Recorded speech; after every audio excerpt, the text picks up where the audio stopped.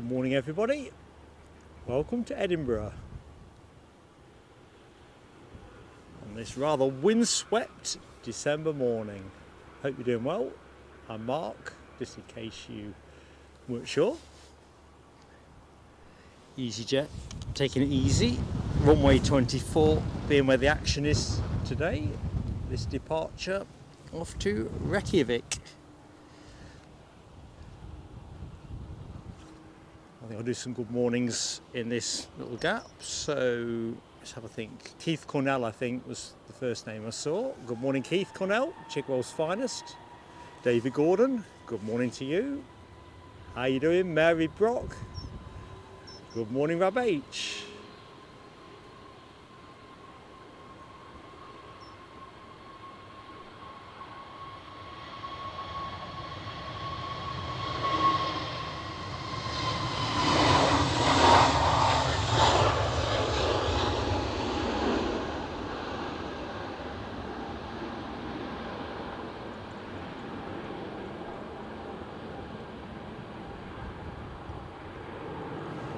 I don't think we'll chase that in these conditions. So I think we've got a smashing show in prospect for you today. Oops. If I could avoid bashing the panning handle. Can't promise, but I'll try. So, welcome to Edinburgh. Windy day in prospect. Basically west-southwesterly winds gusting up to and beyond 40 miles an hour. I think it's pretty much at that threshold at the minute. It certainly feels good and strong. So let's see if I can get back onto the chat. Sorry I didn't start up just a little bit sooner, just a bit too dark for us. Still got a couple of bits I want to tune up at the minute, but you know what to say, one thing at a time. So inbound we've got an ATR, thank you David Gordon, in from Belfast. So we'll get to have a look at how that's playing. Some of the departures a short while ago were definitely crabbing more than I would have anticipated on takeoff. Whether that endures, let's see. So back to the chat. Andy P, good morning Andy P. What's the weather doing in Glasgow? So I want to know when I'm at Edinburgh and it's on a westerly. What have you got? HTC, how goes it?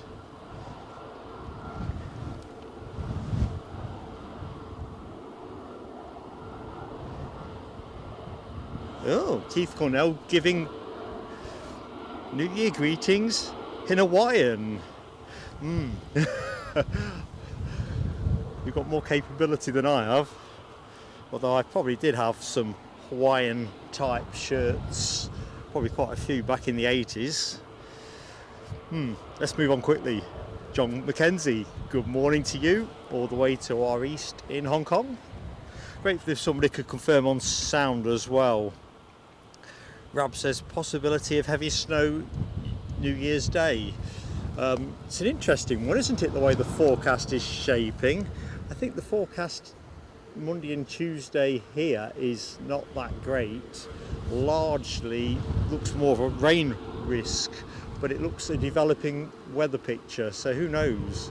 So we'll see what our plan is. I think the members have pretty much voted for a New Year's Day stream, so that's what we hope to give.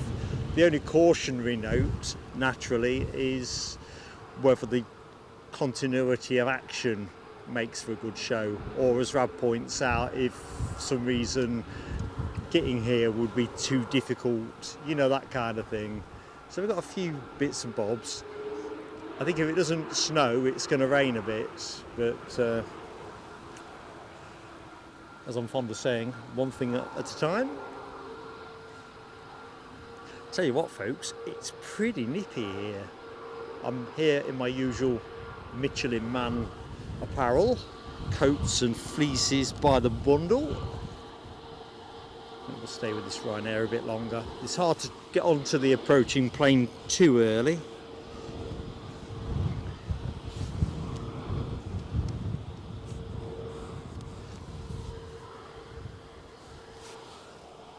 David Smart. How are you doing, David Smart? Good morning, sir.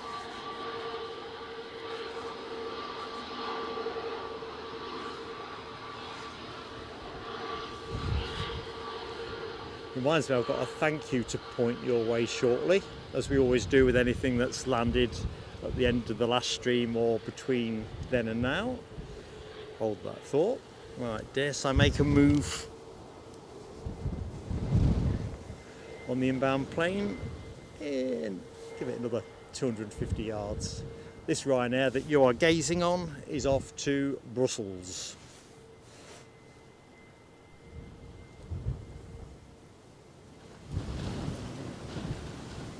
Wow, it's quite windy.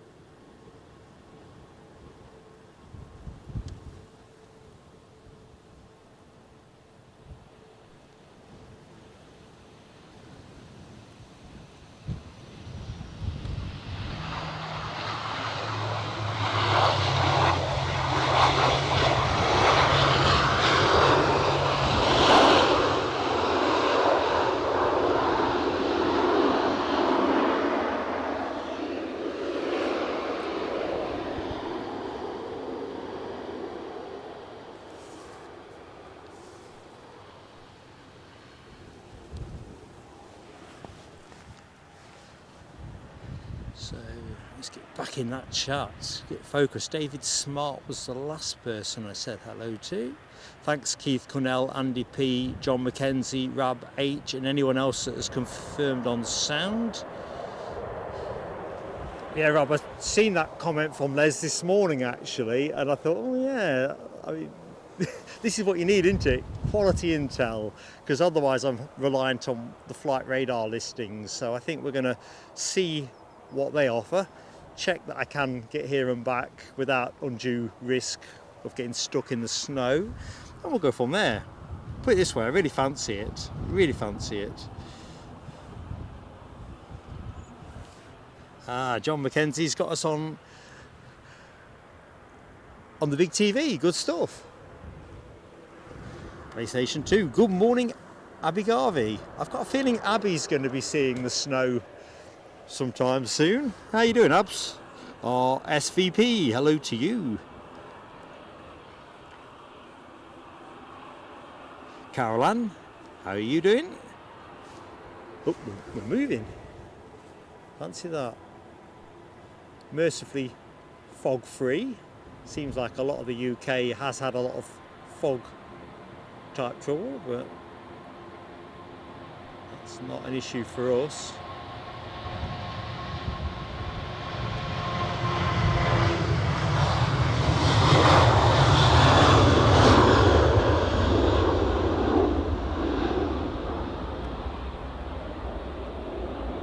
Stay with this on the climb. I'm just curious,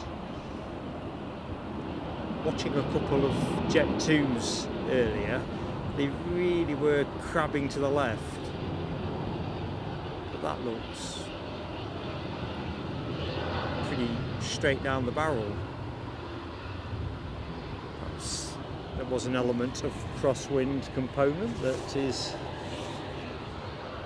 no longer applicable. Right, we've got a Jet 2 to Geneva next to go. Yeah, we can see a bit of the Pentland Hills, but not so much the tops.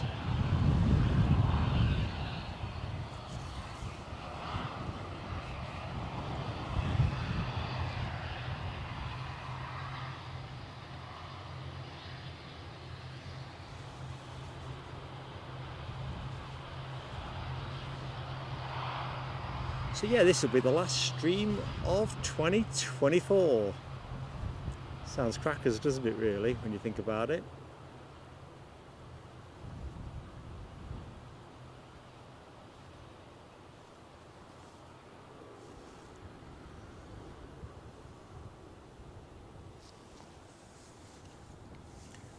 Aviation, hello to you, good morning. All right, I'm glad I caught your parents' flight, excellent.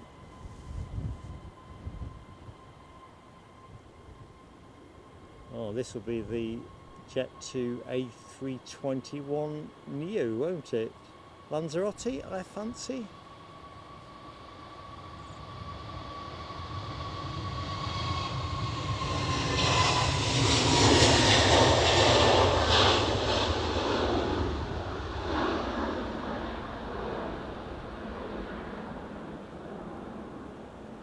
Is that G-Sun H? I think it might be. I'm guessing though, if I'm really honest.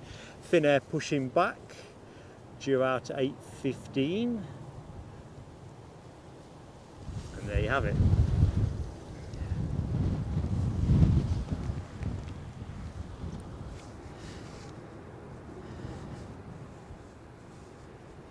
Caroline is watching us from Southwest USA.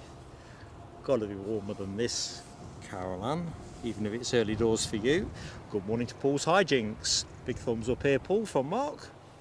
EasyJet just about to nose onto the active.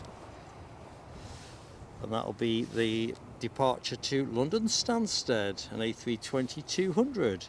Terry the Artist, good morning, Tell. How goes it? Hoping you're not fogged up today. Heathrow looked pretty foggy yesterday. Was it yesterday or the day before? Am I the only person who finds that Christmas, once you've done the big festivities, blends into one big day? See, I'm Mark, RSVP. Sorry, you might have missed the introduction at the beginning. My pleasure to meet you.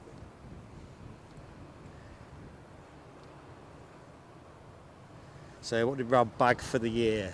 2024, 6,561 miles. Good stuff, Rab.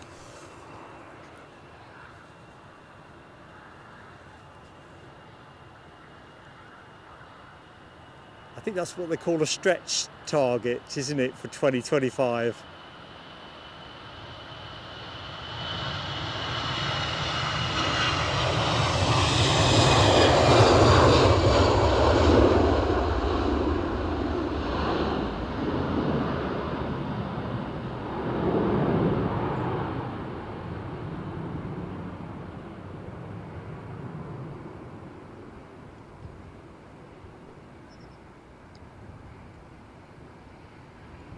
I suppose that's probably the best thing about the new year, isn't it, really? It's a fresh start. Even if January, and for that matter February, certainly in the UK and Western Europe in particular, or USA I guess, short days still, but the balance has turned, the pendulum has swung our way. I'm all for a bit of pendulums swinging the right way. Right, so looks like we've got a jet2.com off to Geneva. Stuart Kirchin, hello to you. Do I reckon I'll be streaming on the 25th of January? EasyJet flight to Belfast. Right, depends what day that is. Help me along. What is it? Because we tend to do Edinburgh on a Sunday. Sometimes we might do it on a different day for a particular reason, but generally speaking, we are Sunday bods. Good one, David Smart. I don't know about the diversion side of things yesterday. There was a couple of stories about somebody ending up in Dublin that was looking to go to, I assume, one of the northeast airports, but Teesside were fogged out yesterday. Oh, I don't know. It does sound like a few bits ended up in the wrong place on the board. And, well, to be fair, when I looked at the listings this morning, I expected a few more cancellations, but not the case. British Airways have cancelled their A319 20:08 departure.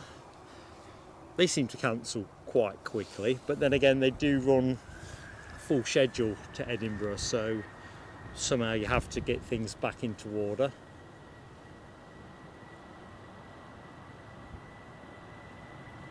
So Geneva bound is where this plane is going.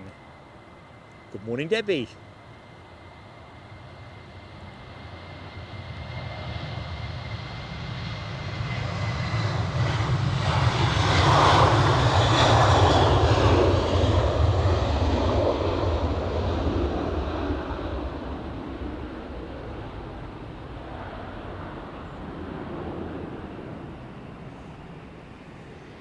Now Finnair is just moving.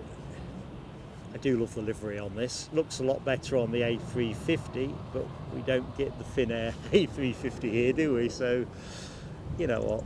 It looks pretty good on an A319. So what we got for you anyway? Well, shortly we should have Edelweiss heading out with, well, my favourite livery of the day. I think I'm going to call that one now. Definitely. That on its way to Zurich. What else have we got? United Airlines with their 757-200. That is due out at 9:25.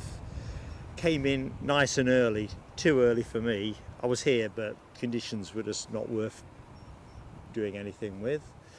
What else have we got for you? I also know, of course, that we've got a GN in at 11 o'clock. Lufthansa have their Star Alliance special liveried A319 at 12 o'clock, and I think we've got a little rash of bizjets peppered through the morning. I haven't got my list in front of me, but we'll do that in a minute. Something like 11 turboprop movements during the show, so if you like your ATR action, I think we've got a PC-12 8NG as well, Pilatus that is, coming your way. SE Aviation, good morning to you. Oops. Oopsie.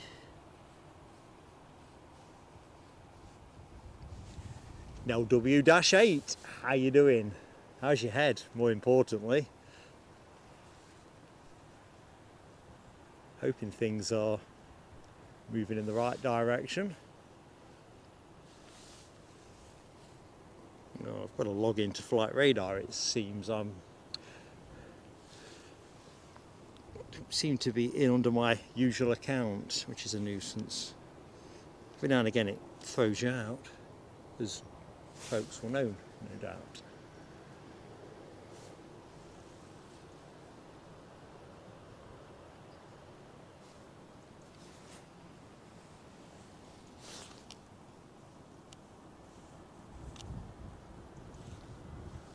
So this should be louder air from Vienna if I've managed to toggle the screen with any precision. Yeah.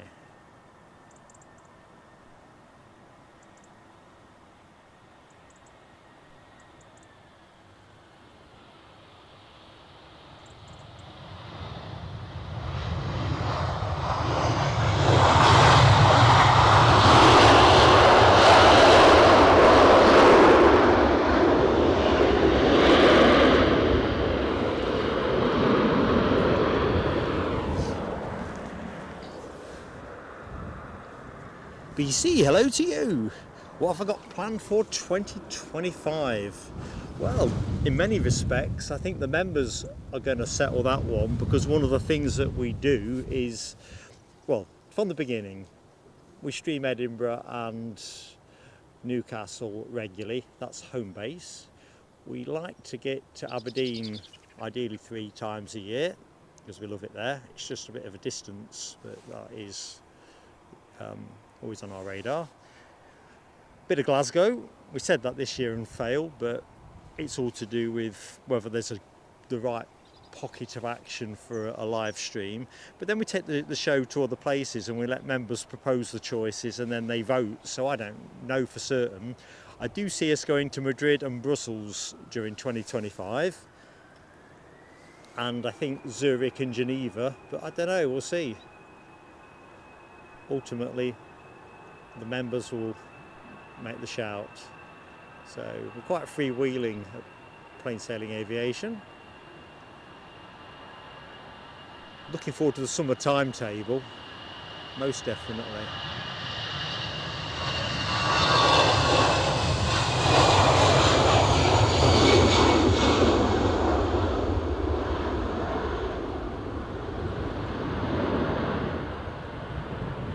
Some exciting stuff here at Edinburgh in particular, with American Airlines returning. Got Austrian Airlines entering the fray. And what else we got? JetBlue coming back, but as importantly, bringing an extra route, a Boston connection. It's just going to be exciting organically, I think. Organically, check me out. So let's see what Nell's up to. Breakfast is down to 7 pills. Oh God, God love you, Nell W. Hopefully there's no really large ones. I bet there is. Next departure, an EasyJet to Paris, Charles de Gaulle. So the 25th is a Saturday, January. That's when John Mackenzie goes from Hong Kong to Chiang Mai in Thailand. I'm going to say then, not likely that we'll be streaming Edinburgh on the Saturday, I'm afraid, my friends. Sorry. Unless there was, I mean, winter timetable as well isn't going to throw us many bones. So, yeah, with regret, I think that's a no on that one.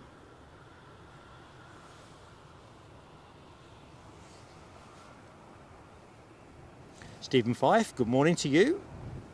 Hope you are keeping well. David Smart says, after Christmas and New Year, the decorations come down. It is can be quite flat, can't it? And I think the better you trim up, so to speak, the more stark it feels.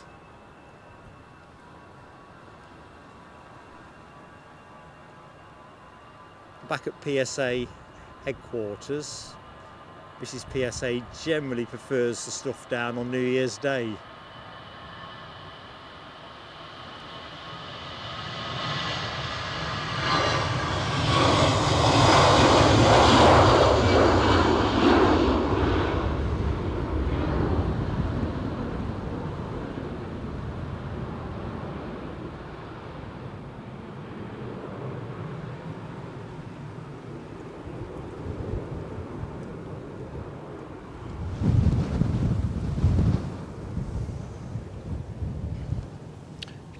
Somebody on finals, so we'll hang somewhere like about there, I think, with, look at that beauty that's snuck out in the meantime. Edelweiss, Mark's livery of the day. Mohawk Scotland is in the chat. Happy Sunday to you. Ash Watts, hello Ash, how you doing, buddy? Hope you've had a cracking time. Taking Brooke bowling this morning. Very good. Takes me back to the days when I used to take Eddie. The olden days. Well, in my case anyway. Because I am olden. Ryanair inbound from Stansted. Departed 59 minutes ago. Which is about bang on standard. That's with you shortly. Very shortly. I always said, Nell, you got a good head on your shoulders. Didn't think you'd spend any effort trying to knock it off.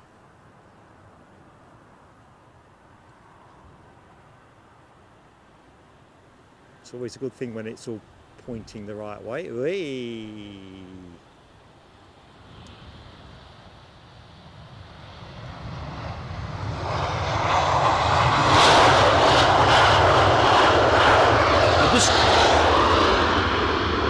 Just going to try the replay function.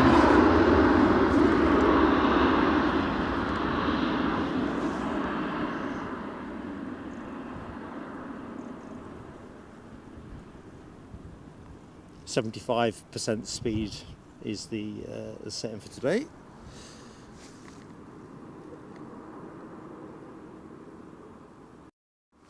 And we are back.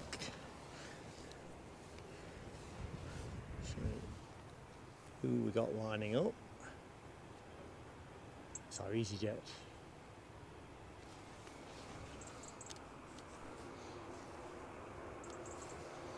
This one off to Belfast. Caroline, catch you shortly.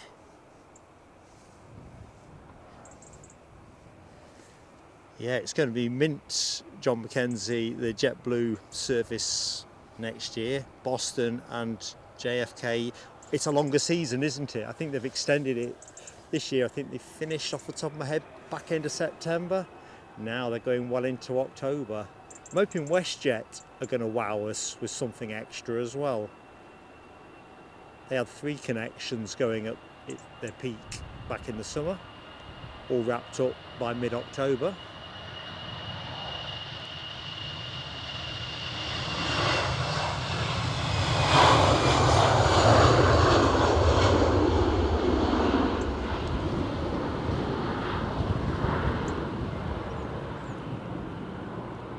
I think more of the same, really.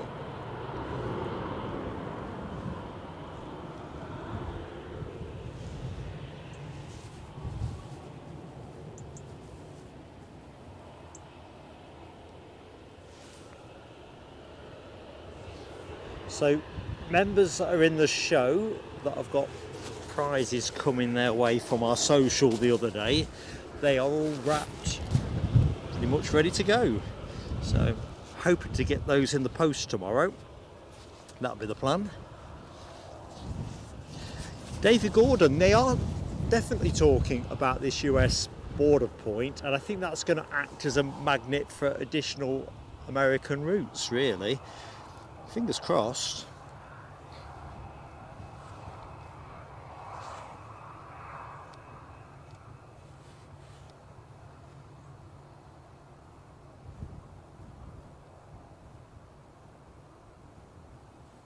Ah, HGC, having a brew with your PSA mugs. That's exactly the way to do it. I mean, plane spotting is best done with a brew, and I would always say, you know, planes are best enjoyed with caffeination. Tea for me, but obviously, I think we covered this a few weeks ago, didn't we? It seems the nation's favourite beverage is coffee these days, so, or certainly the UK's favourite beverage. The Hust, hello to you, good morning. Just finished your Masters in Aerospace Engineering. Excellent. I'm excited for you, actually. Excellent. Where are you going to go? What do you know if you've got a job lined up? Where do you think you want to go? Awesome stuff.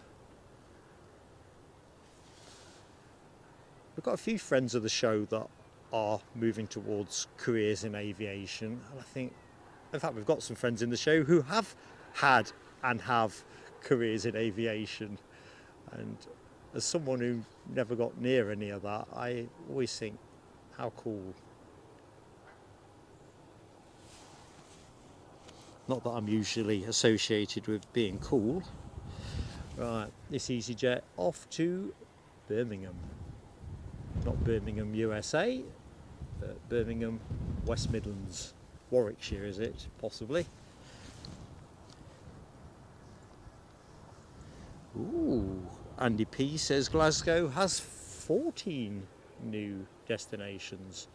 Is that going to be a EasyJet type thing, Andy, or have we got any kind of flag carrier stuff in there? I'd be really interested because I'm itching to get back to Glasgow. More of a summer undertaking for us, but that is definitely one of the fish that got away during 2024, and we've got a number of supporters who are local to the Glasgow area, so we like to try and do things right if we can.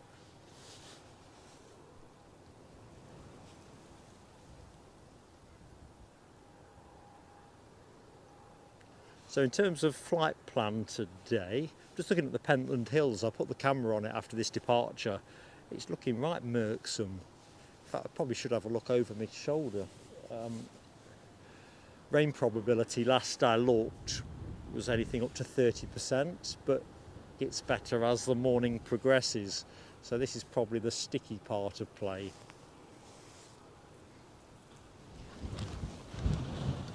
If we can get through this, we're golden.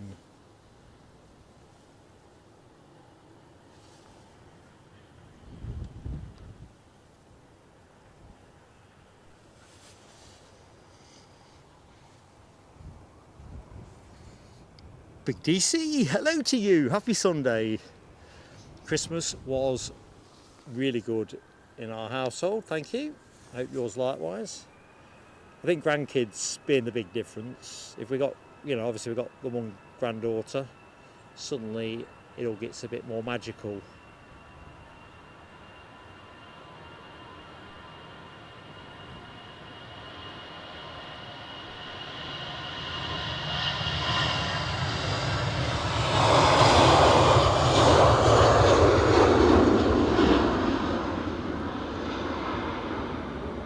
If I break off suddenly, it's because I need to bag up.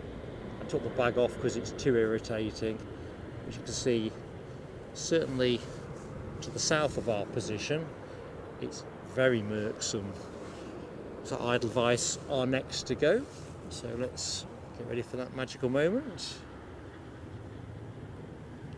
You see little flecks of drizzle starting to appear, which, to be fair, if it gives us a bit of spray shot action, that could be nice and tasty. I think you're right, John Mackenzie. I've only flown through Edinburgh the once. Eddie and I used Edinburgh for the Zurich connection, the one you're looking at actually, Edelweiss. And I was struck by how cramped it was and how underinvested in it felt. It hasn't done well in which magazine passenger satisfaction surveys, and I know the ownership has changed this year, so it'll be interesting whether that triggers a bit of investment.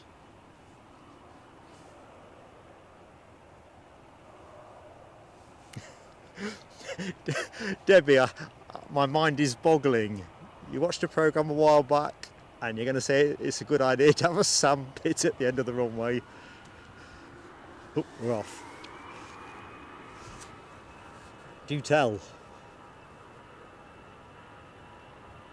I think on the last show I was talking about a micro light that took itself off from a Northumbrian airfield a few weeks ago. About October I think it actually happened.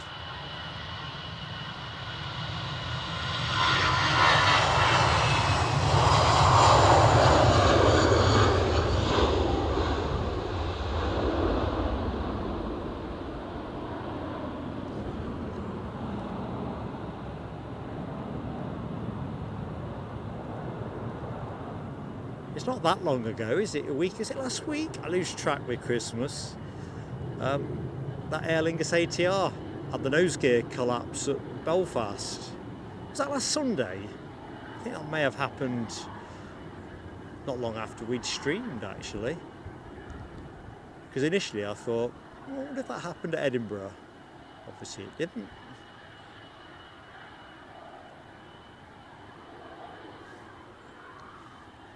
Boom.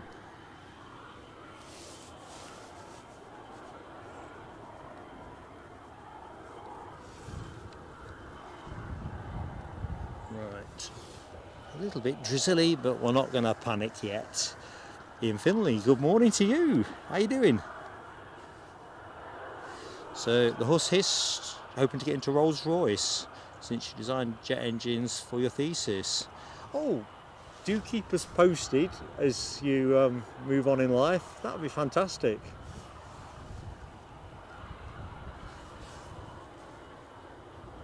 I think Rolls have got quite a lot on with their Trent engine at the minute, haven't they? With the Dreamliners, I think. And you're right, Keith Cornell, Tiger Moth flight. That's one of the big things for 2025. I'd forgotten about that. So that's one of the other plans for the year ahead. Stephen Fife is near the Pentland. Weather poor. Going to be mountain biking after the stream. Well done, my friend. It's getting poorer. I mean, literally, the hills are just fading out of that shot, aren't they? Bonkers, really. Good morning, Ryan. Hello to you. Good morning, Tony Rivers. Customary sneaky peek from work. Have you got a brew on, Tony, as well? You're not watching us on the toilet or something, are you? Oh, hang on a minute. Somebody has been nice and generous to us. Nell W, best wishes for 2025. Wishing you windy skies, but no rain. I'll take that. Definitely take that. Thank you, Nell W. Let's do some fireworks.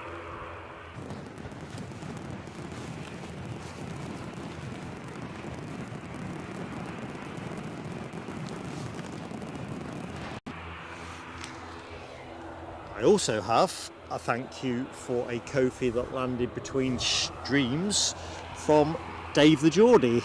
I've got a graphic for this, because I tend to do graphics for the ones that land in between.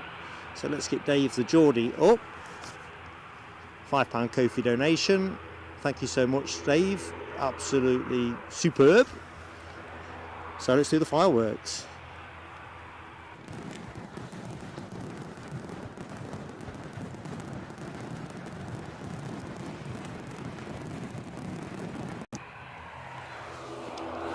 can hear an ATR.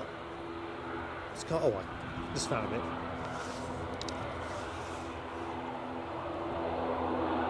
So your flight plan today is all towards finishing around 20 to 1. That'll be the plan. See how we do. It is all to do with the arrival of the Qatar 350. So if it comes in early, we might finish a bit earlier. A bit like last Sunday, I've got somewhere I do need to be anyway.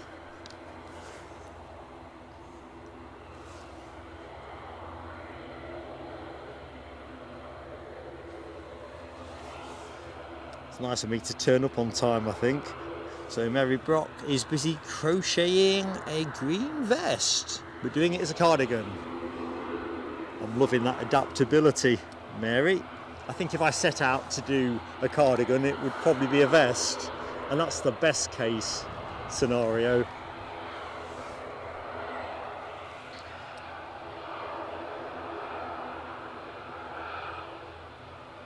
Ooh, right. Deborah Speller could be under the weather. We've got a number of friends under the weather. So, Deborah, if you're listening to this, much love to you and Ian from me. In fact, from everybody in our community, because we're all in each other's corner, aren't we?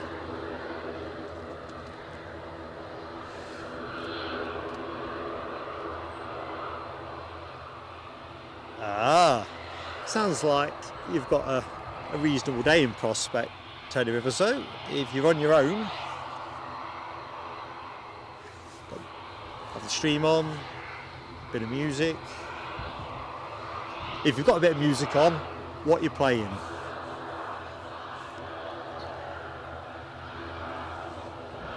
Debbie speculates, is it coffee? Let's see.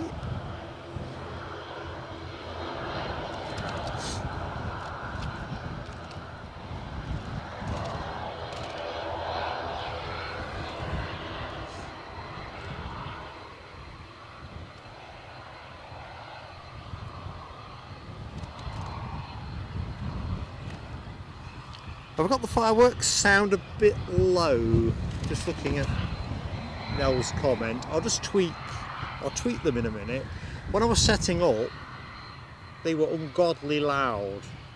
And I don't know why, and I couldn't figure how to, other than rebooting everything, I kind of thought, ooh, it sounded okay in my headset, but if it's a bit too quiet, let's jump up, well, not jump up, pump up the volume. Pump up the volume. Yeah, Tony Rivers, 2 pints of tea. Sounds like me, man.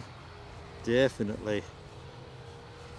Exactly the scenario at PSA headquarters this morning at 3:30. Pot of tea filled to the absolute gunnels. Guzzled down.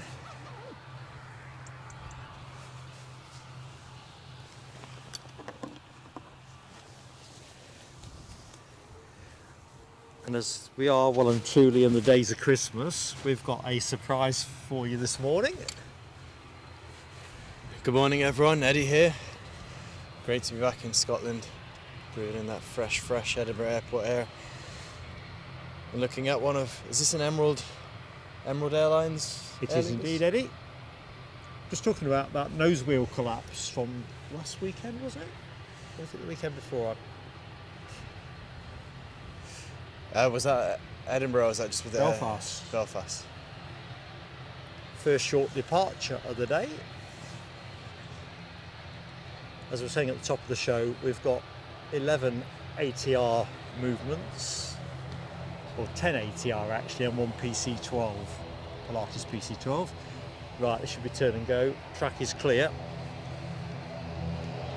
Andy P says, hey Eddie. Rob H says, good morning. Hey to you, Andy P and Rab H and everyone in the chat. It's good to see you all joining us here on Sunday morning plane spotting at Edinburgh.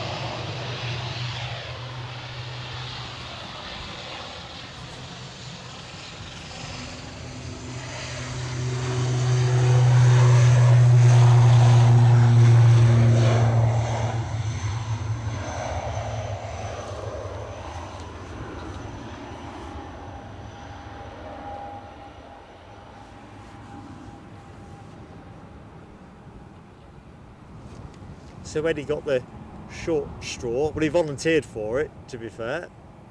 He did the drive today.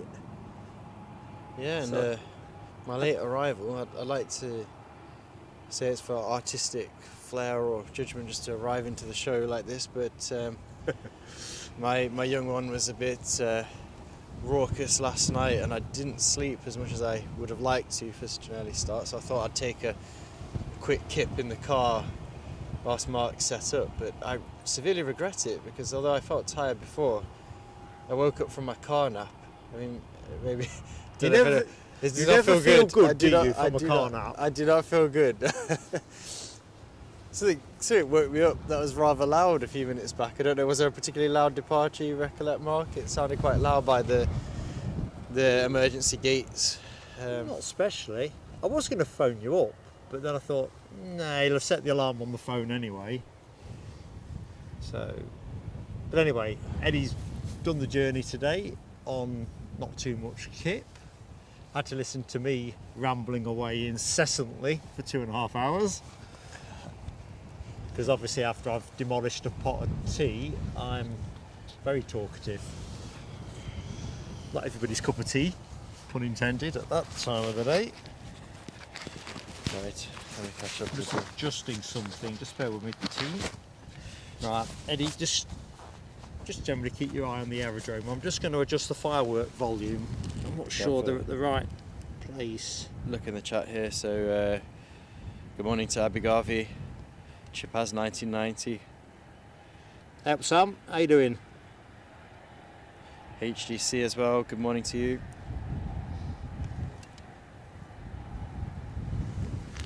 Good morning, Stephen Marchant. It's nice to see you. Hey ho, Stephen. How you doing, buddy? And Nick Gray's in the show. How you doing, Nick?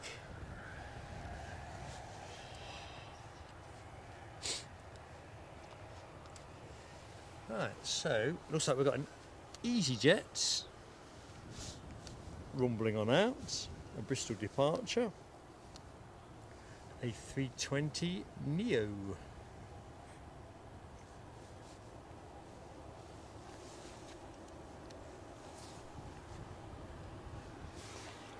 Just looking at Rab's comment about his sister, this is solidly, and think about Deborah Speller's situation, for example, one amongst many.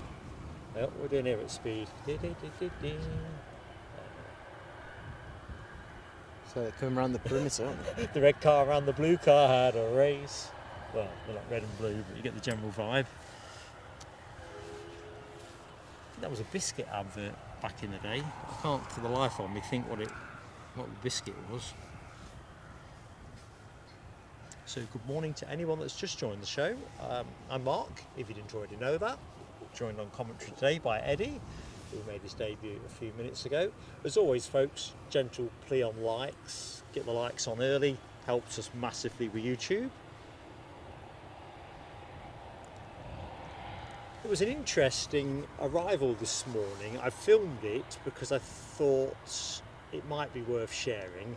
There was a GetJet 737-800 that came in with a Thompson's, or Chewy should I say, flight code, just a positioning flight from Vilnius, and the flight radar picture of it looked quite stylish, but I think it's been repainted.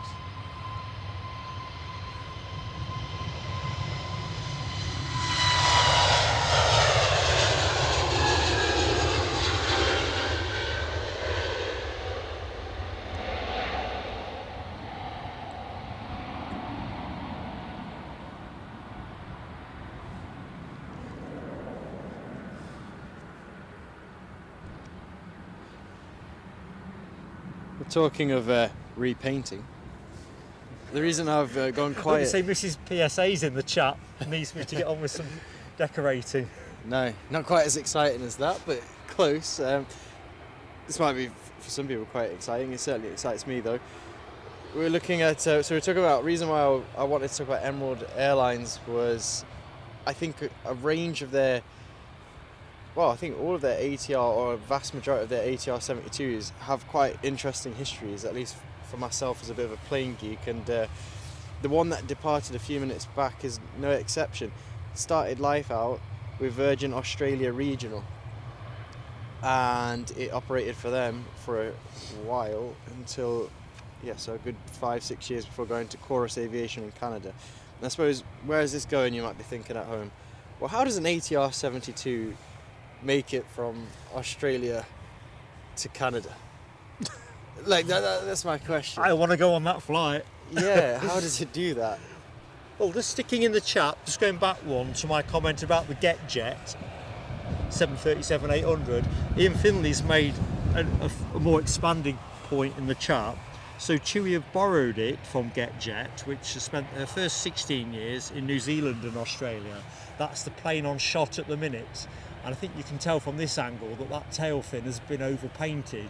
Go on Flight Radar and you'll find it's actually quite a good looking tail. So yeah, I suppose again it's the same kind of idea. I mean, that's 737. I suppose you'd take a number of hops, but to get there, I suppose there must be a number of hops on an ATR 72 from Australia to Canada as well. But it must be quite an interesting job if you are that pilot who needs to take delivery of an aircraft and it's from an out of range location, so to speak, and you've got to take a number of hops on the way to its final base. Anyway, maybe it's just me, but I find it a bit interesting. Right, Flying Dutchman? No, I do too, actually. Flying Dutchman, inbound from Amsterdam Schiphol, and Embraer 195 E2.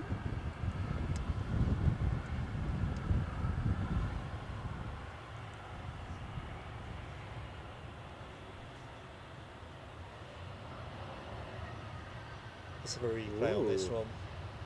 What's he doing? No, my eyes are playing.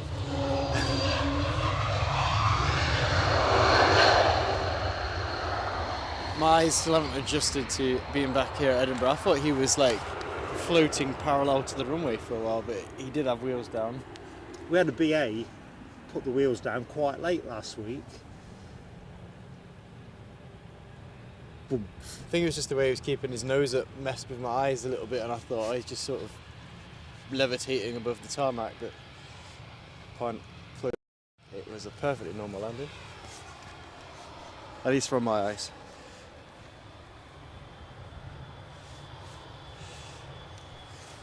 So we've got Jamie Miller celebrating 20 months with us today. 20 months, of course, being a member of the PSA Crew Lounge. And he says, good morning all, blowing a hoolie today up here. So it really is. So let's get down to a bit of celebrating. Jamie Miller, we're about to set fire to some fireworks, mate. How you doing, pal? 20 months, mate. Here we go. Stand back.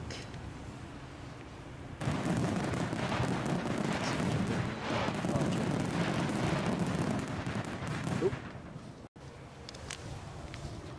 Right, could get a telescope here if the wheels get off the floor. Nice save.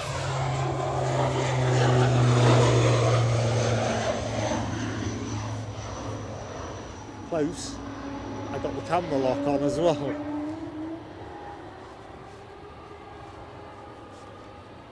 We'll have a landing in quite close proximity.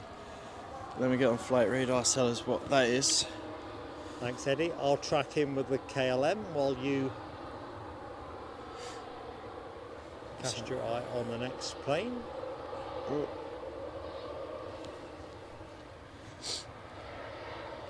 So that is Speedbird British Airways arriving from London Heathrow.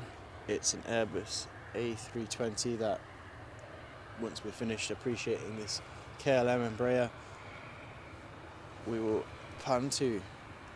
Let's do it now. Clearing the airport perimeter fence. I was saying earlier in the show they cancelled their 820 arrival. Probably all to do with aircraft being out of position.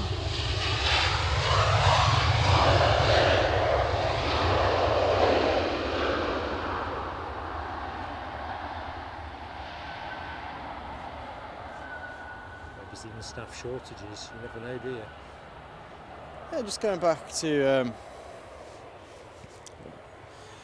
Jamie Miller's comment there when he's been celebrating his membership with his blowing a hoolie. It really was windy on the way down. There's a bit of the journey where I felt a bit on edge with the steering wheel, especially when you go over those bridges over rivers or in big expanses of open space. But it's died down a little bit here at the moment, isn't it? I think it really has. There's no question about that. Ian Finley just expanding a bit on my conversation regarding how short-haul aircraft make those long hops, and Ian Finley says, Eddie, we have had in Cardiff a couple of twin otters from Canada heading to Africa. So obviously it's, I suppose I'm a bit naive in that sense. I guess it's part and parcel of the aviation industry, but it fascinates me how these journeys happen. Me too. I love the history of planes, so often I'll look before a show to see if a particular aircraft has had a prior history somewhere or a livery that makes it look a little bit, well, a snazzier past, if you will. I think it's almost because I get a vibe from planes. It almost feels like they have a spirit or a personality of their own, and it's kind of weird to imagine them operating. So if we go back to that Aer Lingus ATR 72, that's its day-to-day life is just little ferries across the Irish Sea, and obviously it's had a completely different past in Australia, different temperatures, different sensations. I think that's part of the magic of aviation for me, the places that these planes go, the things they see.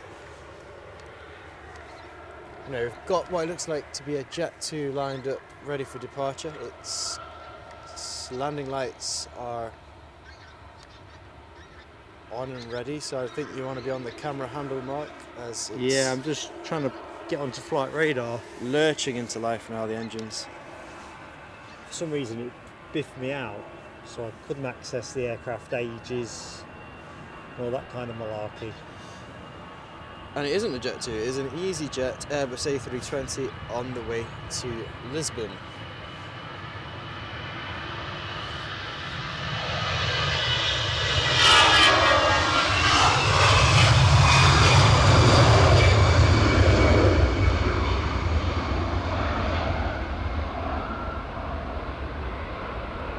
The wind just starting to pick up. A nice little gust of headwind aiding that aircraft to get airborne. Yeah, the wind's back again, isn't it? Yeah.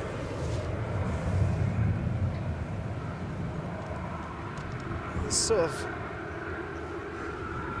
Quickly jumping back in the chat. Good morning, Canal Kurdistan.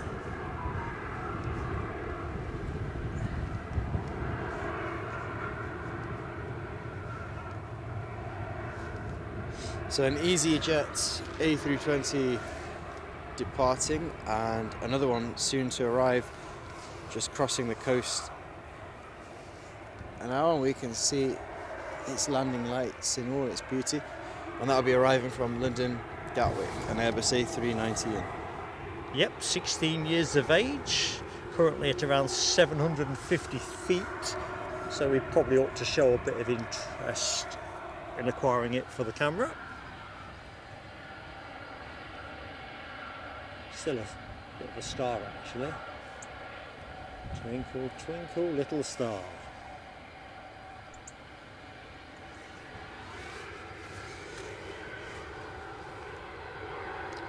Thank you, Rab H. 757, our United Airlines departure is now transponding.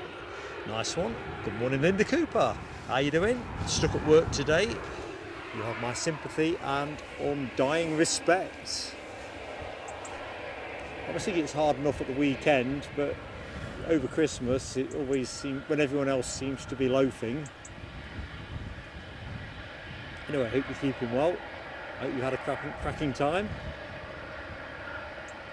Oh, getting a bit wobbly on approach.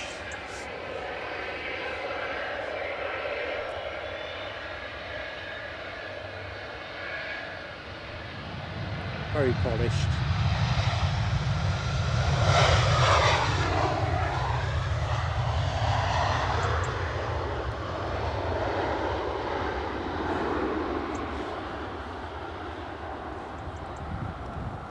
So Keith Cornell says a few summers back he saw over home late one afternoon a Fokker 70 registration VHQQW going to Norwich for maintenance and repaint into the 100 years since first London to Australia flight livery. And I just had a look at that aircraft on flight radar. So that flew all the way to Norwich for this maintenance.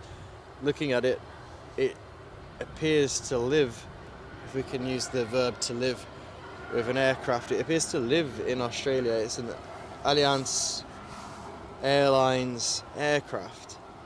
And yeah, for those enthusiasts who enjoy liveries and aircraft history, it's well worth searching up. I'm having a look at the image of it now. It's a pretty cool spot, that, Keith.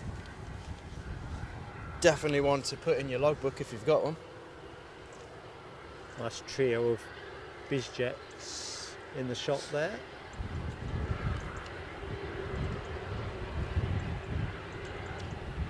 Quartet.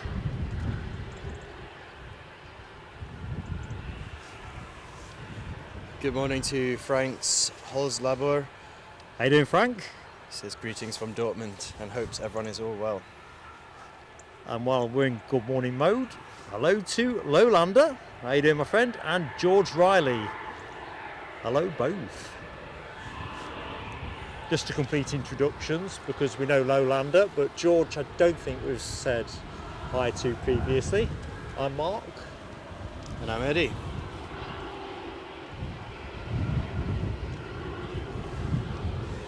Yep, wind is back, but I think the rain threat has lifted.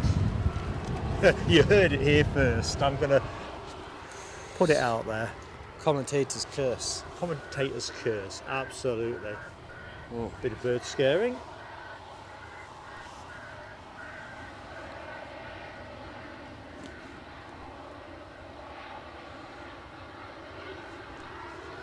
And it looks to me like that's the 100 likes up, so thank you to everyone. Oh, thank you, folks. We'll do a peal of fireworks. Let's just lock the camera. Yeah, thank you to Quick everyone. ripple of applause for a great effort. Thank you, folks. Showing your appreciation. Just remember, I forgot to put this ticker tape on as well, so if it crashes the stream, you know why. So I think a couple of these planes have already gone, but just so folks know what's coming up. We're just tinkering about with a couple of setup things, so this is really a little bit of experimentation.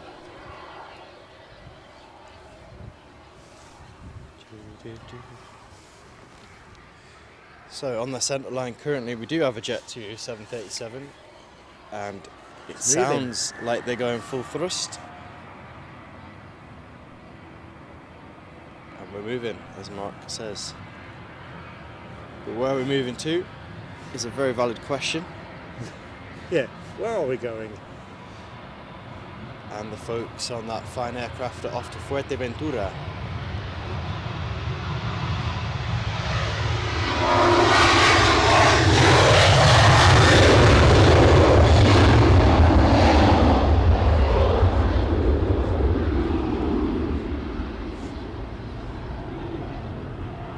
There's our bird scarers. Big shout out to the ground ops team.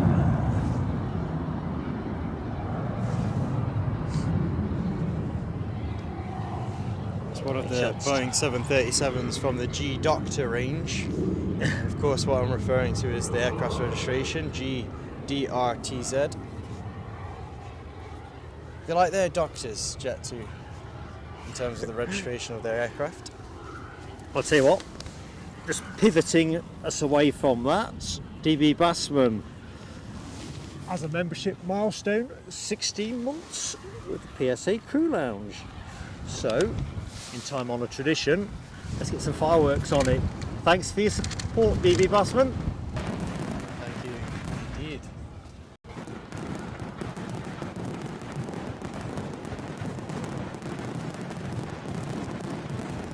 It's good timing as well. It's a good time to celebrate a landmark moment because news from the tarmac, the Boeing 757 United Airlines is now pinging and peeking its tail out from behind the terminal. There you go. peaking. Ooh, Terry the artist has just lit the chat up with a very generous donation to the show. £10 with a message, a couple of bob towards fuel. Tell, massive thanks from me and Eddie. Much appreciated, Terry. Thank you very much. So we're going to do some fireworks.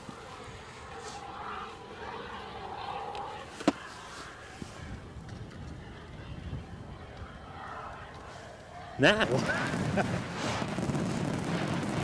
morning to Elise Boutique. I hope I pronounced that correctly. You're very welcome to our live stream to enjoy some Sunday morning plane spotting from Scotland's capital, Edinburgh. Oh, to be fair, hazard a guess. the airport is our centre of gravity. Yes. Yeah. And I'd imagine if Edinburgh had to have a capital, it probably would be Edinburgh. Keep digging. Yeah.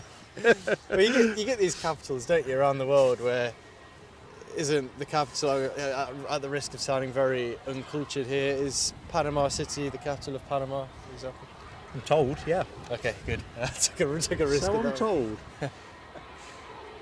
Oh, the Lauda is moving as well. They always turn this one round incredibly quickly. I often wonder if it's because it's running on relatively light load factors, but then as part of the Ryanair group, they wouldn't keep the route, would they? Yeah, it is highly efficient. That was one of the aircraft that awoke me from my car slumber, and I woke up and I was like, yep, I'm glad to be back, because we don't see too many Laudas at Newcastle, do we? And it's nice to see.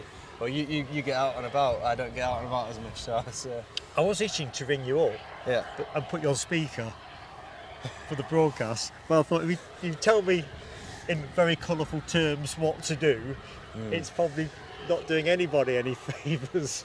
Don't think the sound effects would have been very pleasing for those at home. So we didn't.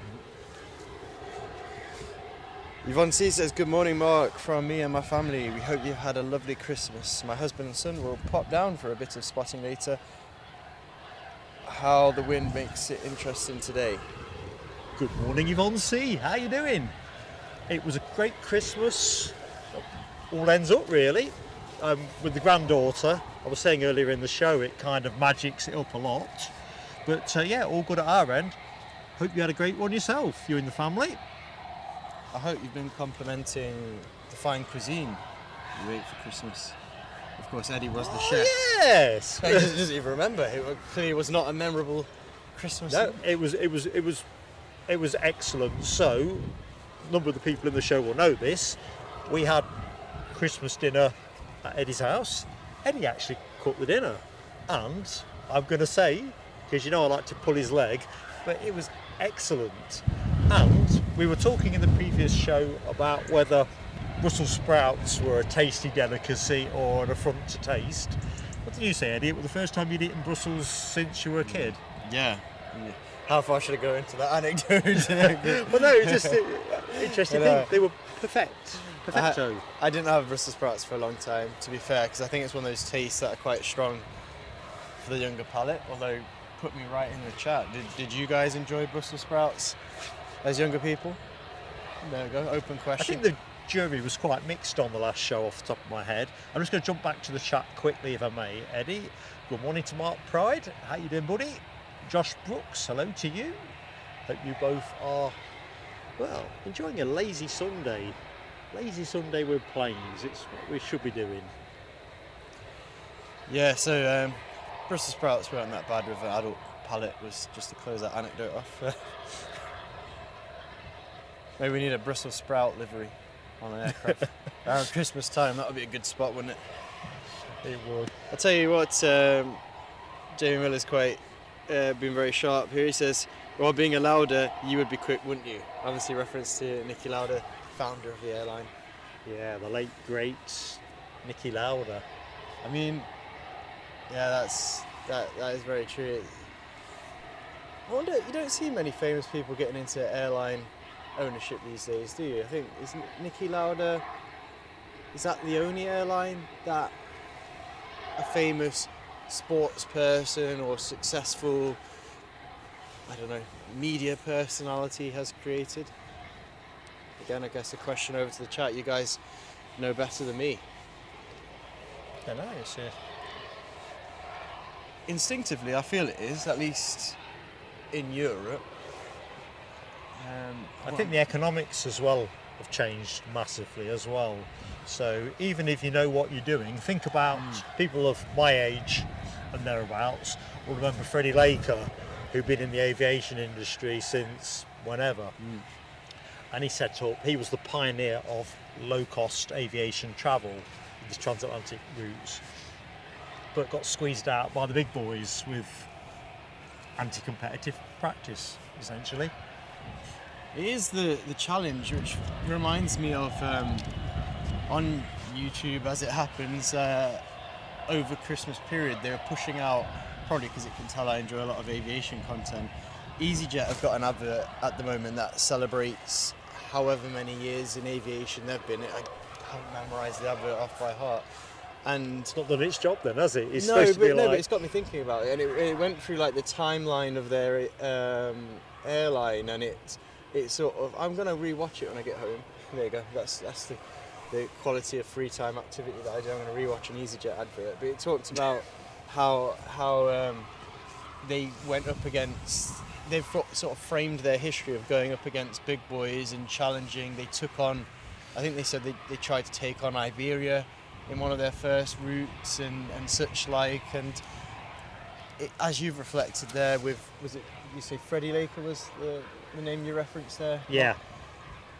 Airlines that are really well established can, I would imagine, smother upstarts out of the market. I think you've got to have deep pockets to be able to get in the aviation game. If you think about it, it's no different to being a small YouTube channel, setting up somewhere where there is a much bigger player, and they just see when you've scheduled and schedule when you schedule. Right, you are. Or your corner shop, knocking out Brussels sprouts at 20p a pound or something. If you're Tesco's and you want that shop gone, you're just going to match the price, your aren't price you? is loss leading to begin with. Or even discount beyond. But going back to Niki Lauda, as I'm watching his legacy taxing behind the United Airlines, where he even flew for his own airline. Yeah, he absolutely did. Lived the dream. Formula One champion, world champion. Twice. Pilot. Cheated death. Pilot. His book, is it autobiography or a biography? I can't remember which way around it is. You've read the same one, haven't you? I read it. I got got a great to read. It was a good book, to be fair. And I'm obviously, well, not obviously, I suppose you guys at home wouldn't know, I'm not really the generation that would remember Niki out on track. But for myself as a Formula One fan and an aviation fan, to be honest, as another human being on the planet, it was an inspirational story. Let's just jump in with a couple of good mornings. So Les Donaldson is in the house. Good morning, Les. The founder of Donaldson International Airlines. Still think he's connected. I'd fly on your airline, Les. How you doing? Ian Nicholson is also in the show. Good morning to you, Ian Nicholson. Happy Sunday. Morning, Ian. This 757 for anyone that's just joined the show and is a little bit unfamiliar with Edinburgh is United Airlines 757-200 departure to New York and Newark.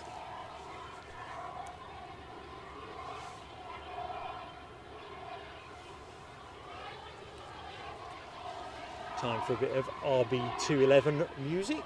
Should be a turn and go.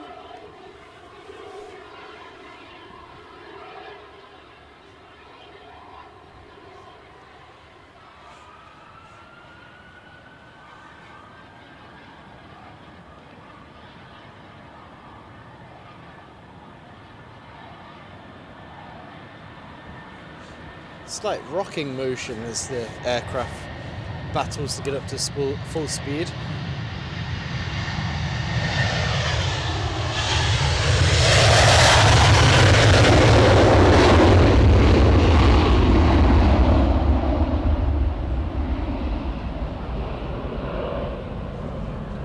I think it's triggered a drizzle shower. I can just feel a bit of drizzle Where do you reckon the rocking was? Unruly passengers duking it out in the aisle, or was it just a bit of crosswind? I'm going to go, well, there's not really much of a crosswind component, is there? I'm going for unruly passengers duking it out in the aisle. Hopefully not. Loving the use of emojis from LW Rab H. Getting that love Eddie, United Airlines and the 757 emoji in the chat. Much appreciated. Same to you, HGC. And Rab H giving us an update on the Qatar Airways A350, current ETA 12:33. And that, folks, is when we plan to finish the show. So we'll finish with that. It seems the way to go. If we get blessed with anything exceptional, we'll probably still have to finish around then.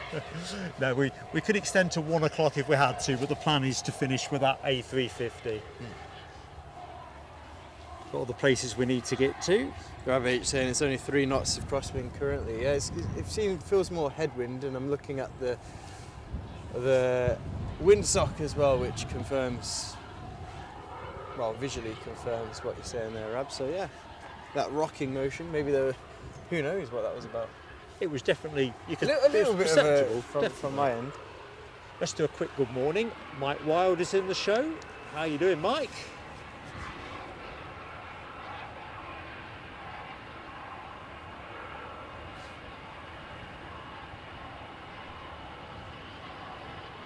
Yeah, that wind's picking back up again.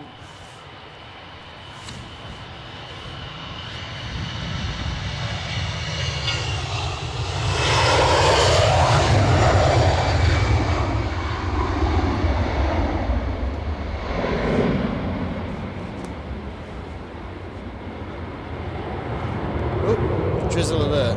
I think weather's coming in, obviously from, I think, west to east. Let's have a time for the bag. It's coming from the west, so let me just rest the camera. Let's have a quick check. Is it putting much? That louder, I think, is taken off straight into rain, so that's going to be with us very shortly. Yeah, I think you're right, Eddie.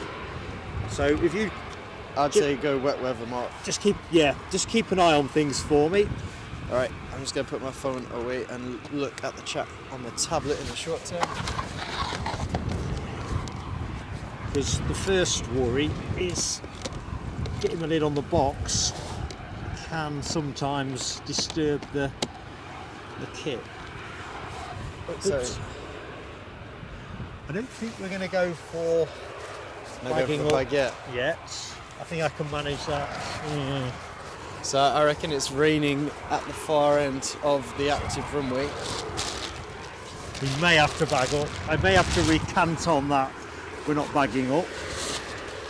So just the rustling, I do apologise in advance for. That's just me.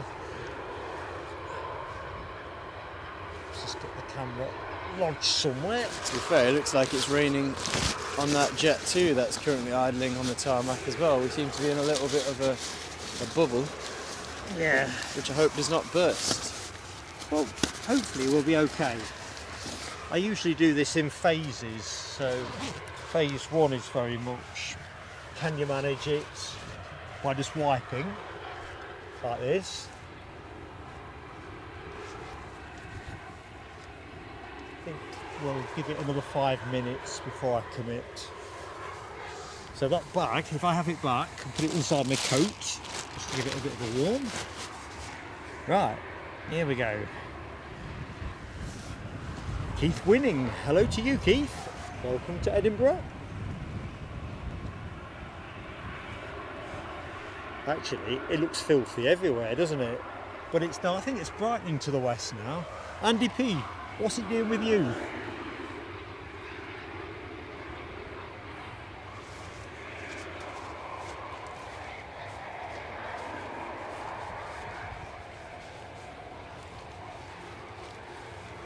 Well, I wonder which way to play the weather. Something that folks certainly that are local to Edinburgh will have caught, but may have caught this through other media anyway, is the fact that Edinburgh for 2024 have reported their highest number of passengers handled. Is that in its history or Yeah. post-pandemic? Even pre-pandemic. 15 million people plus. I mean, that's Want to great. guess what fueled it? Allegedly. Transatlantic flights. Well, that's got to be a big part of it. There's been a number of additional routes, so I would say definitely that. But they're also saying that Taylor Swift's concerts here also brought a lot of additional footfall.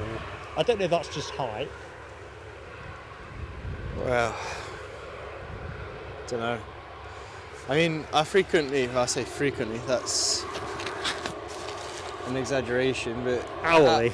I suppose out of my infrequent flights these days, I do enjoy flying from Edinburgh. They've got a good range of routes and airlines to choose from, and obviously when you've got a decent Ryanair footprint, nice affordable prices to a range of destinations. But I would say if they've got that increased footfall, when we flew back, or when we flew through here, where were we coming from? It's when we came back from Zurich, wasn't it? I think they could do, and that's probably got to be a worry for some of the people sort of running the airport, is when do you do the infrastructure work, that kind of updates to be able to deal with that larger influx of passengers. It did feel, it was still a pleasant experience, I enjoyed it, but it did feel like it was on the edge of coping with the number of passengers. Well, you know my view, when we did Zurich, I was busy being a crybaby about the amount of time I had to queue up to get a latte. Yeah. Yeah, no, what, and I think on the inside they could do. I wonder if they've been caught out a little bit in the sense of suddenly there's a lot more flights and a lot more footfall in the terminal, and perhaps the facilities need a bit of TLC upgrading. But I think a lot of companies got snaggled by the pandemic. So some of them got rid of too many people and it's bit them on the backside ever since. yeah, No question about that. And I think some of those big investment decisions were easy to defer when there was an uncertain picture in terms of the market when everything came back. definitely. I mean, it's understandable in that sense, because who knew that air travel would recover as quickly as it does, and in the numbers and the growth that we're experiencing. But In some respects, I'm still pretty surprised about the rate of recovery because, and I'll throw this out to the chat, keep an eye for me on the chat. yeah, Is air travel becoming less affordable? it's a good question.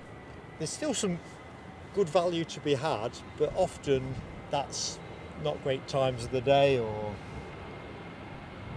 I agree. It's a good question. So we'll watch this Ryanair depart, and then I'll reframe it. Off to Santander. Ooh, is this baby?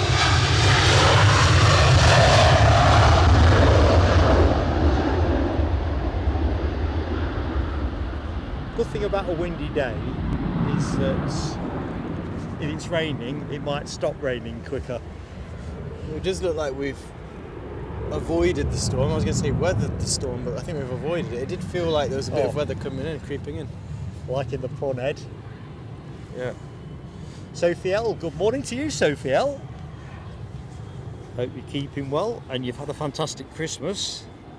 Yep, it's Eddie's Dulcets on Coventry. Don't know, have we got time to celebrate a landmark moment before this Logan Air departs? Just watch that ATR for me. Okay, Stephen Marchant celebrating being a member for 18 months.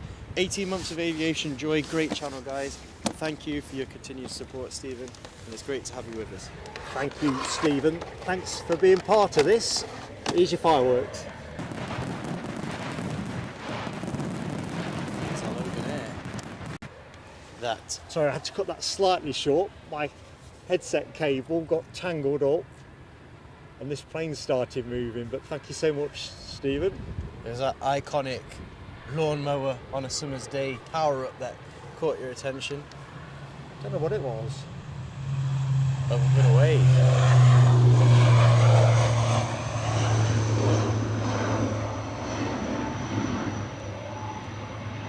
Off to Newquay. Yeah. Surfer dudes. Right.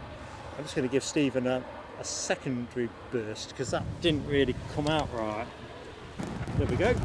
Thank you, Stephen. Are you relighting the fire? I'm not singing that song. I thought I could bait I'm him in. forbidden to sing. In terms of New Year's resolutions, folks, do you hold with New Year's resolutions? Have you got anything made, New Year's resolution wise? I always think it's good to make something because then you can break it. I want to do more plane spotting. Yeah, I want a bit more of that. So let's have a look. John Mackenzie talks about prices. Flights from Hong Kong to Scotland easily about £1,000 more than they were pre-pandemic. And there you go. Case in point. Eddie, I know you don't want to get into nuts and bolts, but you were looking at future travel, weren't you? For a family of 3. I am becoming increasingly fixated and obsessive about the fact that... That's making you sound super cool so far. Yeah, about flights and why prices are what they are. So I was looking at a little bit of warm weather over the festive period, but it was insanely a massive price differential between taking advantage of some of the bank holidays and festive dates. Obviously, I know I'm stating the obvious, it's high season, so to speak, but I wonder how can airlines like Ryanair offer such cheap and affordable prices in that off-season, which I aim to take advantage of in the next calendar year. But then when it's sort of high season, high times, the prices are exorbitantly larger, and it makes me wonder, well, are they actually running a loss? I suppose we go back to that Nicky Lauda Airlines conversation. Do airlines sort of run a loss in low season to a certain degree, and then they recoup and then profit in the high season, take advantage of people who want to use their bank holidays? I know EasyJet last year posted loss figures in the winter and then bumper profits in the summer, which kind of subscribes to that. I know there'll be other factors in play. So is it a case that they will run those flights at a loss off season to just sort of maintain a workforce, maintain slots? Because I assume there's an element of slot maintenance is a big one. Yeah, you've got to keep the show running, I suppose. You can't just down tools. In the past, weren't charter airlines were a bigger thing in the past, weren't they? Because obviously TUI, in its earlier guise of Britannia, was purely a charter airline at one point. Yeah. Then it became Thomson Fly. Thomson Fly, and still a charter airline at that point, I believe. I think they might at Thomson Fly. I think they started to sell tickets in the scheduled for game. flight only. That's the thing of the past, really, isn't it? I'm not aware of any charter airlines these days. Obviously, I know there's summer schedule and winter schedule. Up we're off. Jet 2 to Tenerife. I like Les Donaldson's theory that we need to finish early because it's the sound of music on the TV this afternoon. There's definitely no sing emojis at PSA headquarters. I prefer the sound of this music.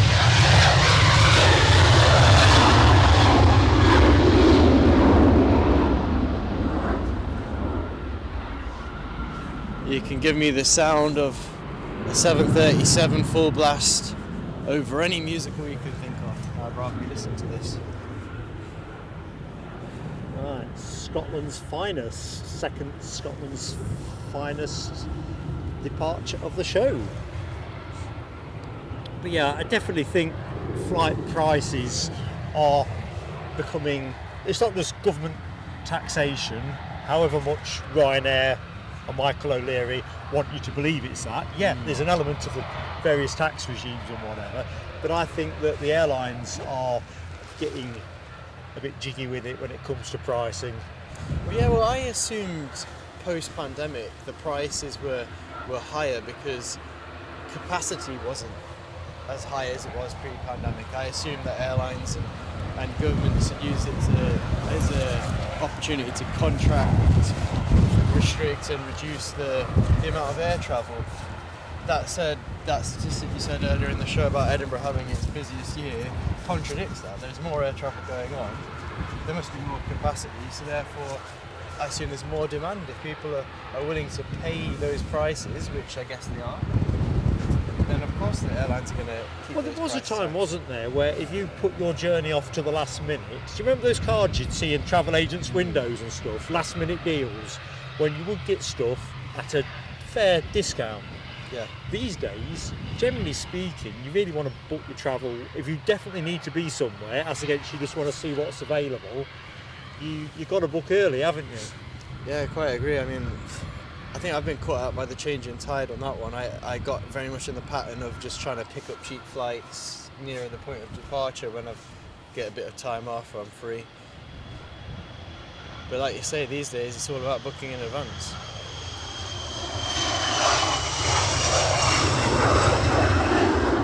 And Debbie makes a good point in the chat about one of my other pet peeves: parking, airport parking.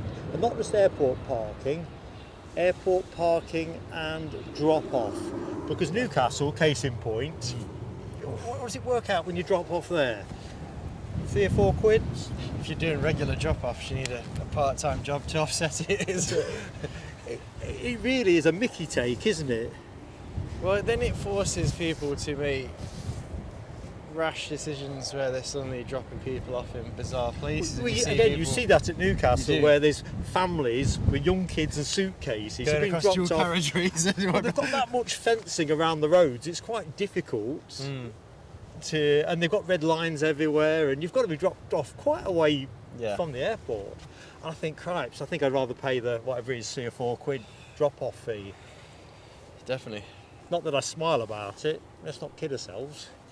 So while we're thinking on, fluid morning as Sundays are, people coming and going all of the time. Good morning to anyone that's just joined the show. Welcome to Edinburgh Airport. Nice blowy day here, dry at the minute with constant threat of drizzle. Myself, Mark and Eddie doing the commentary if you are entirely new to this experience. As always, gentle plea on likes, because likes really do make the YouTube algorithm revolve. As we look at this ATR 72-600 that Logan Air are about to depart to Exeter. Hey, John Mackenzie, you've caught, you always catch my interest, but specifically to the comment you've said, HK Express, you already answered my question. You said our version of EasyJet. I was interested to see what that was. Anyway, over to you, Mark. Sorry, mate, I'll stay with the departing plane. Ian Nicholson caught my eye with a big block of green on the chat, very kindly gifting a membership to Plain Sailing Aviation and supporting our content by doing so. Thank you, Ian.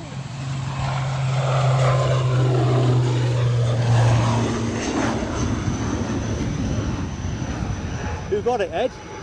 Yeah, so thank you very much, Ian, for that kind act of generosity, and that generosity has the recipient of J.C. Welcome aboard to the Plain Sailing Aviation Lounge. J.C. Yes.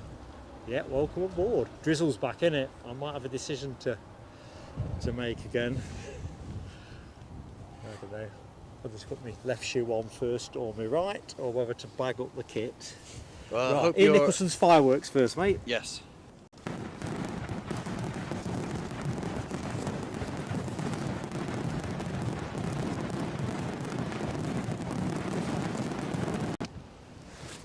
Right, that's that. I think the lid's got to go back on the box.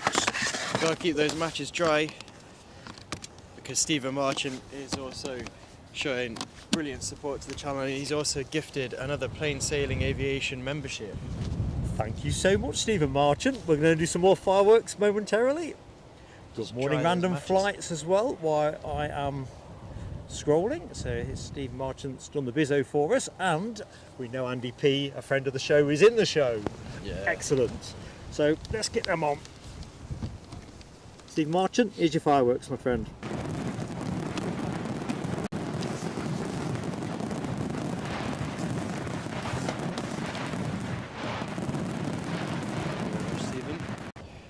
And the recipient, Andy P, says it's a blast from the past. It's Teletext. Do you remember Teletext holidays? Yeah. We used to get some good deals back in the day. Well, that's what he's saying, a package holiday for £99 back in the day, exactly what Andy P is saying. Can you imagine that? That's just crazy. Myself imagining the idea that, you know, I fancy a trip away, what I'm going to do, press the teletext button, see where I could go for night. I used to browse it regularly. It's just crazy how the world changes. What do you think about it? The internet's kind of displaced it in many respects. Well, I remember compulsively checking teletext around transfer deadline. Oh, not even transfer deadline. There Transfer deadline day. That was a big favourite. Well, was it even transfer deadline day back in teletext? It was more no, just transfer news. Transfer news, and I'd be just googling. No, that's not the right word. It's even googling's a verb now, isn't it? Yeah. Well, I used to press the teletext button and see what was going on in the world of football. You got a message from KC in the chat. If you zoom on a bit further down. Scrolling down. Keith Cornell says he's googled it. You didn't teletext it, did you, Keith? I'm just joking. He googled the Fokker 70 VHQQRW. Well worth for googling. For those just joining, Keith spotted it a while back.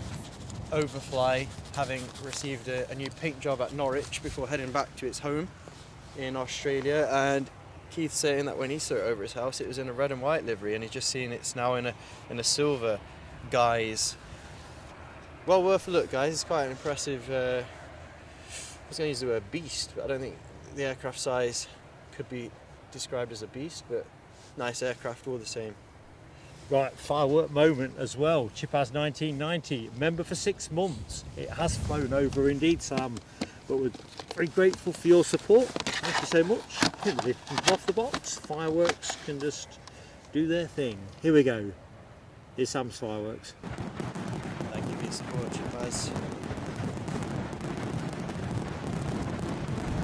Oh my! Hey, jeez! That was the sound of Mark being hit by a I've been hit by. Hang on a bit. Fireworks are still on. Fireworks are exploding. Right, we just need to get a bit organised here. Just bear with me. I don't know how that even happened. It's the gusts. So 40 mile an hour pesky gusts. I'll just try a different angle. So we've got a chair set up at the side of us with the tripod bag and my rucksack, my water. It's got quite a lot of weight on it, and it just got whammed at me. That's moved the tripod, hasn't it? Blinking heck. Right, so that's Chipaz 1990s fireworks. Sophie L has very generously gifted to us. That has gone to James Woolard, who I know has previously been a member. So Sophie L, here's your fireworks. Another great friend of the channel. Sophie.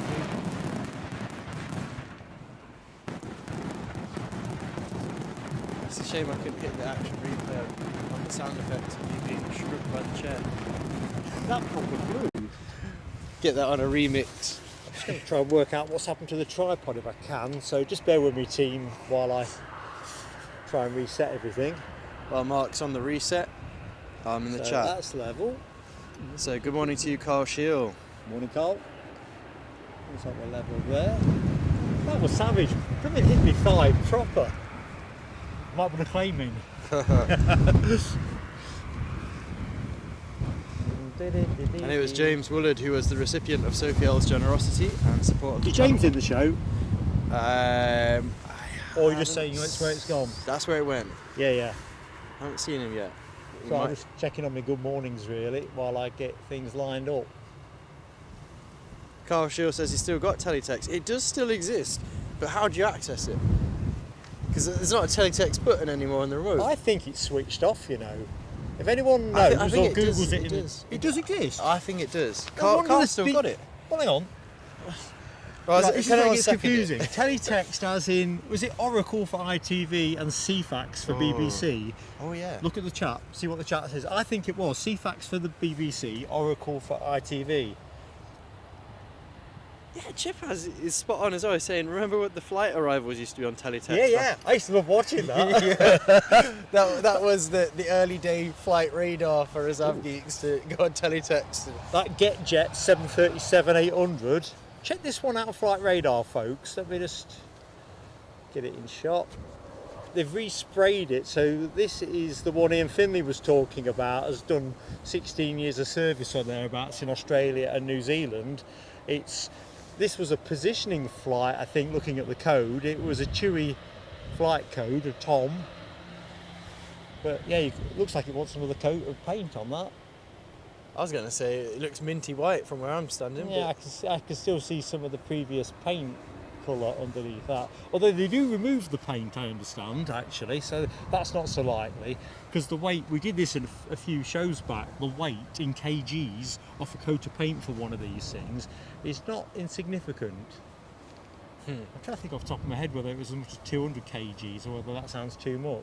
Yeah, anyway, that's why airlines don't like their special liveries in the modern era. as long as you get the other stuff removed. Yeah, but maybe there's more paint. Yeah, but it's about 100 grand or something like for a 737 to get a full Paw Patrol type paint job, so it's still a tidy expenditure. I think there needs to be more Paw Patrol paint jobs. Well, as you know, your daughter, my granddaughter, loves Paw Patrol, so if young Cheeky was here on commentary, she'd definitely be saying more Paw Patrol. Where's this baby going then? I don't know. I was just enjoying the Vilnius, but I was enjoying the. Is it alliteration? I was enjoying the alliteration of saying Paw Patrol paint job. we do like a freewheel at PSA. Debbie has hit 14 months for the channel.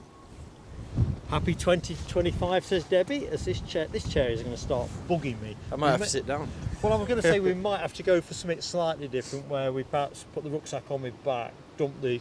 I think it's fine. I'll keep an eye on it. No, you just watch, do what you do. And what were we saying? Where we're at? We're Debbie's celebrating. fireworks, Yes. that's what we're going to be doing. Debbie, thank you for your support. Here we go. Much appreciated, Debbie. Wow. I've been That's gusted. Was that going then? No, that was more than me. I got gusted onto the chair. It's a bit random. It just goes from complete no wind at all to a massive slap in the face, or in this case. And it is a proper slap in the face, isn't it? Yeah. Interesting conditions for those. Varied, I think. Yeah. We'd say with a typical British understatement. For those venturing outside today, certainly going to make life interesting for you. And to answer that question Mark posed before, the Get Jet. Get Jet. That does look rather funky if you look it up on Flight Radar, the It looks registration. great. I was excited by the sight of it.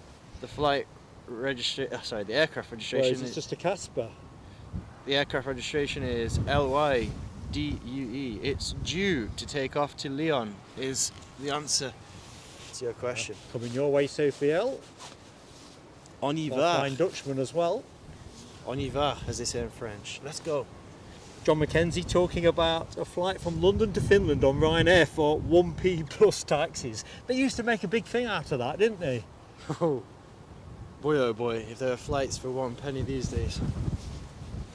You'd I probably would more be. like to charge you to spend a penny, never mind being a 1 penny flight. Yeah. Well, if you use it, it's a bit like, you know, like a lot of rail stations, you have to pay 20p, 50p, or if you're abroad, it's a euro. You get a general idea. You have to spend a penny. It can only be a matter of time before someone considers that a luxury on a short-haul flight. Just saying. So There's Donaldson with an update. The citation latitude is due in 15 minutes. And just wind is battering us a little bit. It's suddenly gone a bit wappy. Be interesting to see what the next batch of arrivals find when they come in. I don't think the crosswind component is markedly different, but let's get rid of the adverts, get rid of the ads.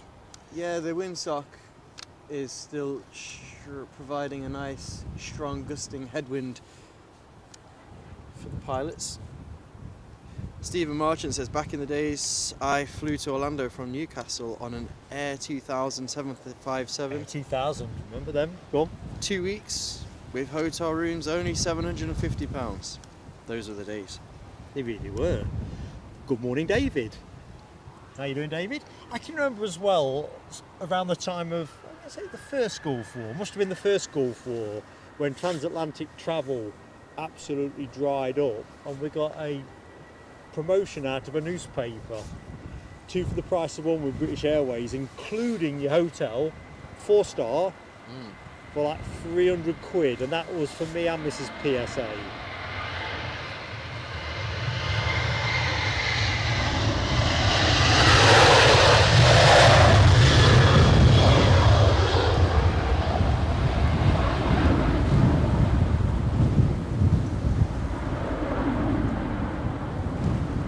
absolutely no basis for me saying this, but that looked heavy on takeoff. It looked like it got lots of people in, but I don't know why it would, because I wasn't aware Thomson actually operated beyond flights from Edinburgh. But What time is it now?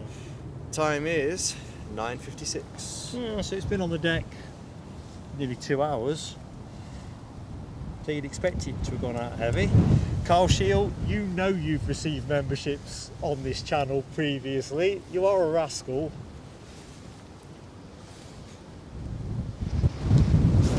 It's just a look at the draw, Carl. Incorrigible. Look at the draw.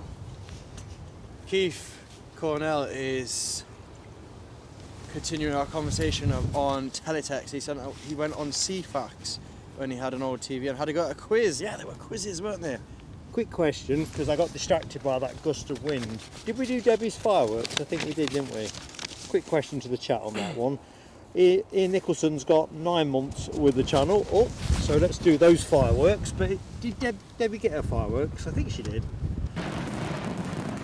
Anyway, these are for Ian Nicholson. He says best wishes to PSA and everyone in 2025. Great words, Ian, and thank you for your continued support. Oh, the Wookiee's on the move. Here we go.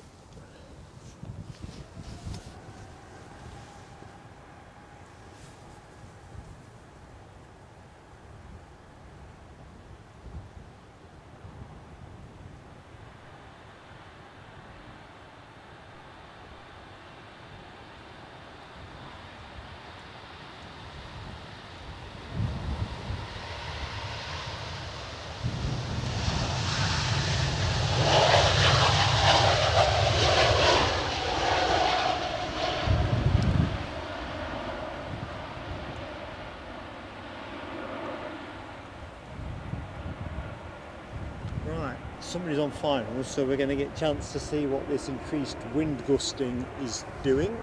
I think we've got time to light another firework. Are we? And it's Ian Nicholson, again, with brilliant generosity and support to the channel, gifting a plain sailing membership. Oh, and it's landed brilliantly. John Rucroft is a friend of the channel, so I'm particularly delighted about that. It's nice when things go in nice directions, so times one. Good stuff all around. Get those matches ready. Here we go. I'm striking away. Thank you, Ian Nicholson. Welcome back, John Rucroft.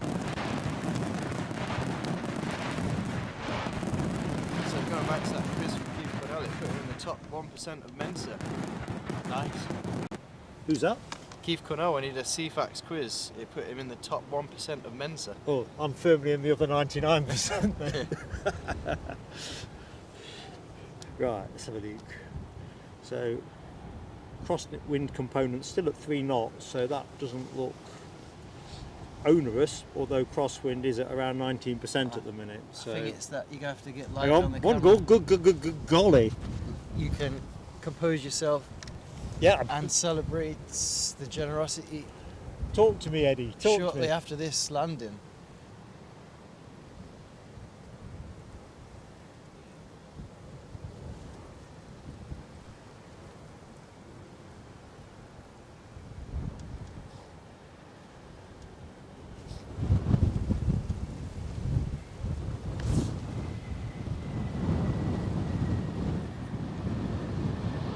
And we're down, and that is a NetJets Europe Cessna 680A? 680A, exactly that, citation latitude, arrival from Brussels.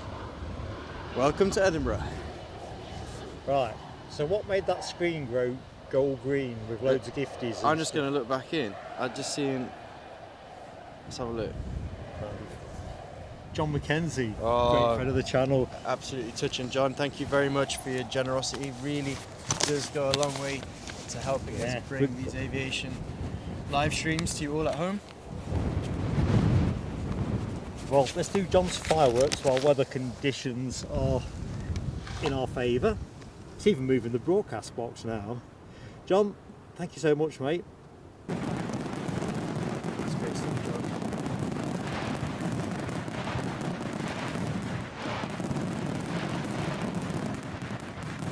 And those recipients were Paul Clark, Kenneth Bowles, Ron Streams 20, Sylvia Barker, Jamie Parker, Daniel Watkins, Alan5919, New England Flight Videos, El Zorro Eterno, Miff, Mad Matt UK 123, Gordon Duncan, and Paul Usher, Andy Butcher, Philb, Nigel Pickett, David Lionel Black, Jack the Spotter 18, Kelboy, Jollyman 77. Welcome all, and I hope you enjoy your memberships courtesy of John Mackenzie. I'm back in the chat. Gary Fleming, good morning to you. Merry Christmas indeed. Hope you're keeping well, my friend. Also, the Foxy B is in the house. Good morning, Foxy B.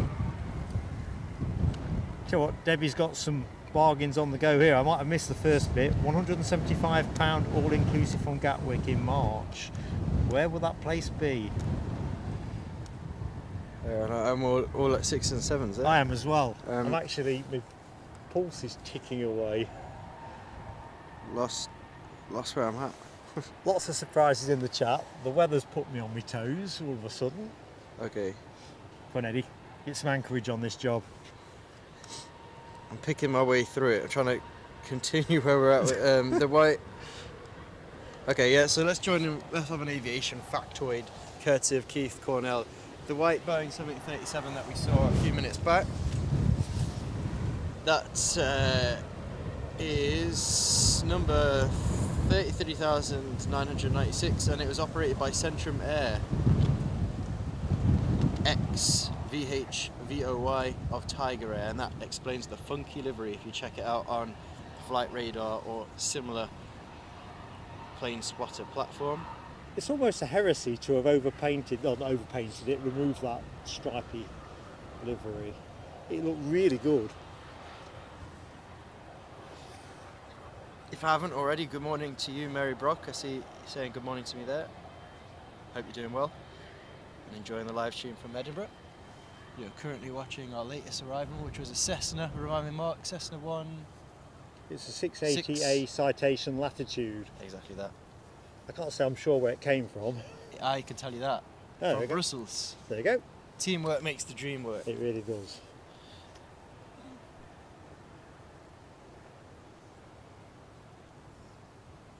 And she's saying it's 8:57 p.m. where she is. Where are you at, Mary? Remind me.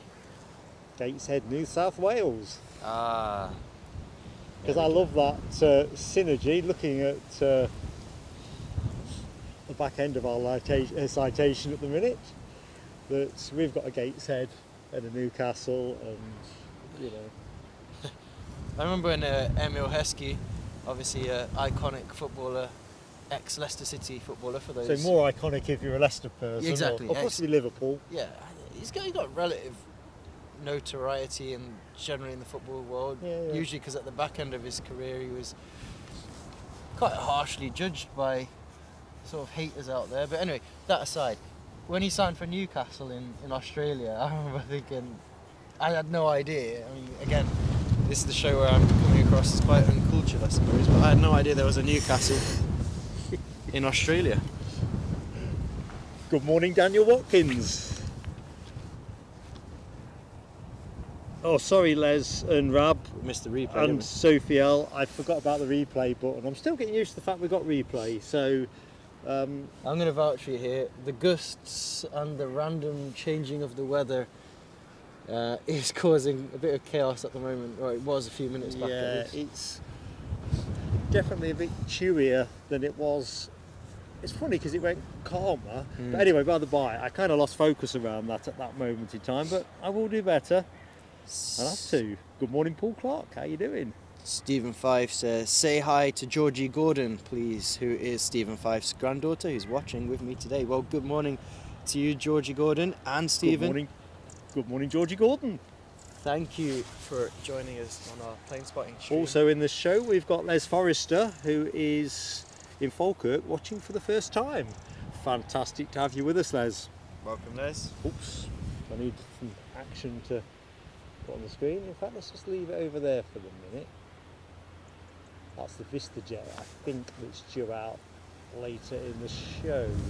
If only I could remember where it was going. In my theory, let me check my notes because I haven't got the... Oh, Bennett. I see as well, shout out for Graham Shaw, who has just followed us on Ko-fi. Great to have you with us, Graham. Takes your breath away when the wind goes, doesn't it? Yeah, well... Or comes, should I say. It's buffeting me around a bit. I thought I found my feet post-car nap. But now the wind is sort of disorientating me a little bit. I'm incredibly disorientated.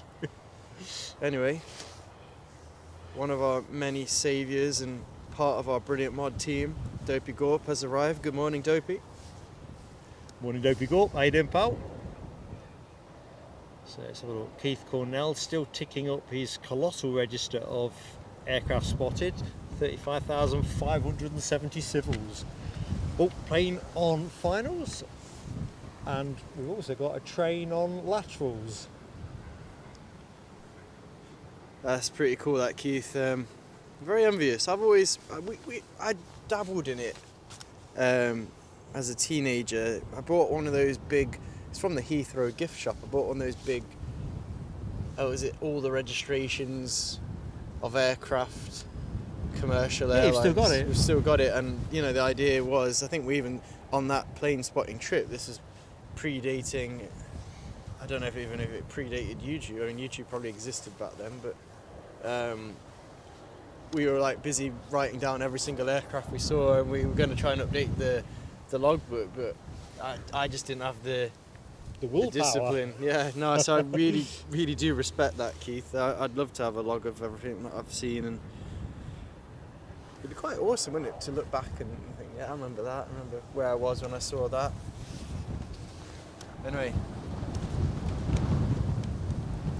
So it looks like, I'm just looking over the BizJet park, so obviously we've got that Citation Latitude that arrived a short while ago. That is domiciled next to a FlexJet that is due to go to Gloucester, an Embraer Praetor 600.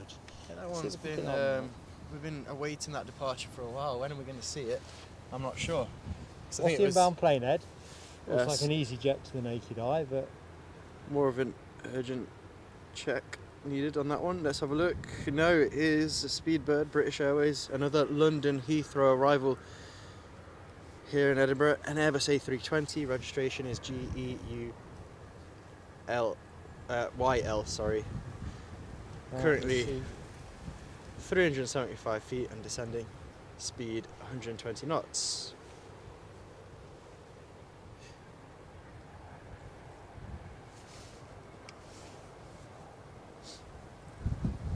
Got another train hurtling underneath. We didn't quite catch that one. Hey. We're watching this Airbus A320 getting gusted, and Mark got gusted there. It's like got blown over. There we go, wiggle left, wiggle right. This is definitely an action replay, I reckon. Still airborne as they passes, and there's touchdown.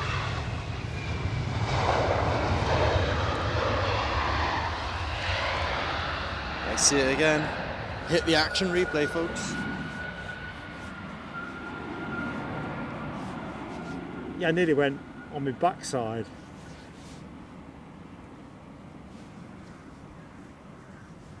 I think we saw later than this last week, you know. If this was a long jumper, I think, I don't know, might be similar. I've got a question from Nell W. She says, what's the pink tank? I might be getting the wrong end of the stick and missed a bit of a conversation in the chat, but is there a pink tank in the airfield? Not that I know. Nell, where, if that was a question for us, where is the pink tank? Where should we be looking? Well, I've got in my head, there's a Pink Panther right now. Pink tank sounds So- more menacing than the Pink Panther. Lots of hit the replay emoji action in the chat. Keep me on track, on point. DB Bassman, Rab8, Sophie L, Foxy B, all keeping me straight and narrow. Thank you, team. Yeah, Nell, toga or not to toga? We saw a BA last week, also pretty late down. I think I might pop that out as a separate clip, actually. One of those, how late is this? I've seen later, but not recently. Ravage says the Praetor, he speculates is having tech issues. Well, we hope to see it rather soon. So when And Les has just had a Sun Class A330 flyover. Nice. Well, we've got another inbound, EasyJet inbound from Milan, operated by EasyJet Europe. Going to be with us shortly. Departed 2 hours 8 minutes ago. An Airbus A320-200 coming our way. So this pink tank. Well, think tank, as DB says. Think tank, think tank. This pink tank is left of the terminal. So I think, you know where there's kind of like that passenger, I don't know how to describe it. It's not a jet bridge. It's like a... Would you know where to put the camera? I might have a look. Let me just track in with this. Once we've had a look at this Airbus A320 British Airways, I'll see if I can find it. So I'm curious now. Sometimes it's easier to see stuff at home. Yeah. Second that. Les Forrester says, do you guys ever visit Prestwick? I've only been there once, Les. Like to do it more, but it doesn't lend itself neatly to live streaming particularly, but does get some juicy things through there. It would be nice to get to Prestwick at some point in 2025, but I said that in 2024. So we're occasionals, mainly because of distance. We live in Northumberland, you see, so.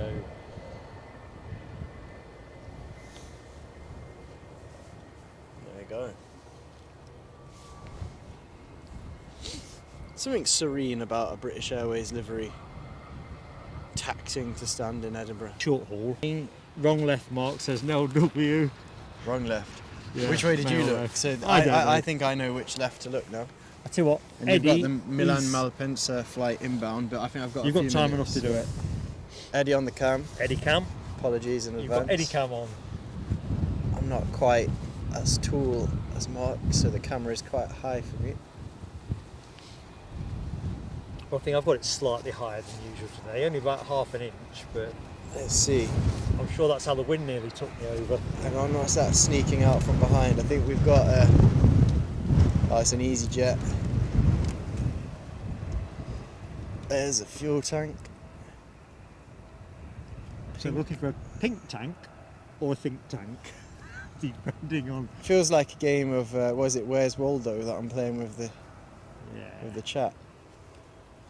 Oh, here we go. I've got it. Let's look. Let's bring it in. Oh, yeah.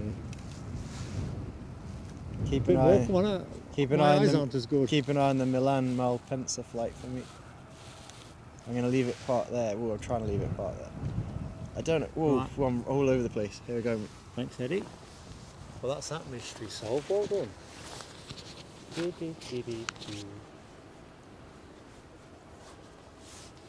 What is it though? Who can tell us? Who knows? We'll venture a guess. If you've got a guess, if you've got an idea, you know where to put it. In the chat.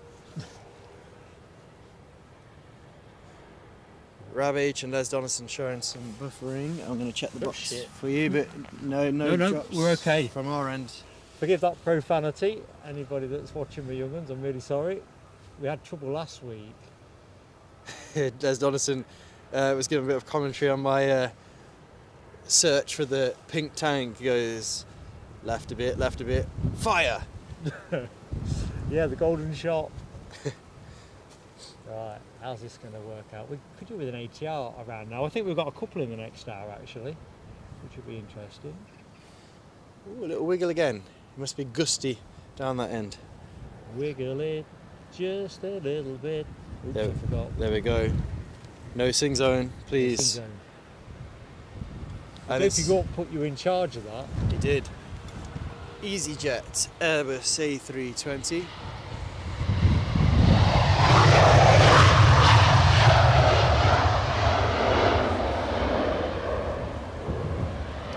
Operated by EasyJet Europe, registration OEIZL, has arrived from Milan Malpensa. Just looking the replay now. How did it look, and folks? Nice and routine. Nice and routine. That's what I want.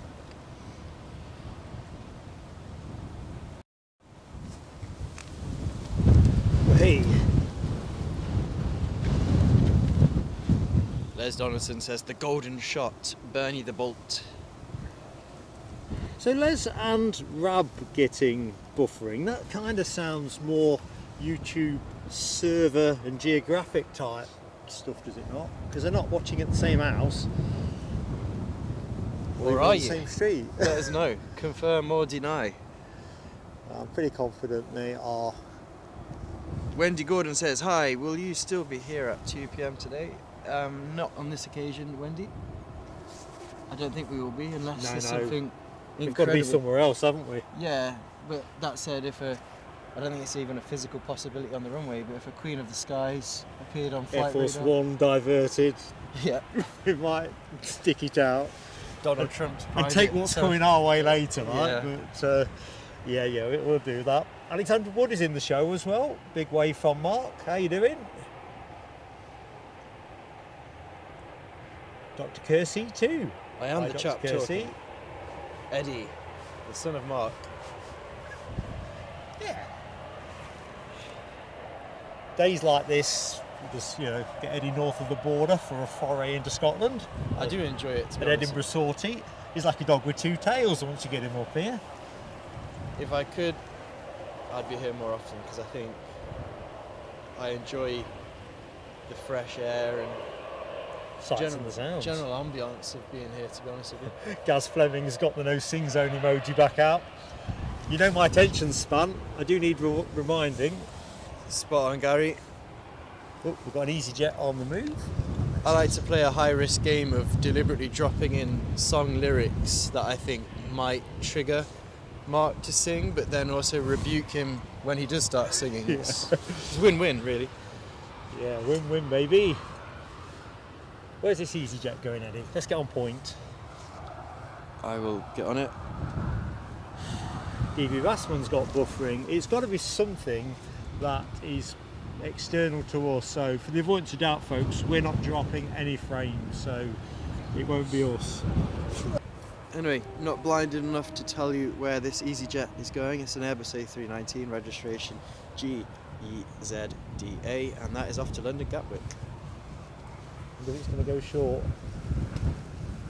Although I guess there's going to be a lot of long-haul connectivity wrapped up in this plane. Well, do you know what? I have searched and searched to try and use the Gatwick, because you can get some really good prices to fly from Edinburgh to Gatwick, and the same with Ryanair Edinburgh to London Stansted, and then I've tried to make connecting flights, but the difficulty is, even if you can get lured into that madness, well, it's not really madness, but it is when I explain why I find it quite challenging. So Ryanair, for example, let's role play it out.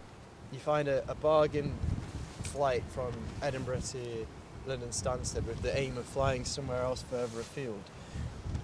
Ryanair charge you per flight to put any kind of bag, so unless you're going with just a rucksack somewhere, you're going to pay for your flight London Stansted to Edinburgh to Stansted, then London Stansted to further afield, and it soon starts racking up. Then there might be a seat. I mean, I wouldn't pay for a seat necessarily, but if you're travelling with young ones, you kind of have to pay for the seat to guarantee you get to all sit together with you. You don't want to be all spread like atoms across the fuselage. It starts adding up, and then it's like, yeah, I found a cheap flight to Stansted, but then making it link up with the onbound, getting tongue twisted, too excited. The onward bound flight is quite challenging because you've also, Ryanair don't allow you to smoothly transition from one aircraft to the other. You have to vacate, you have to leave, arrive in Stansted, then re-enter, or do you? You're making it sound too much fun, Eddie. No, you do, because you'd have to, if you've got checked baggage, it's an absolute challenge. It's not impossible if you're dedicated to finding a cheaper flight, which I suppose comes back round to it. What likes your candle more, the flight price or the comfort of the experience? Sometimes necessity will dictate which of those you choose. Something to reflect on. Very quickly, jumping back into the chat, let's do another good morning. Another friend of the channel, Scottish Linda, is with us. How you doing, Linda? Hope you had a great Christmas. Good morning, Linda. And while we've got you, Linda, because you COVID us towards the back end of last Sunday's show, and we didn't do the fireworks for you, and all the rest of it. So let's just quickly bob you up. Thank you so much for your support to the channel. And cue fireworks.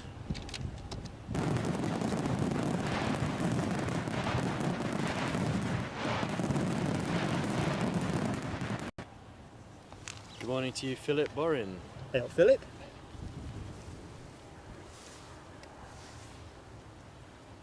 In fact, good morning as well to anybody that has recently joined the show. Welcome to Edinburgh.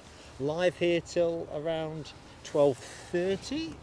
All predicated on wrapping the show up when the Qatar Airways A350-900 from Doha comes in.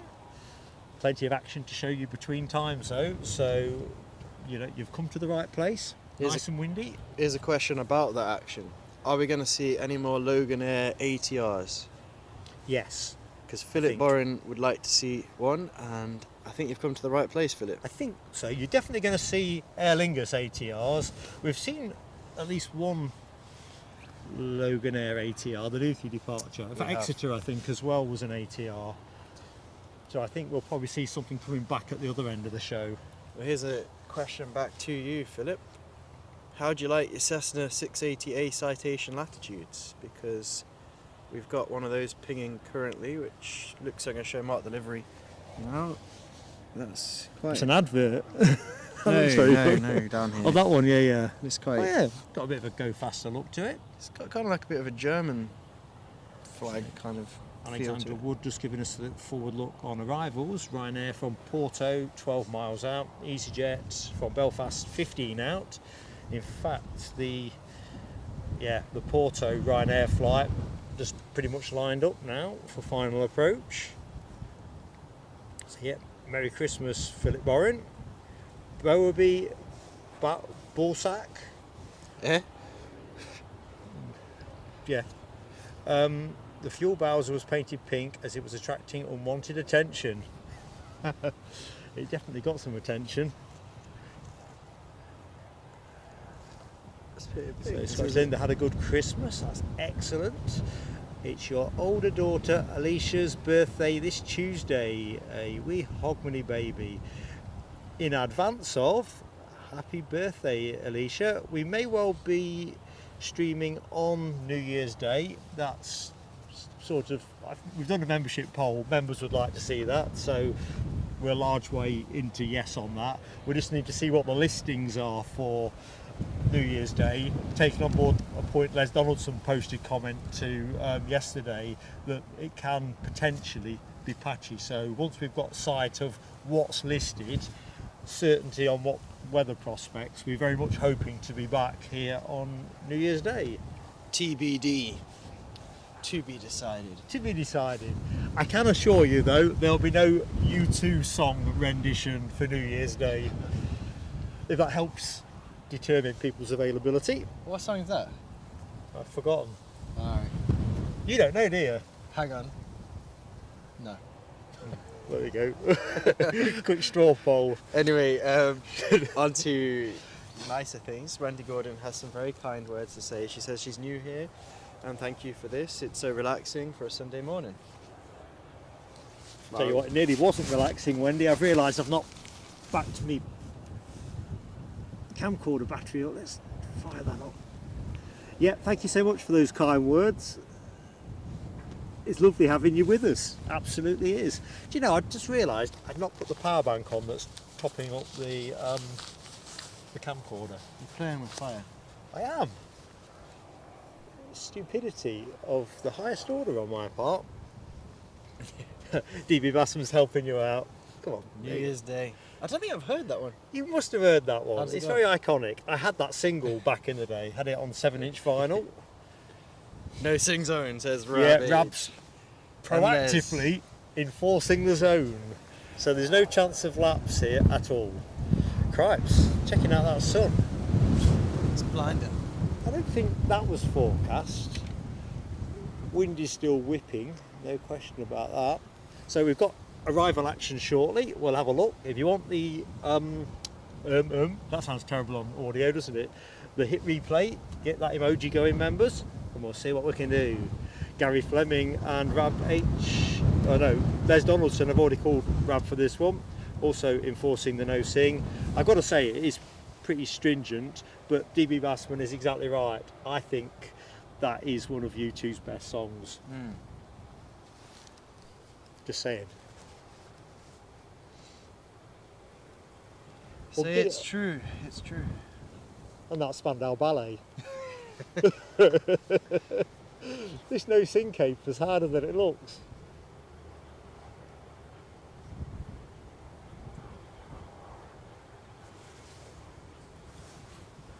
Right, let's see how jolly this is going to be. I'm getting too jolly. Here's the festive season. 'Tis the cool. season to be jolly. Any takers?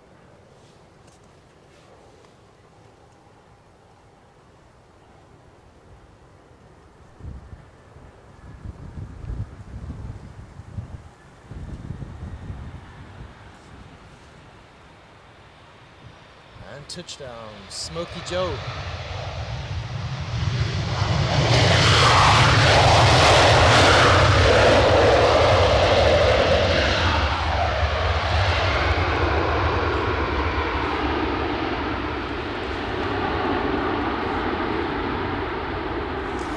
So Gary Fleming says, hit replay, replay we have. I'm going to enjoy those puffs of smoke coming out of the tyre there. Burning rubber.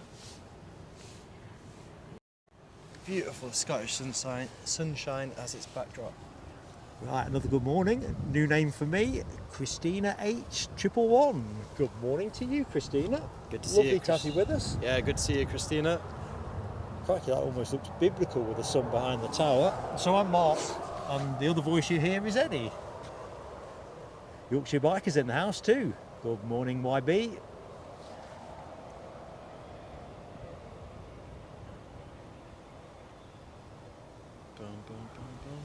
So Philip Borin poses a question about Air France, the A220.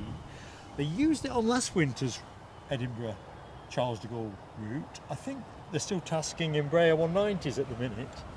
I haven't seen an Air France for ages. It's in today's show. I need to get out more. When can we expect that Air France? About 11 o'clock-ish. Half 10, I think it. Well, not long then. I think. If all runs to schedule, my Air France drought will end. Scottish Linda's chucking a bit more cheese on the old sing-song. Oh yeah? You are bold. There we go, like it. Like it, Linda. Oh dear. Check out the discipline here. When Eddie's in here, because to be fair, Dopey Gorp did make him promise on the last social to exercise more control over the old man.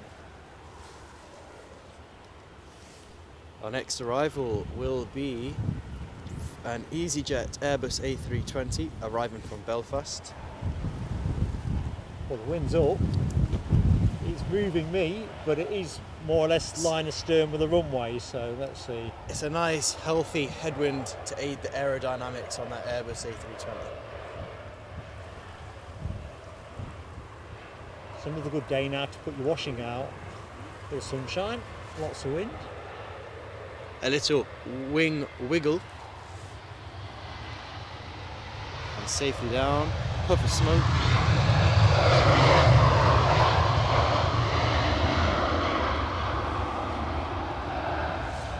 Very graceful. Ooh, 200 likes are up, says Rob H.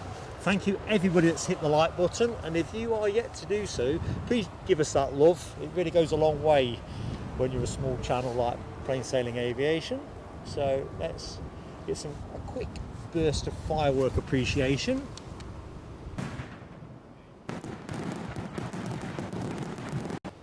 Keep those matches handy, Mark, because we've had another act of very big generosity from Rab H. Rab H? Yes. Do we know Brad? Is Brad in the show? Rab H. Rab. Rab H. Sorry, my lips are getting wind. This is a true thing, right? Your face tends to get a bit frozen even when it's not. I don't know. I need to start H. doing tongue twisters to get my lips moving again, but Rab H. has gifted us 10 plain sailing aviation memberships. Thank you so much for your continued support. Great friend to the channel that you are, Rab, as well as a member of the 5-star moderators team. Thank you very much. Let's do the fireworks now. Yes. And those lucky recipients were Boabi Orsak, Justin Hewitt, Carl Jones, Aviation Flights, David B, Ali Sane, Larry Richmond, Edinburgh Aviation, Saigon, #54, and Graham Lyle. Welcome to the PSA Lounge. And your benefactor was Rab H. So if you are in the live stream today, which I hope you are, don't be shy and don't be afraid to share a bit of gratitude to Rab. In fact, if you're in the show generally as well, so everything that Eddie's just said, but you've not said hi yet in the chat, all you've got to do if you're not yet subscribed is hit the subscribe button, entirely free, and then you can pop in and say hi. It's always nice to say hello.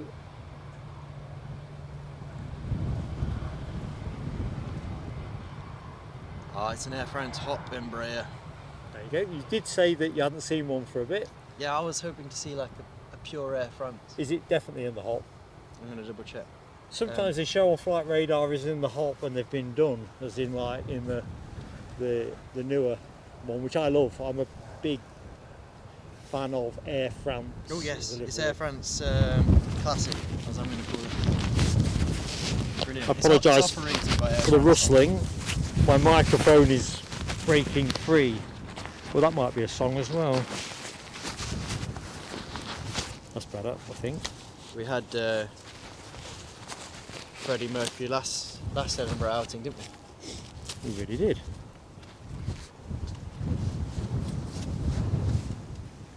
Oh, my pocket thing's fallen out.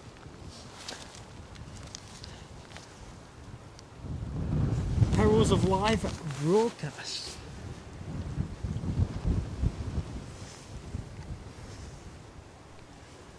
So, as we await Air France's arrival, we've also got Aegean and Pegasus due in, or should be due in around top of the hour. It's our classic Sunday duel of Pegasus and Aegean. Who's going to arrive first? We should start keeping a tally who touches down in Edinburgh first, Aegean or Pegasus, because I think it alternates week on week. Both scheduled to arrive around the same time. With this Embraer 190 standard that's inbound, 12 years of age. Just approaching the airfield, so let's acquire the target.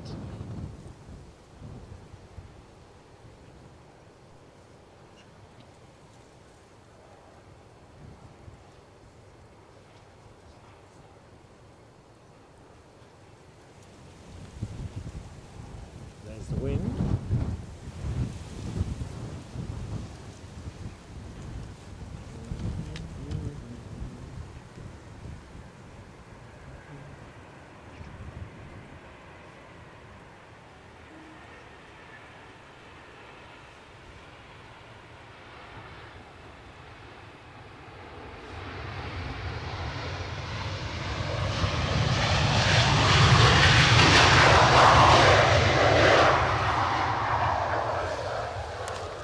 Treat yourselves to another look at that.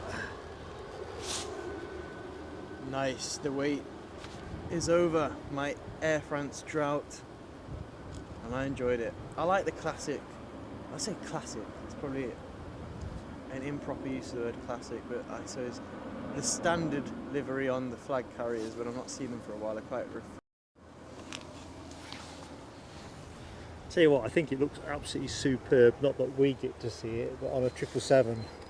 Ooh. See, I'd love to go to do a live stream from Paris Charles de Gaulle, but as I understand it, it's one of those ones that it's not an easy place to go as a plane spotter. I don't know, maybe someone could put me right in the chat, but I think you've got to seek out permission from the genre. Oh, Scottish Linda, look at that. I can't give myself fireworks though. I love your fireworks on the screen. Great message from Scottish Linda. I'm genuinely touched. Love you to bits. Check it out, Ed. Yeah, I really like it. Should I set the fire? Do you want me to set the fire? No, I can't firework myself. Yeah, I just can't do it. Linda's fireworks suffice. We appreciate it though, Linda. We more than appreciate. That's lovely. Great sentiment. Richard Morgan, good morning to you. It's a delight to be back here, Richard.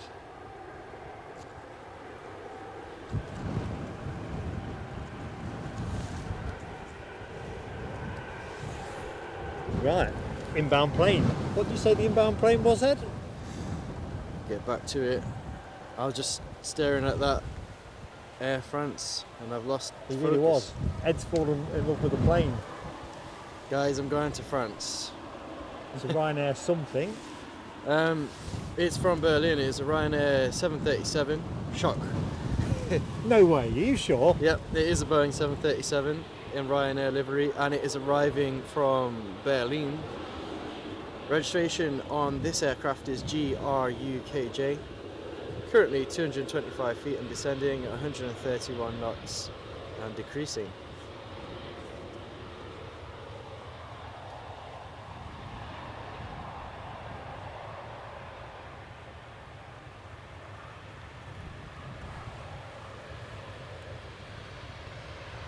Yes.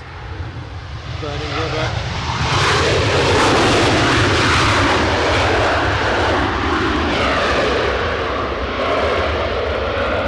Little bounce of the nose wheel.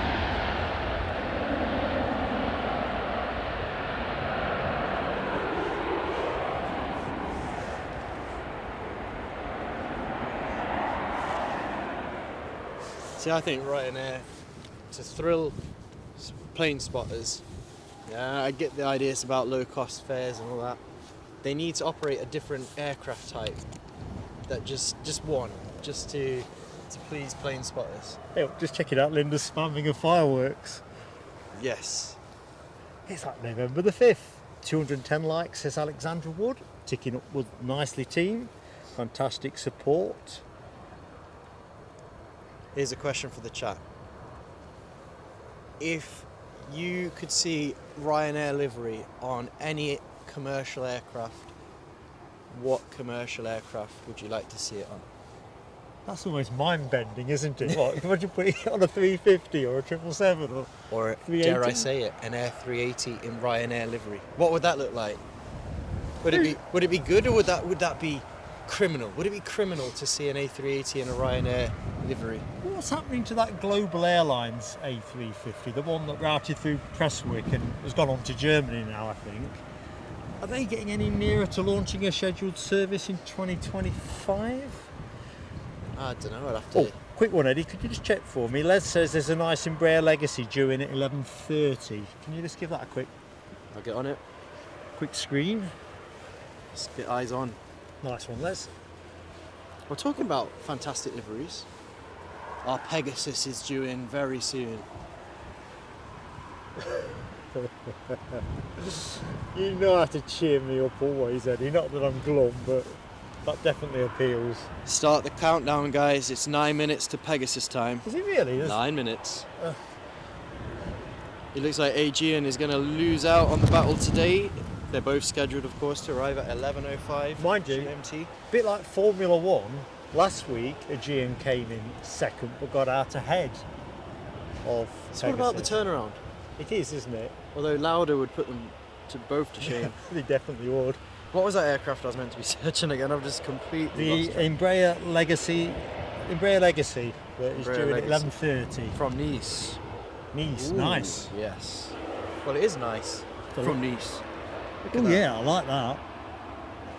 Welcome aboard indeed. For those who want to have a look and see what aircraft we're expecting at 11:32 as it stands, the registration on the aircraft is... I've lost it. Losing the plot. Where's it? Aircraft info. It's DAHOS. I like that livery. Simplistic, stylish, exudes class. Could be describing me. Exudes... Simple. Well, this word doesn't describe you. Exudes money. And that's what you'd want if you were flying on a VistaJet, I would imagine. Embraer Legacy 650. Yeah, I'm not exuding cash, that's true that. Oh dear, that's tickled me pink. Dan's Travel, good morning to you. Better probably scan the sky for it, don't we? May as well. Really? Yeah. And then it's This month's, or actually January's edition of Airliners were Pegasus. Well, two jump out facts. Turkey's second biggest airline. Well, I'm going to focus in a minute. Let's just be patient. Try that. Sorry about the sound. tenterhooks. So Just signed a 3-year maintenance agreement with Lufthansa Technik. Volksprung Dirt Technik, if you will. Yeah. Pegasus, because I was seeing it. It's not due for another 6 minutes. Let me. 7. I've had no takers on what aircraft would you like to see a Ryanair in. I'm going to throw it out there after this landing.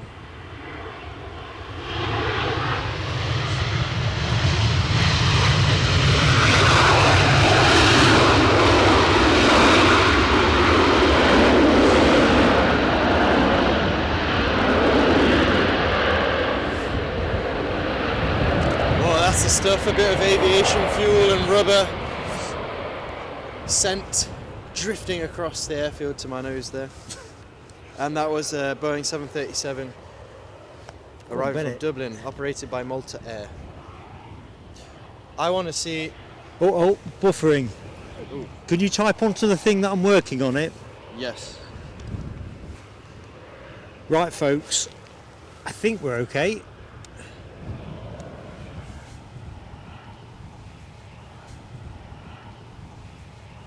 No, we're fine on our end, aren't we? It's interesting, that. Should have me back. What rattled that cage? Did the frame drop to 0? I'm just going to take this thing off. Yeah. So we're just making a couple of quick adjustments at this end. You should have us back. I do apologise for that buffering. I don't know why, we got signal galore, so I'm thinking this is probably to do with that ticker tape that I had on at the start of the show, giving the processor too much to do. We'll see. How come, so we get buffering even when the box says 0% drop? No, if it says 0, we're okay. So at the minute, all is good. Okay, right. Just trying to get my head around it. Anyway, good. People are coming to the chat now with some Ryanair aircraft ideas. The Ryanair 757 says chip as 1990. Les Donaldson says the Boeing 727. Oh, that'd be... I love the 727. Yeah, cool on that. I would like to see it on a 76. I was going to say a 777, but I feel it should be something that's a bit kind of old and dusty, kicks out a bit of soot. A Ryanair 767 making loud noises, hurtling down runway is how I like it to be. Right, so what's happening here? I can see a plane out at sea. It is the Pegasus. It is turning onto final approach. So I see the chat is lit yellow. Les Donaldson, Alexander Wood, shedding a bit of canary yellow on it. I'm not sure if it's canary yellow. It looks a bit orangier than that.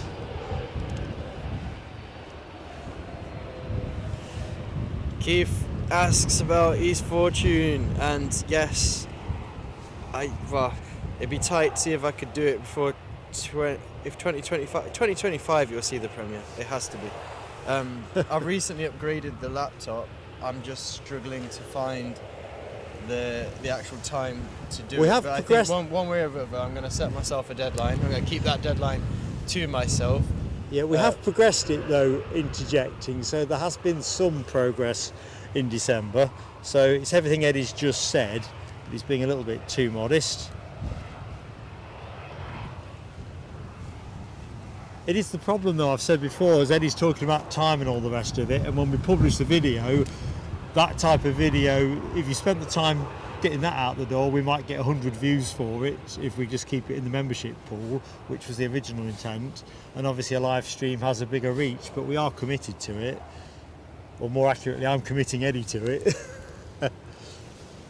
Don't worry, Rad, the Pegasus is a twinkling dot in the sky currently, so you've still got time to see it. I know it's a fan's favourite on our Edinburgh Airport live streams. Currently it's Ryanair o'clock on the tarmac. We've got a number of Ryanair 737s doing their dance. On screen at the minute you've got the NetJets Europe Cessna 680A citation latitude on its way out to Inverness. I'm sure we saw this departure last week. Oh, very stylish. This is the one I was showing you earlier with the sort of is it black, red and potentially gold on the emblazoned on the tail. Well, let's just get a closer peek. About to go rocket mode.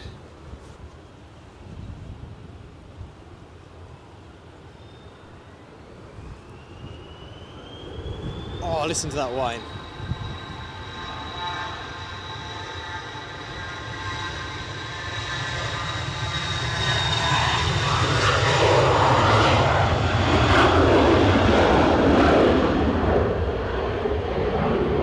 Incredible.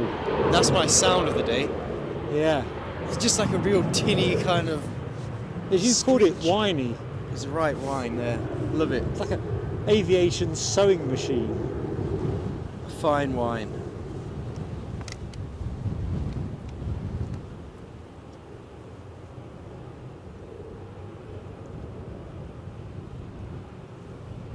Billy B16A waves his hand, signalling hello. Hello Good morning, to you, Billy.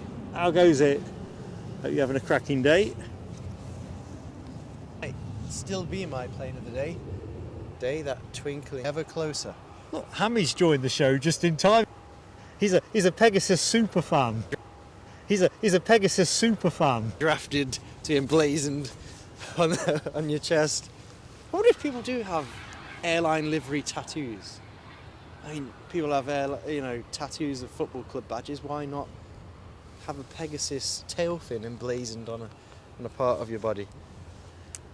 Not recommended. Anyway, Rab says we've got a bit of buffering again, but not. We dropped 19 frames, so you're right, Rab. We have. I might descend if we get any more, but at the moment I'm just watching the screen. So when you look down there, Eddie, because you've got better eyes than me as well. I'll keep an eye on it for a you don't have to say it doesn't move from 19. Yeah. We've got a problem. Right, let's see if that helps. Thanks, mate. Sorry guys, welcome back. We should have fixed the issue now. A bit of difficulty with signal or dropping frames, not quite sure what it is, but you're back in time to see what I think is going to be a very graceful and well received landing from our Pegasus Airbus A320.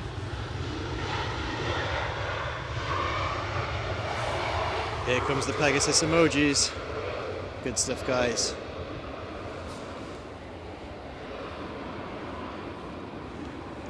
By public demand, here's the Pegasus. Yeah, I'm sorry about this. That's 2 weeks running we've had difficulties with buffering, roughly at this stage of the show. But I just don't know. I think between now and the next show we might just reinstall the software.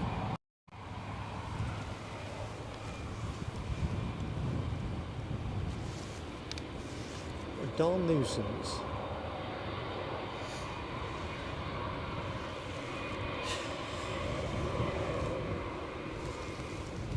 And there's a train. Can I catch it? Pun intended. Sure I can. Yes, you can. Oh, where's that? Cross country? Cross country. We're now into train spotting as well. I spent too many hours when I was working on cross country trains. Journeys. Can't pretend to be a big fan of my experiences on cross country trains either. That said, I haven't been on one for a long time.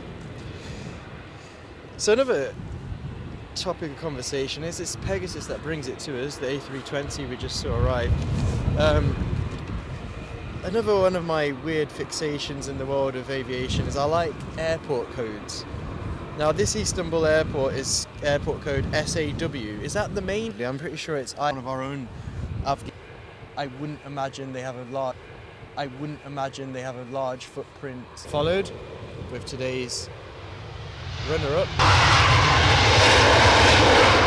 Some other problems. I am going to make a couple of tweaks just to get us out the door.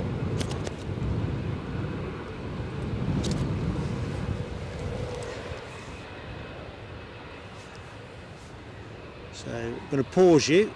Pause. Okay, hopefully you should run me. I just brought things down to a more minimal level.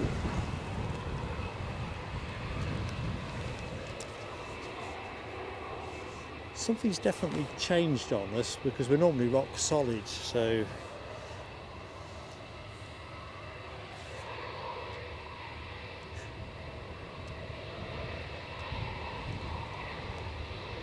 should be okay now. Changes made. If this continues, we'll go for an early finish because I don't really want to inflict a staccato action buffering experience on people. I don't know what's not quite working or why. So let's just see how we go.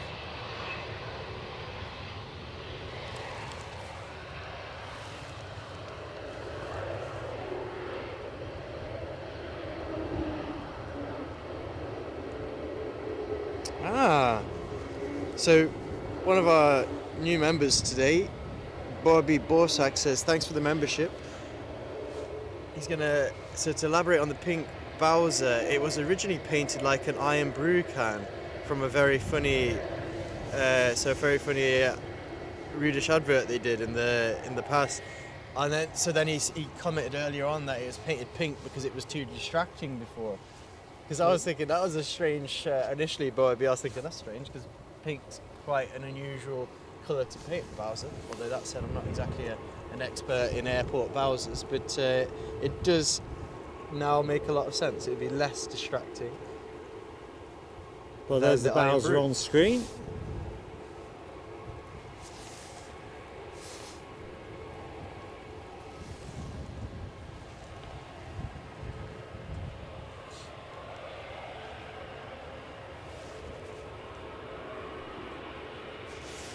And the AGM we saw today, just to recap, that's in their previous livery, am I right in saying that, Mark? Yeah, I don't think it's their original. Let's just pick it up as it runs our way. The original. I much prefer the newer one than what folks in the show think.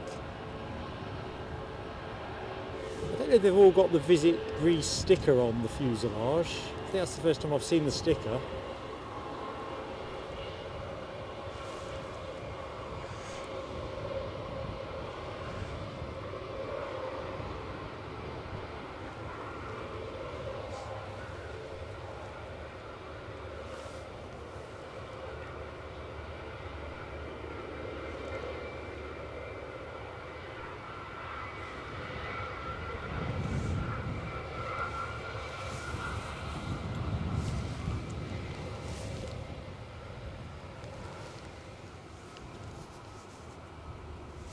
Those hills look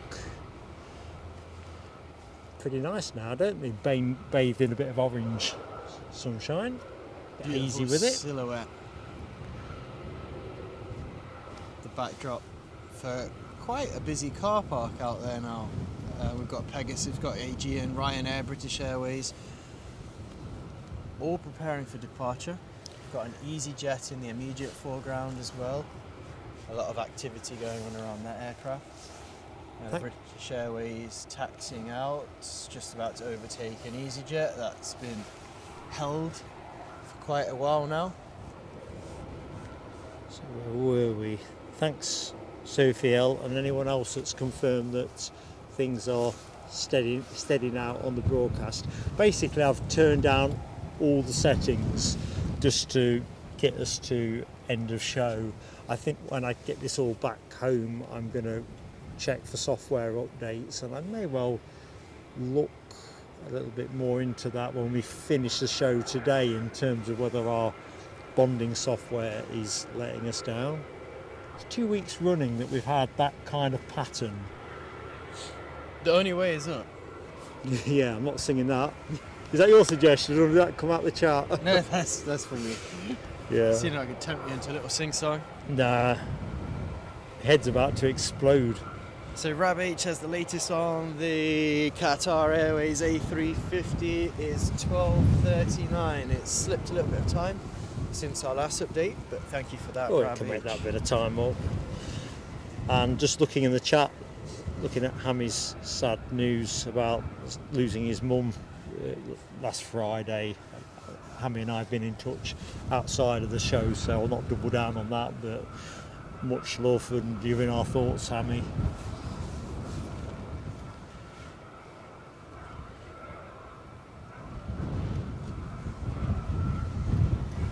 Yeah, watch the chair don't take off. That's so. Look, there's a lot of no sing emoji deployment, so that's a clear sign from Les, Sophiel, and Rab that under no circumstances do we strike up a tune. Although my use of the word tune is probably a little bit.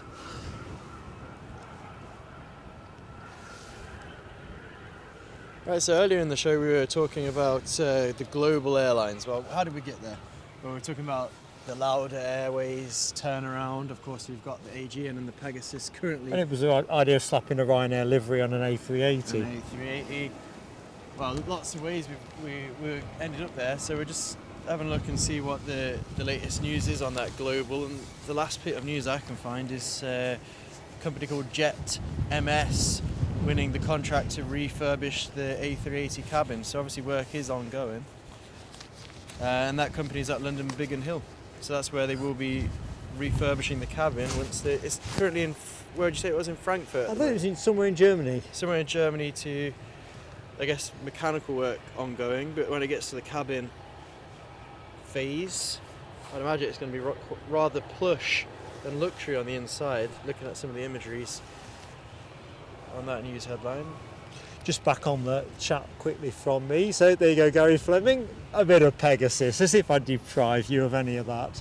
Especially now we've got Pegasus super fan Hammy in the show. Look at that.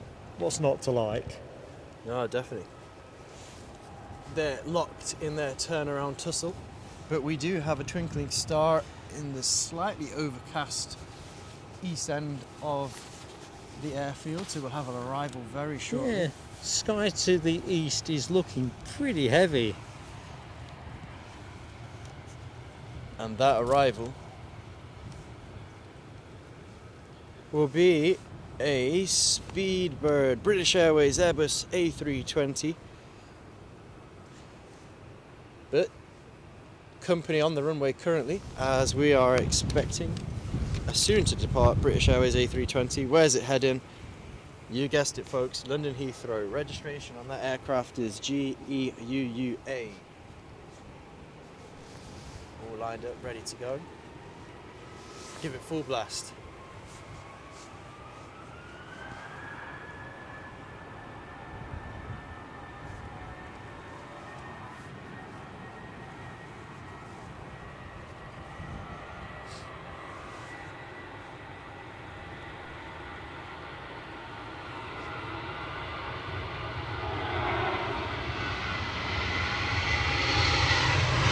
Up.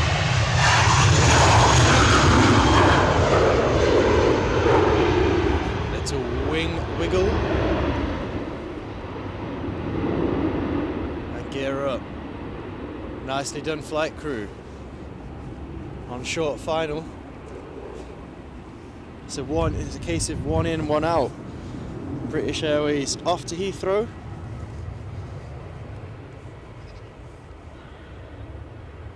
On arriving from Heathrow, doing a brisk business in Edinburgh to Heathrow flight, British Airways today.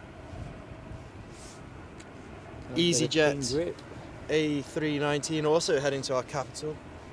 Currently on hold, just short of the active runway.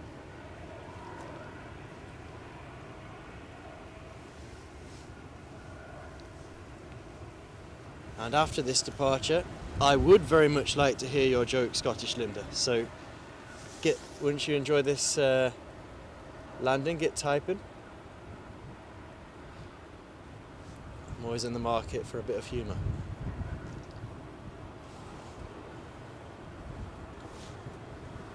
Here we go, here we go. A wing wobble. Minor, if anything. Staying high. And touchdown. Lovely jubbly.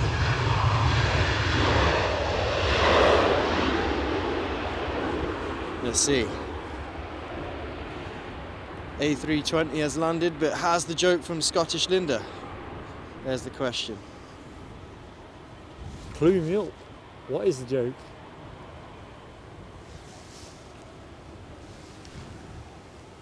Yes. I don't know, but Hammy says taxi for Scottish Linda. Going bottom up here.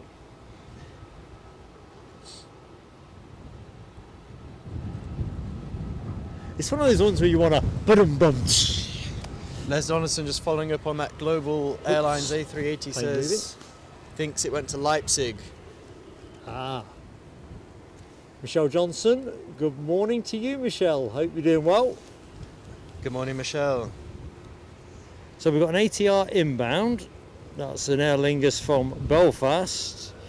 And this EasyJet is rolling for London Gatwick. Planes and trains opportunity. Will the train make it in time? Let's see. There you go.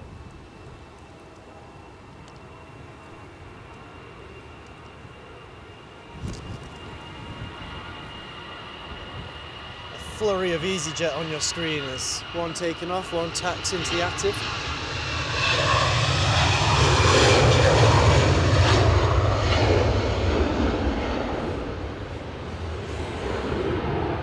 Up, up and away.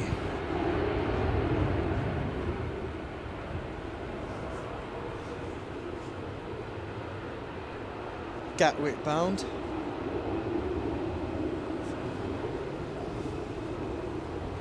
And the next soon to depart EasyJet will be returning to Milan Malpensa. That's a EasyJet Europe operated aircraft with the registration OEIZL. Just looking at the windsock down towards the fire station, it's pretty much fully extended. It's a gusty day. Truly that.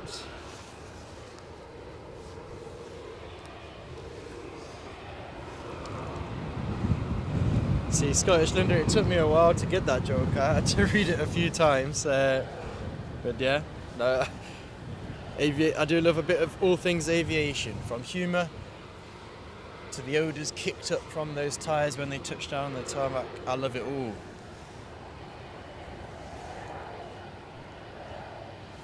So looking at Meta at the minute, we're looking at wind in the range of 20 to 31 knots, it says. Pretty much line astern of the runway though, so 4 to 6 knots of crosswind. So the crosswind component roughly doubled since we went live. Although we've not seen anything significant. Tell you what, Keith's getting in on the humour.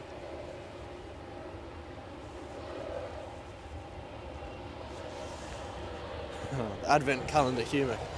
Like it? Hammy says we need a taxi for Keith as well. We need a contract with Uber. Other taxi firms are available.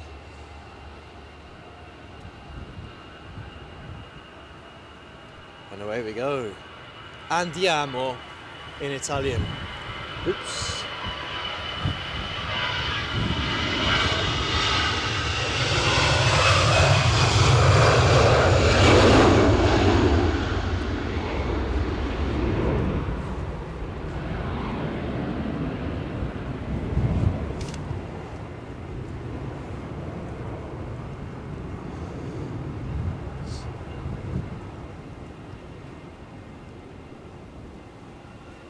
Aviation action says the gusts are caused by the seasonal increase in Christmas Brussels sprout eating. Oop, crikey. No time to laugh. Geographical phenomena. Jokes about sprouts. Sprouts are a serious thing. Hey, they're racking and stacking now. We've got 2 twinkling lights. Aer Lingus first. ATR 72. I think Philip Boren was asking about a Logan Air liveried ATR earlier. In this occasion it is an Aer Lingus regional operated by Emerald Airlines. As we spoke about earlier, often these ATR 72s have got quite an interesting backstory. Hey. Whoa, here we go. Here we go. Is he going to put it down? He's thrown it away. Safety first. Let's go straight to the replay. Hit the replay.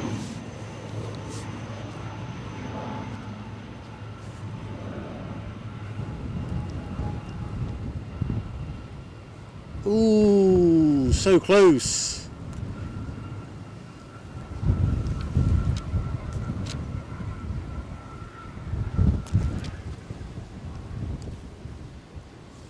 Toga Toga.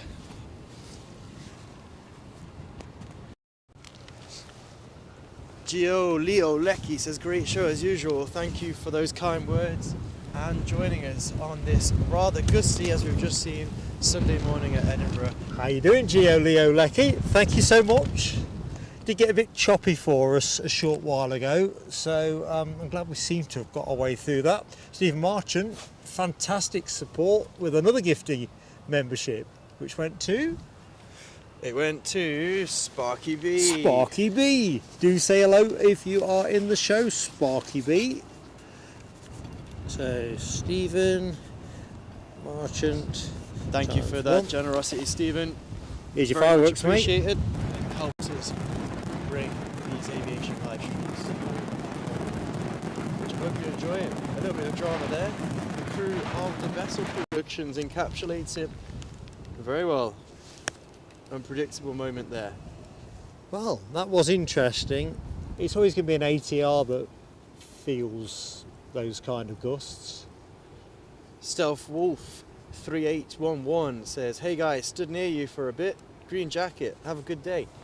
Hey Stealth, how you doing? Hey, yeah, yeah, next time come and say hello. But thanks for dropping by in the stream as well. Yeah, thanks very much. Hope you enjoyed the plane spotting. I hope you have a good day too.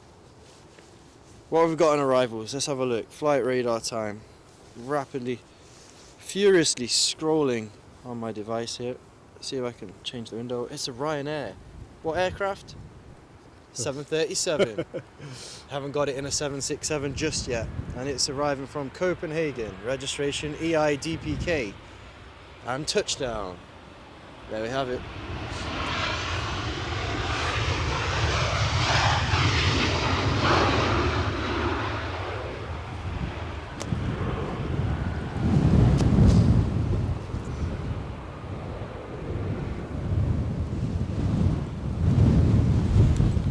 Wow. I don't think I'm Gusty. quick enough for the replay on that one, team. I have to hit replay quite quickly. So, you did well to stay on your feet there. I thought you were going to topple over. I'll be like a beetle on my back. I'd have to do a quick snap poll to say should I help you up or not. No, I think the consensus would be leave me on the deck. Alright. There's a lot of love for you today, Mark, in the chat. Those firework frenzies before. Ye by gum. So everything looks ship shape, except flight radars does something on bizarre. I'm looking at Glasgow for some reason. Robert Gregory says, good morning everyone. Well, right back at you, Robert. Thank you for joining us this morning. How you doing, Robert? As we are battling the elements to a certain extent. Well, that ATR that has already togered is now back over the Firth of Forth, coming around for another go. Going to flight radar, 0 minutes, but that's not quite right. Take 2, and it's getting lively on the taxiway. It looks like they're going to pull an overtake. Ooh, hang on. Is that VistaJet? No, it's the Praetor. Is that the Praetor? Let's have a look. It's the Praetor finally got it. Praetor 600. Here we go, folks. We've been waiting for it. And he's just pulled An Just taking a outrageous picture there. overtake on the British Airways. Very nice.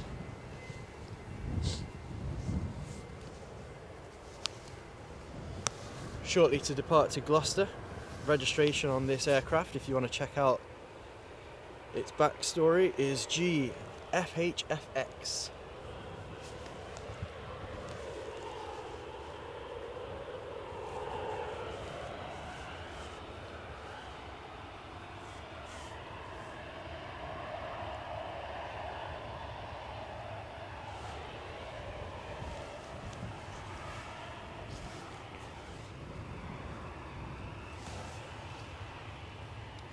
Yeah, Alexandra, that pause was just me taking a photo. Sophie L's exactly right. Sorry, I normally call that one out. So if you get a pause like that, that's all that is. That was a momentary one. You do have a, if there's a plane of the day kind of vote on the BizJet. I don't know what it is, Eddie. I think it might be becoming increasingly fascinated by them because it's the insides. There's a really cracking the drivers coming and going. Let's put it. This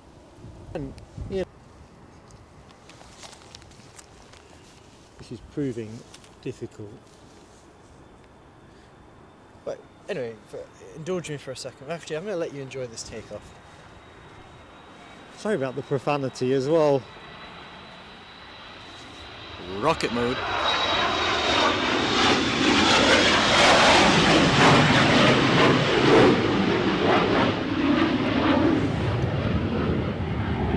X marks the spot almost. Right, let me just put the camera somewhere neutral. I'm not convinced, Ed, we're going to get this to the... So Alexandra, actually, it wasn't the picture taking. I think we hit some minor turbulence. Right, the ATR's due back round, so something is definitely spooking us. Let's just take off everything. Got a bit of homework to do. Anyway, back to boring Eddie for a second. So if I was, let's role play it out, a Premier League footballer, let's live my fantasy. In fact, forget Premier League. I now play for Real Madrid. I think I'd just fly business class rather than a private jet. But then again, I think I saw some celebrities talking about, like, once you reach that business jet level, the experience apparently is so great and unparalleled that actually even facing business class, I think they get hassled a lot, famous people, even if they go business class. So it makes sense, I suppose, if you are part of the select few that run in that circuit, whether you're a pop star or a footballer, Formula 1 driver, whatever, that exec jet experience is supposedly second to none. Right, that ATR that so good is on its way back round. It's number 2 in the queue from London Stansted.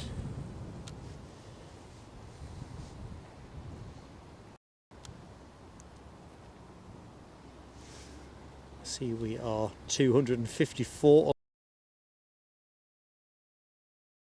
kind enough to give us a like.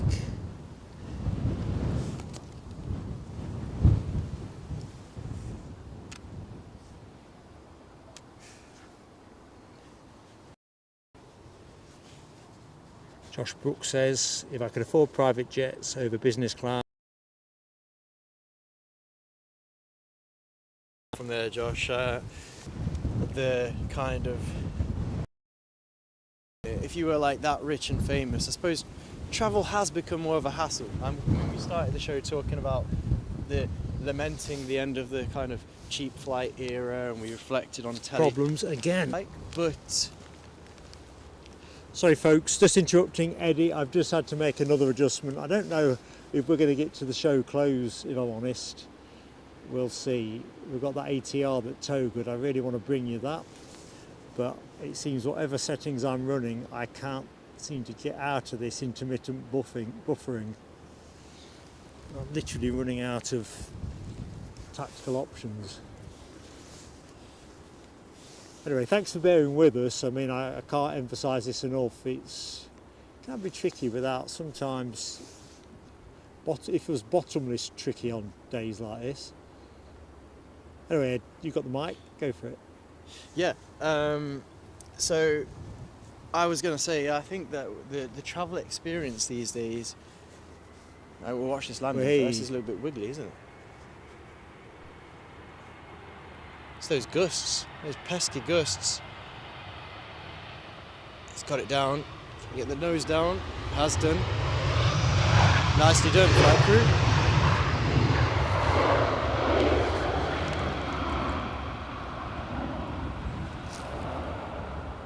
The Peacock strikes back, says good show. Well, thank you for joining us. We had a bit of difficulty with tech, but you know, it has been an enjoyable experience yet again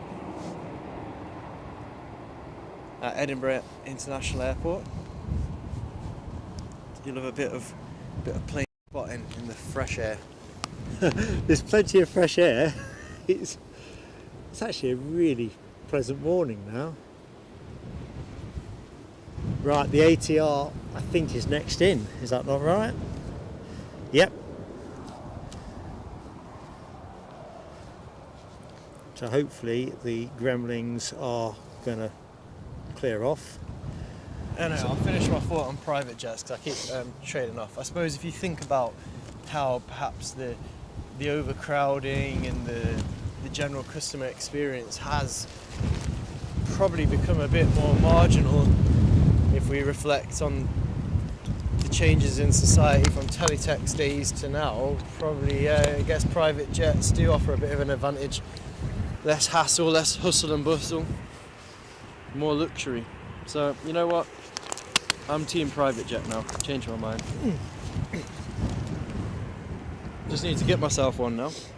Yeah, and when you get one, make sure you give me a call. I'm definitely up for that. So look, Alexandra Wood is alerting us to the Norwegian inbound, Richard Moller Nielsen livery. Richard Moller Nielsen, for those of you who don't know the history of that gentleman, is a former Danish footballer. I believe he's deceased, but usually are they're on the tail fin, aren't they? And managed Denmark to triumph at the 1992 European Championships. Awesome. I always reflect on that. Denmark winning those Euro 1992 Championships, I think it's got to be one of the stories that isn't told enough, because it's... Well, Greece did the same thing, didn't they, in 2000? See, I remember that one, but the thing that kind of brought the 1992 Denmark victory into my consciousness was I was watching a podcast with Peter Schmeichel on the other day. He was obviously asked about it, and yeah, what a triumph. I think I'm going to record this particular approach as well, just for... Gary Fleming giving us a thumbs up. Stream's okay now. Right, there we go.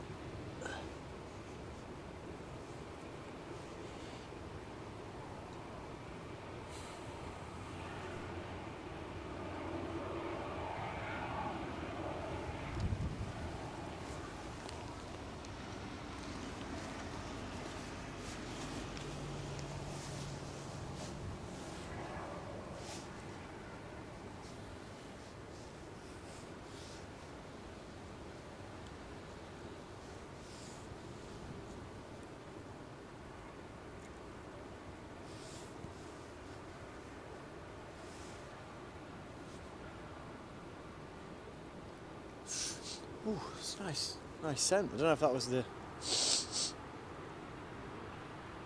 Was that the vehicle that passed, or was it aviation fumes? Probably from that EasyJet.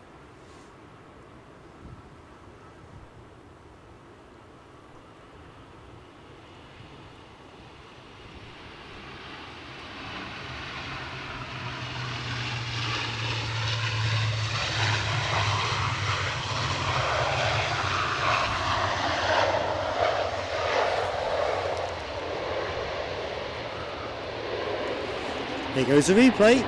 Oh, I've only got the last couple of feet.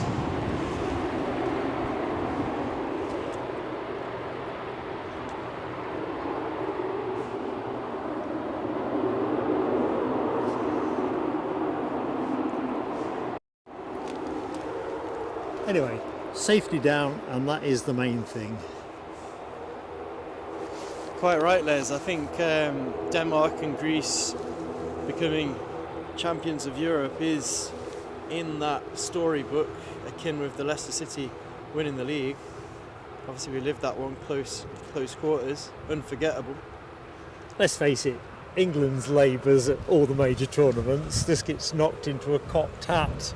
Yeah, flavourless is what I would describe watching England in a tournament. Siobhan Everett, good morning to you, and absolutely cock a hoop that your scans come okay. That's been a real worry for you, I know, and well, that is good news.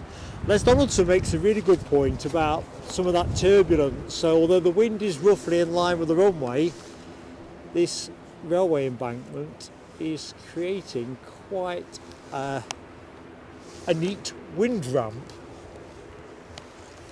That it is. What's the inbound, Ed? Sorry? What's the inbound? Yep, let's get to it.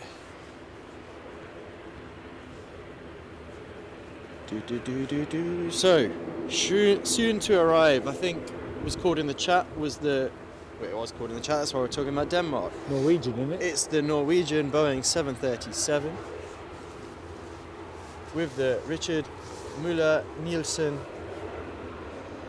tail fin.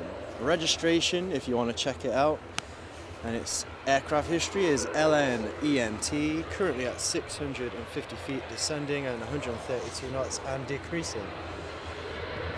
That background noise you can hear is the lawnmower engines attached to the ATR 72. Not really. Turboprops, of course. Quick welcome as well to David B, who's just popped into the chat to say thanks for his gifted membership. Thank you for popping in, saying thanks, and hopefully you want to stick around for a bit, David. Either which way, thank you for saying hello.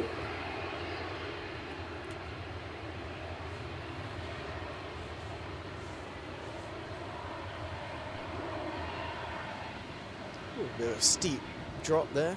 It was rather, wasn't it? I did wonder if he was thinking of going around. Those gusts must be whipping up at that side of the airfield now. Are we staying? Level, touchdown, wheeling it. Ooh.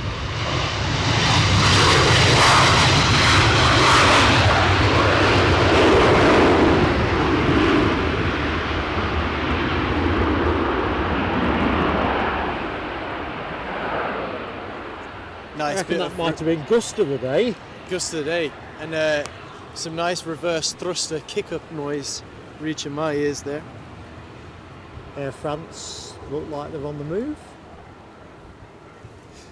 So Keith Cornell's got a proposition. He says, Eddie, if you go for a lightly used 2014 Citation Jet CJ3, you can get one for around, it's quite a reasonable price to be honest. I'm all ears, go on. 6.44 million. Just check. I suppose it's reasonable. Look at that, planes and trains. I suppose it's reasonable in the scheme of... Why not? At those prices? You can't afford not to buy one. Can't. Sign me up. Not really.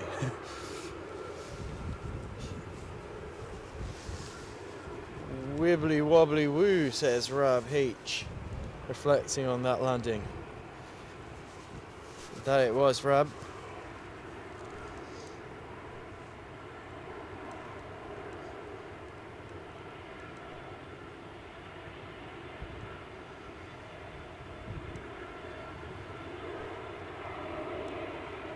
Ross McNeil, good morning to you.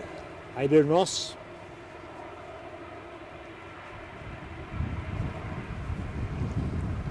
Planes for Life, thank you for joining us on the stream and dropping a comment. Says he saw the Norwegian plane out of his window.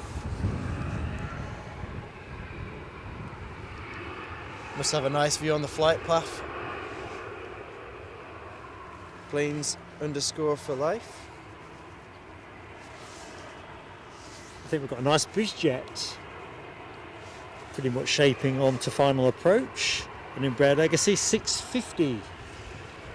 It's that inbound flight from Nice, isn't it? We were talking about, the one that Les flagged. Oh, true. It's a nice aircraft from Nice. Check it out. Check it out. On the centre line and powering up, we have our Ryanair 737 now moving. Cut to it now. Yeah, thanks, Eddie. You just had to slap me. I was trying to tee you up with words, but I had to get physical. That's a song as well, isn't it? Yes.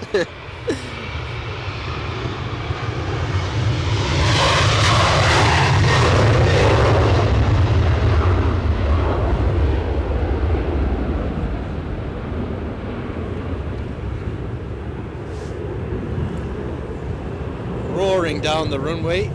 Roaring. Yeah, sure is. Off to Porto. Sunnier climbs for the aircraft registration 9H QDM. I say sunnier climbs, but the sun is peeking out from the grey clouds.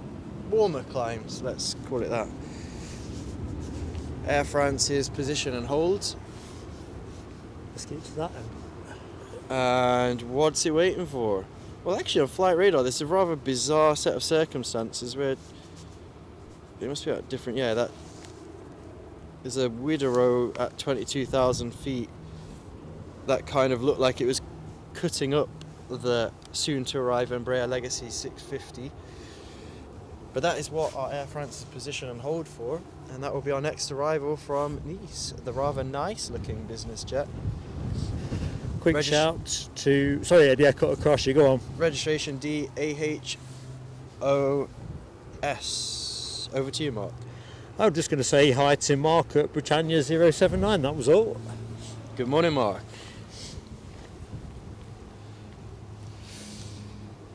Oh, I can hear the Widerøe now. Can we get on it? It was looking rather pacey when I saw it cutting across the front of our... I think we'll next stay with row. the BizJet. I can see something gettable, but I think to leave alone this would be a sin. If I could keep the focus on it. Let's see how this one does with the gusts. I mean, it looked like it took a bit of a deviation in altitude there.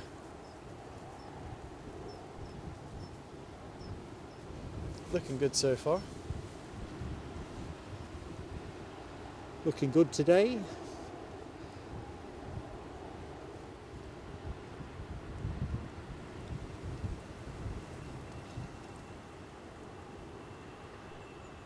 Nice.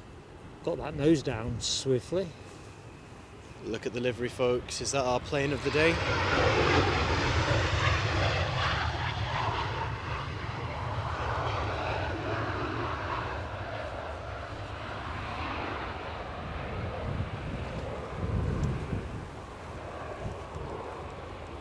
Right, so what's that plane that's right up there streaking along? At 33,000 feet. No, I think it was, 22,000 feet, if it is the Widerøe. I'm just trying to get... It's not the Widerøe, mate. Trying to get the flight radar, wrestling with flight radar. So where's that position? That looks like it. I can't get a clean enough focus on it anyway. I can't really pick anything up either. Where's that heading? North. That would have been what you were trying to catch. Ooh, I think what Mark Failed to catch, we tried. was this beauty. An Air Tahiti Nui. Yeah, 787 Dreamliner. Nice little overfly there. I think what we're going to do, Ed, I'm just kind of going through my head. When we've closed the show, we're going to let the show run on a little bit. I'm just going to return all the settings to what they were. Or some of the settings. I just need to generate or see if I can trigger the same issue.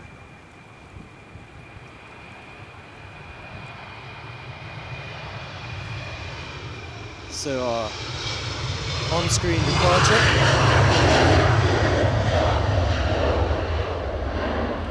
is an Air France operated by Air France HOP, Embraer 190 STD, registration FHBLZ, climbing through 75 feet according to flight radar, but it looks instinctively a little bit higher than that now. Yeah, it's just jumped to 450.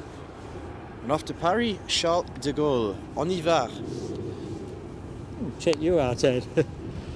Oh, here's our fast-moving Embraer Legacy arrival. If I can tell you what, the sun is savage.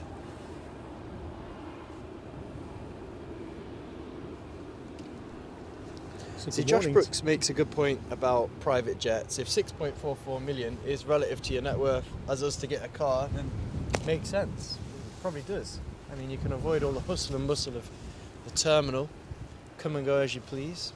Yeah, I'm convinced. Let's get a private jet.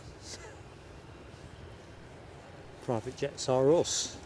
Probably need to increase my income, but it's a small obstacle. Or not. Back into the chat. DB Bassman says, I think Norwegian need an artist to redo the tail fin. Yeah, I do feel that there's a lot of the Norwegian tail fins out there that could do with a bit of a repaint. I think they're strapped for cash, I'll be honest. It seems a shame to let these iconic tail fins get into the state of disrepair that they're at. But Just realised I don't think I've said hi to Gary Poyle in the chat. How you doing, Gary? And in fact, hi to anyone that's just joined as we await Ryanair's departure. Next inbound is our favourite, or one of our favourites, and that will be Brussels Airlines with their spotty livery. I think is next in. Where's this Ryanair going, Ed? this Ryanair 737 off to Dublin, operated by Malta Air.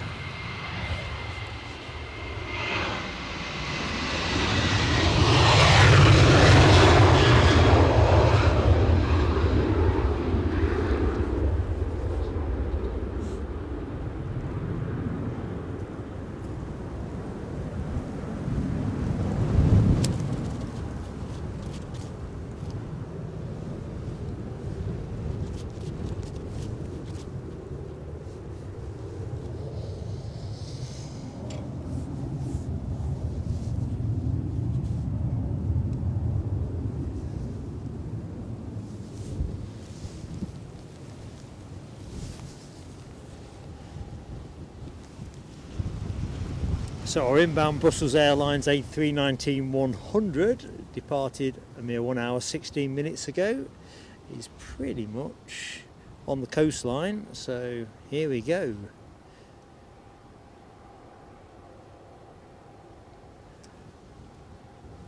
And tracking in behind that, we do have an EasyJet from Amsterdam.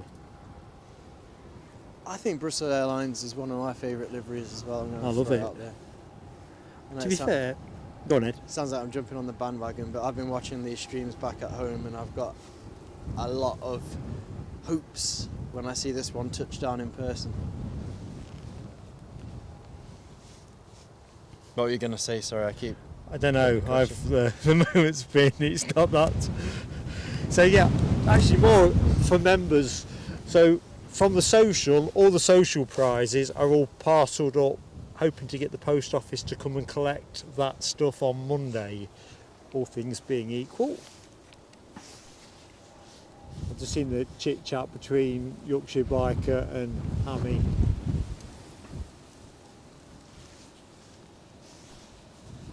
Right, thing of beauty inbound.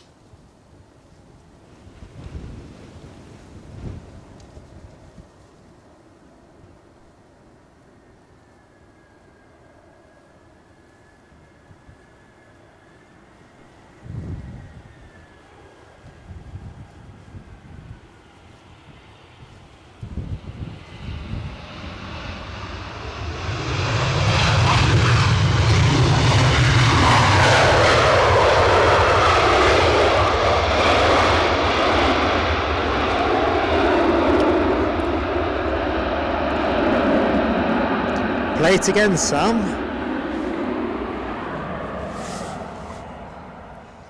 I'd seen something on one of the news feeds saying Brussels have purchased another 3 A320 Neos as well, 2 to replace A319 baby buses, and the other one as a hedge against future expansion. Just realised I double activated that. Business looking up then for Brussels Airlines. Well, they're making a clear bet, aren't they, that traffic is going to continue to build, and of course modernising the fleet, taking out a couple of A319s and putting in a couple of 320s, or 320 Neos, seems to be the way to go. Well, I've seen it on the live stream, I've seen it in our thumbnails, and I've seen it in person. I'm going to say well done Brussels Airlines, because that is a thing of beauty. And in person it looks the same, if not even more beautiful. So I'm very happy with that one.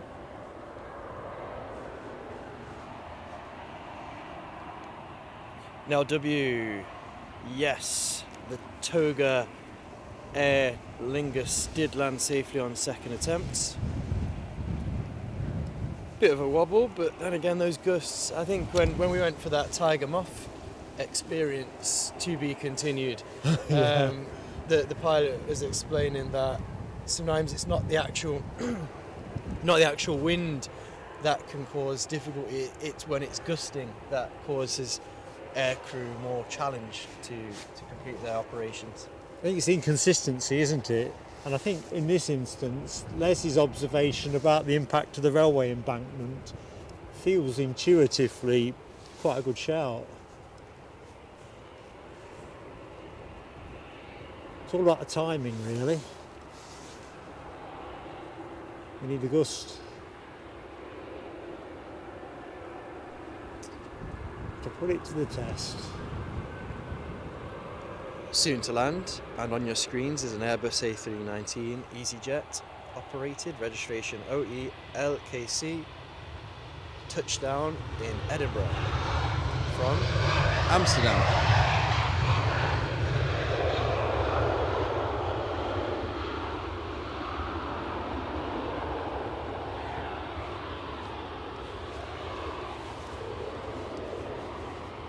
Well, that'd be a brilliant shot if you could get the photo. Yeah, it's not going to work, I don't think, from a photographic point of view, Ed. But it's gorgeous. Look at that variety of tail fins you've got near the tower as well. You've got the British Airways, the Ryanair, Pegasus, Aegean, Ryanair and Norwegian. British Airways just lining up now with their A320 departure to London Heathrow. Quick time check actually, where are we? 11:43.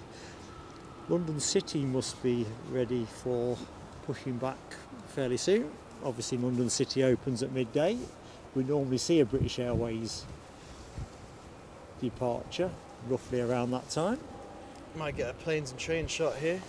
Spotted Oh. a train coming I'm ready, Eddie. northbound. It's just a question, can it get there fast enough? I don't think it is. I can hear the gentle ramping up of engine noise from the Airbus A320. Train's not going to make it. Let's stick with the planes. Oh, here we go. Spot on. Who's a train expert? It There looks you like go. a green You livery. called it, Ed. There it is.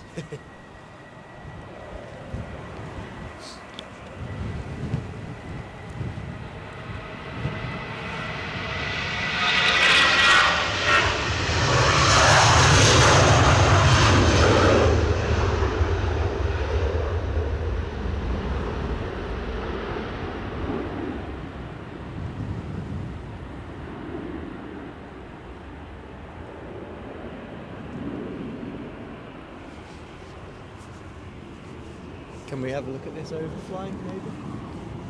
I don't know, Ed. Let's have a look. Look behind me though. I'm watching behind. I had a quick peek over your shoulder. It was just that I think it was DB Bassman said there was an A330 to Seattle overhead. I'm going to confirm what that is, although instinctively I feel it's going in the opposite direction. So what am I directing you to? No, I'm directing you to a rather run-of-the-mill A320 on its way from Aberdeen. Abby Garvey, if you're still in the chat. Looks British Airways to me. British Airways to London Heathrow. Yeah. Now I tried to spot the A330, but I guess it'd be going in a different direction, obviously. Sorry about that, DB. It was worth a go.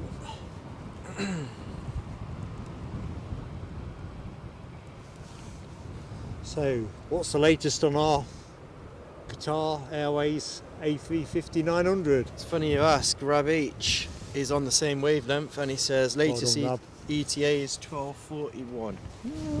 Shed a couple more minutes, but holding steady, I guess. Thinking about it, it will be a large wave through European airspace now, and that's where all the delays tend to kick in. The hustle and bustle.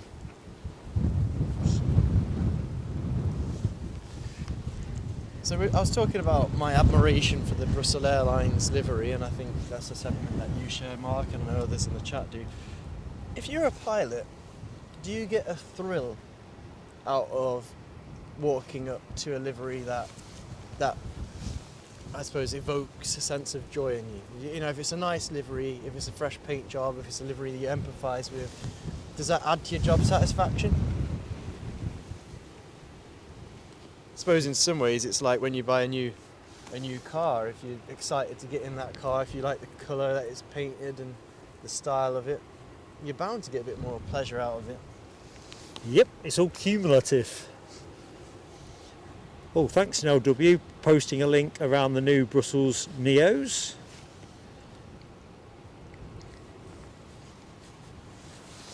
And it is back to that other major thing. So we talked about the fact that one of those 3 aircraft was about expected increase in passenger numbers, but there's also the imperative to modernise your fleet to make sure that you're not just doing your corporate reputation right, but increasingly staying on the right side of the regulatory framework. Of course, yeah, no. Particularly around noise emissions. Noise emissions, CO2 emissions.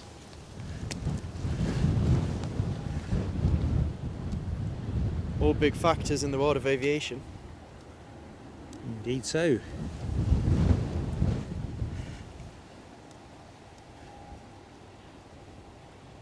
So 12:41 on the finale plane. With the Scottish Linda, definitely. Let's have a brew. Could almost kill for a brew, figuratively.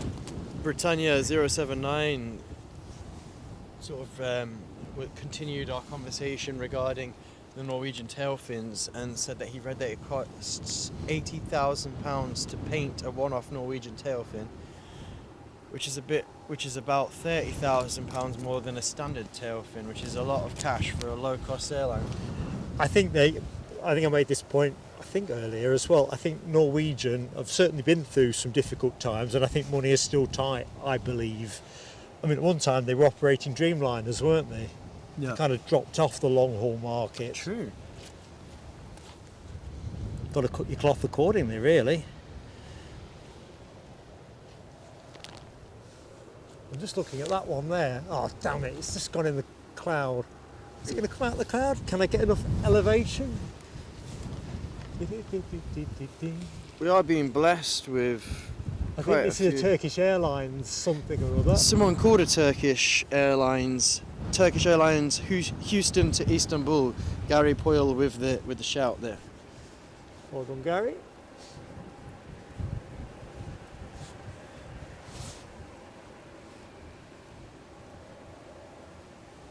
Oh, she blows.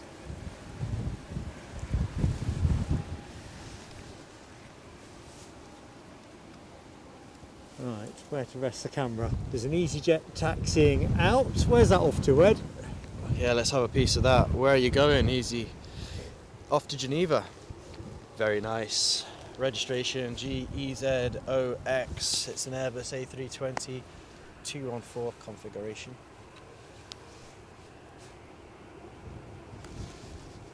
And soon to arrive, of course, already mentioned in the chat, we're expecting a Jet 2 in Jet 2 Holidays livery arriving from Turin. Now Jet 2, obviously another airline that's modernising their fleet, because in the past it would be a slam dunk. I'd say, well, what aircraft type is it? And you say, oh, it's going to be a 737. Just checking out the chat very quickly. Sorry, Ed. HDC, thanks for the kind praise. Much appreciated. Sorry, Ed, you got it. Yeah, so Jet 2, like Ryanair, you associate with the 737, but of course they're diversifying, aren't they, into 321s, modernising their fleet. Of course, the UK's third largest airline.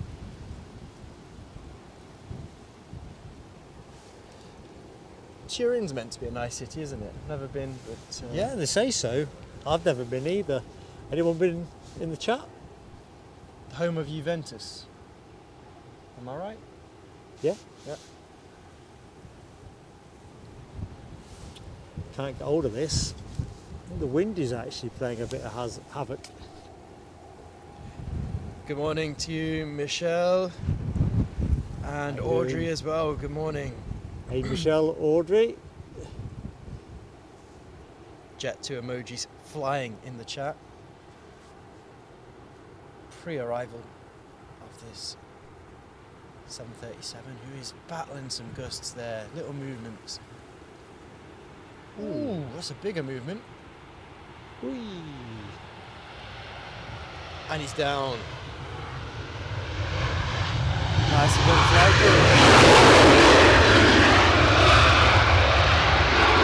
Let's have the replay.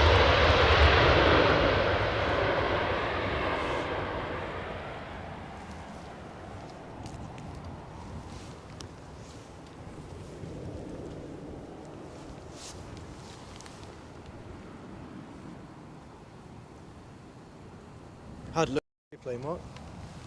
Sorry? How did it look on the replay? Steady. Steady as she goes. So back to our Turin conversation. Sophie L said she went on a school trip about 10 years ago to Turin. How was it? Oh, this will be interesting. DB Bassman talks about the Pilatus PC-12. 13 minutes out. Could be a plane of the day. I do like the Pilatus. I think the first time I saw a Pilatus PC-12 at Newcastle, it was a bit of a what's that moment. Because it looks a bit different, doesn't it? It's not your run-of-the-mill aircraft. I think sometimes you get so used to seeing Boeing 737s and such like, and some of the commercial jets do have a peculiarity to them. To be fair, when we did Zurich, if you remember, they're a Swiss manufacturer, so no surprise probably there. But we saw quite a few, and there were some with some pretty nifty liveries as well. Very true.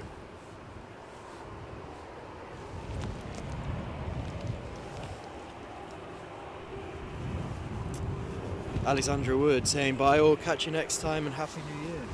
Happy New Year to you, Alexandra. Thank you so much for your help with today's show. Been a pleasure to hang out with you. So, we are currently watching a Jet 2 737 taxiing to stand post-arrival from Turin. Soon to be on your screens is a Ryanair, yes you guessed it, 737 arriving from London Stansted. The registration on the soon-to-arrive aircraft, should you want to look it up, is GRUKO.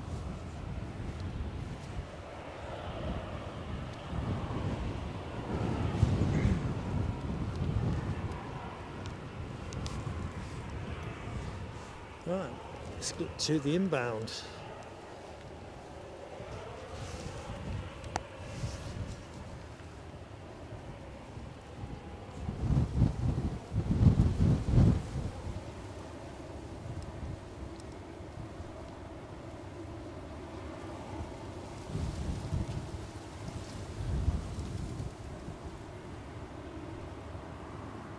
Ooh, they're having wobbles today, aren't they?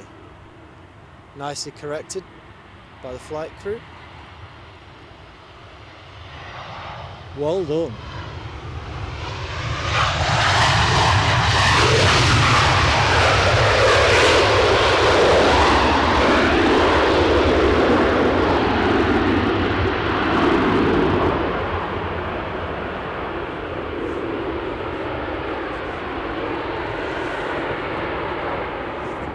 With a puff of smoke and a healthy dose of reverse thrusters,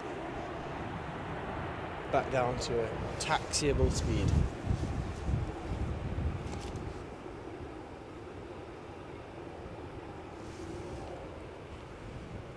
Sorry, Rob, I was too slow on the replay for that one. I've got my eye on the box at the minute. Obviously, with the trouble we had earlier, I find myself looking at it it feels like every 20 seconds, to be honest. Determined to get to the bottom of it. Let's see what Audrey's got here. My phone seemed to hook in originally on the Wi-Fi that we use, and I've subsequently made sure it's not. Now I'm just running off my 5G. Do you think that could have had a factor? No. I've stood here with other people. No, but I was, for some reason, it must have been a legacy from when we've been to Zurich or something. I was hooked into the boxes. Circumstantial. I think it's stabilised since though. No, I've dialed everything down. Hmm.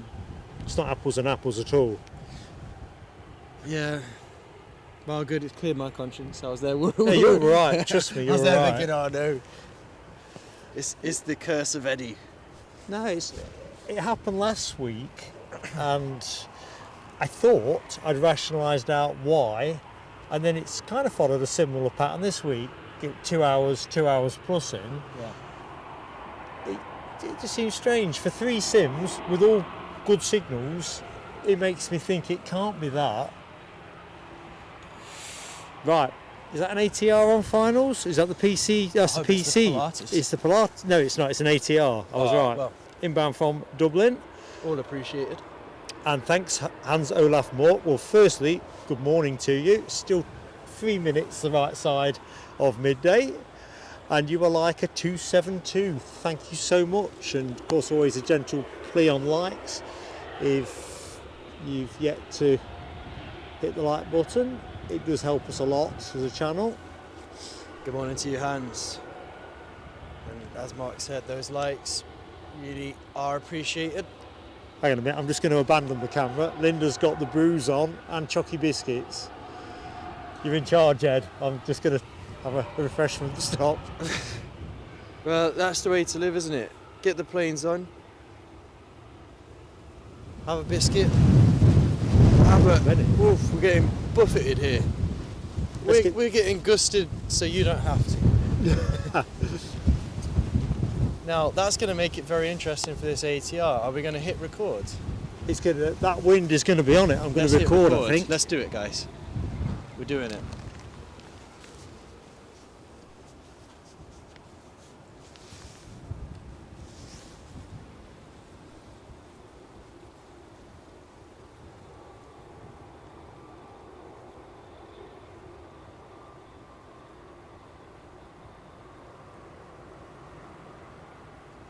He's looking confident. Flight crew's got this.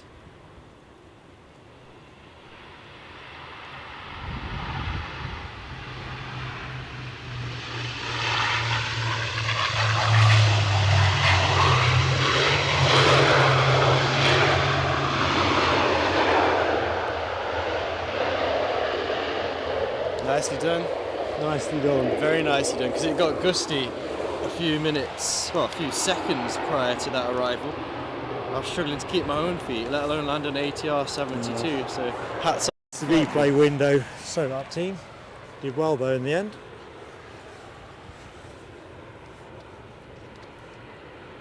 John McCabe. Hi to you, John. Good morning, John. Thank you for joining us on our plane spotting adventure here at Edinburgh Airport. Okay, Ryanair inbound from Brussels. I think we saw that go out to Brussels right at the start of the show. Philip Boren asks what happened with the flights of WestJet to Canada from Edinburgh. That all wrapped up at the end of the season, the summer season in October. My understanding is they are resuming again in, is it May time? Fingers crossed. I'm not sure they've fully confirmed everything they are doing for next year. TBH. Robert Gregory, kind words indeed. Great stream, guys. Thank you for joining us, and thank you for dropping into the chat and a gentle prompt those who are watching. Love for you to say hi, so we can say hi back. Yeah, we like saying hi back. I can't believe they put Brussels Airlines over there. Normally they're right in front of us. I've been deprived of the beauty of the Brussels on stand. What are they thinking? It's just not in the Constitution. I will pen a letter once I get home to say why was that Brussels not on the stand in front of me.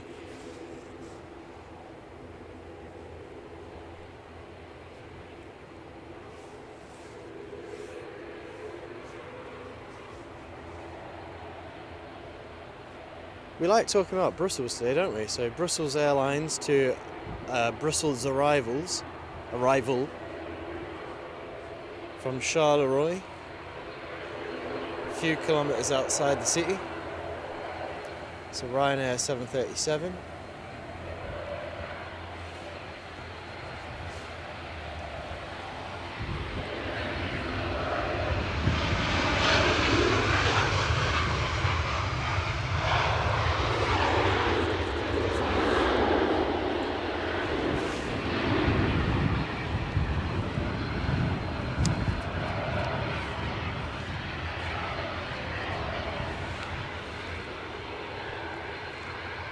Where's our Pilatus gone, Eddie?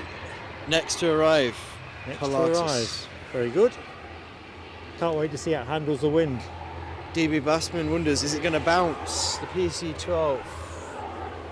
How will it handle the wind? Yes, It's exactly. going to be interesting. I think it's going to be a case of how lucky does it get in terms of the gusts. Tell you what, EasyJet are doing a lot of position and hold today, aren't they? Currently short of the active.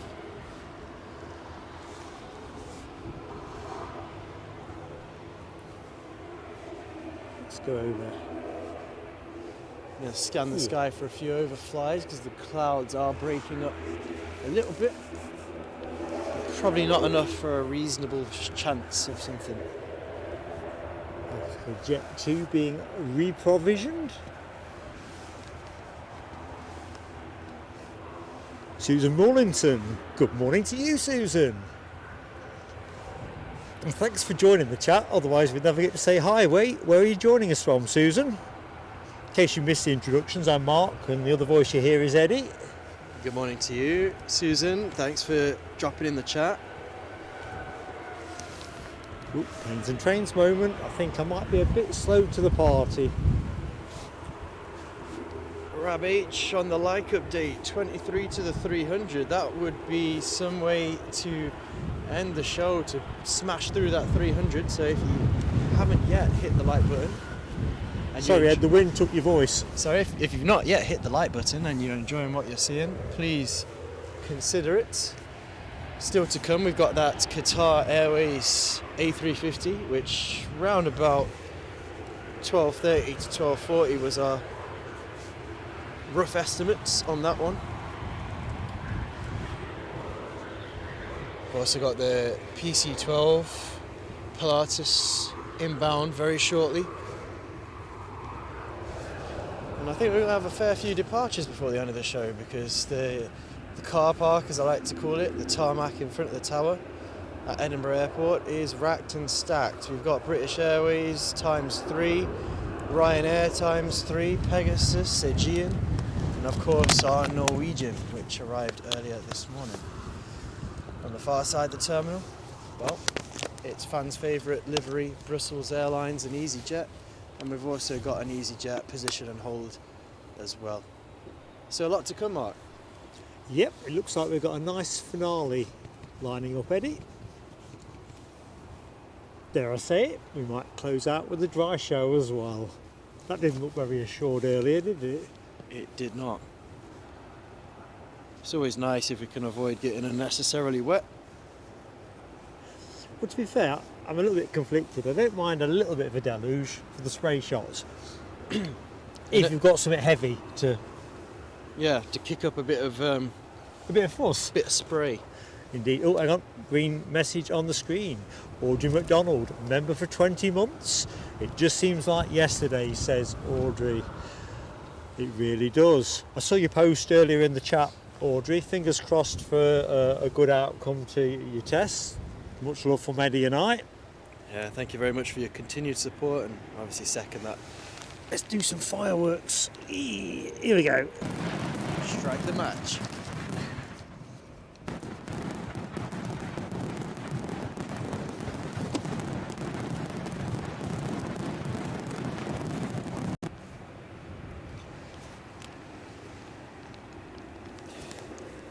So that Pilatus, I just want to build up the hype of this Hyperion Get some Aviation. hype on. Well, yeah, because the airline or the carrier is called Hyperion Aviation. So let's get the hype going. We can expect to see, if Flight Radar's image is up to date, a gunmetal grey silvery look to it. Registration is 9H WIT, W-I-T. I love the lights on these. They're kind of just interjecting, Eddie. They kind of looks like, I always say, like muzzle flashes on a tank buster. It's kind of festive. Yeah, that's probably a Or it looks like a UFO. I wonder how many UFO sightings are actually Pilatus PC-12s on the way in. It does look, if it was dark, if we were at an airfield, you'd think, yeah, that's what a definition of a UFO kind of lights would look like. If I had to say, what does a UFO look like? It looks like that. hard to argue, Ed, even if it's also hard to focus on at the minute.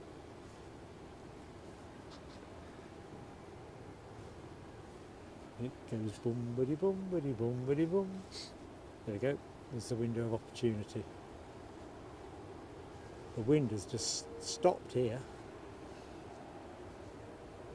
Well, as Hammy says, tempting fate at its finest when we're talking about dry show, wet show. Maybe the same with the wind. It's not raining with Hammy, is it? I need a weather update, Hammy. It's like Formula 1. What's it doing in turn 15? Anyway, Pilatus time.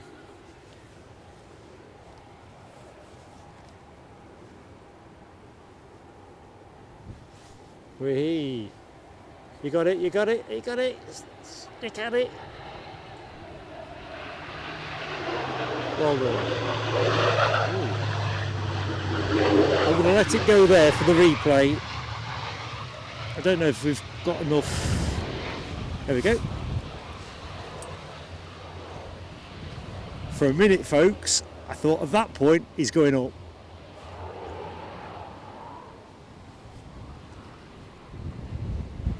Just look like it might rain now, doesn't it? Hammy, what have we done, Hammy? Oh, man alive.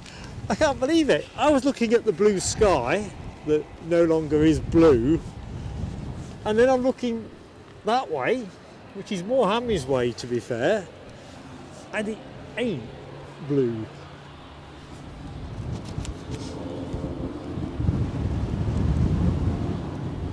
Davey Bassman says it's disco time. It really is. Mark's Disco. In association with PC-12.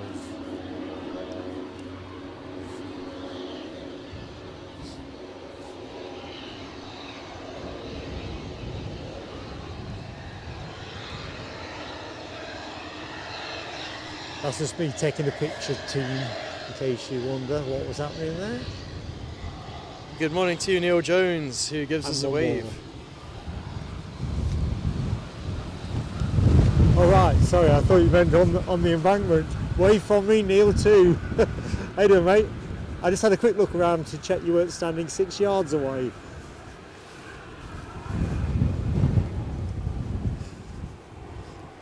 It's amazing, the wind dropped quite a bit as this aircraft landed. Now listen to that. I think he'd have struggled. I'll tell you what, I was trying not to talk over it because I want people to enjoy it, but is that a contender for sound of the day, the sound of the Pilatus on touchdown? Was nice, wasn't it? Was a nice sound. Thought so. Planes and trains moment there. We'll stay with the Pilatus. And the pink tanker. That's definitely the pink tanker of the day. The Iron Brew Bowser, as The Bo Iron Abbey Brew told us Bowser. before. currently in TAC. shot. Sorry. TAC says, afternoon all, been listening and watching. Really good show today. Thanks, Mark and Eddie. TAC, thank you so much for your support. Hope you're doing well. Scottish Linda has got bait on her fishing rod here for Mark singing. D-I-S-C. Yeah. I could hear that in my head. There's also a snack from the 70s, KP Discos. I don't remember them. No. There must have been some kind of, I don't know, what would be the equivalent now. Anyway, KP Discos. You can hear the jingle for that now as well. DB Bassman, quick with the reprimand. It's a no-sing zone. Exactly.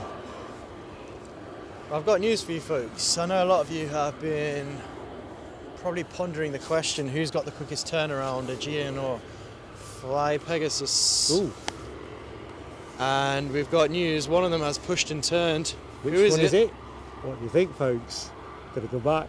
Which way do folks think? Who's pushed and turned, Aegean or Fly Pegasus? And I don't want any flight radar cheating going on. It'll probably lag anyway.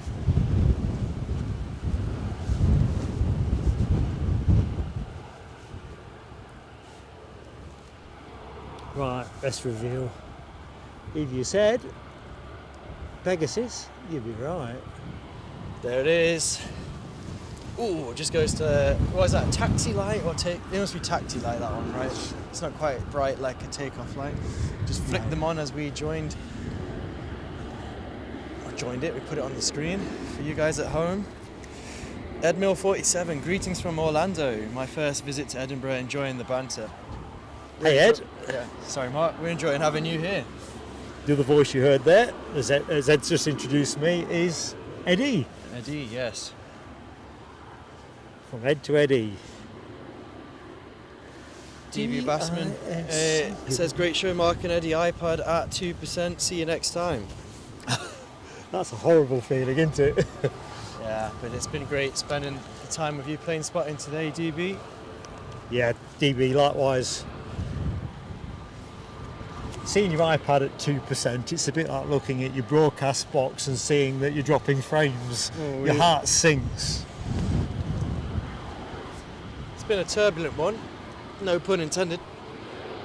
It's not a bad pun, is it? No.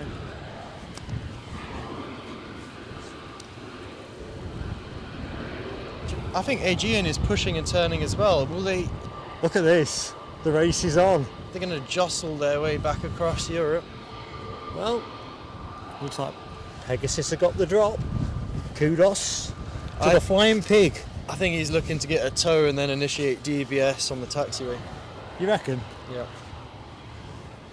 It'd make it interesting if that's what happened. Outrageous. Just let that run through the shot while I get my glove back on. I'm making it look really hard. So let's stay with the Aegean actually, with a Visit Greece sticker. It has brought out a lot of plane of the day love from Rab H, Yorkshire Biker, Gary Fleming. The usual suspects. Where's Hammy's post? Tormenting, Mark. It reminds me of when we were in Zurich and we were watching, there was all these beautiful long-haul aircraft at our feet in the viewing deck, B or D, I can't remember what it was in Zurich now. We were looking at, what was the one, Singapore Airlines 777s, we were looking at all kinds of... Exquisite stuff. Exquisite stuff. It's like the toy shop of plane spotters at our feet. And what taxis on to stand? Fly Pegasus A320. You know it. Quick shout into the chat. Good morning, or should I say, more accurately, good afternoon to Sylvia Barker, Good afternoon, Sylvia. who also gained a membership earlier in the show. So Sylvia dropping in to say hi as well, and thanks. And Good to see you, Sylvia, and also good to see you, Derek Porter, who says hello all. morning, Derek. How you doing, mate? Right, I suppose I better get after the Pegasus. Come here. Where are you? Let's be having you.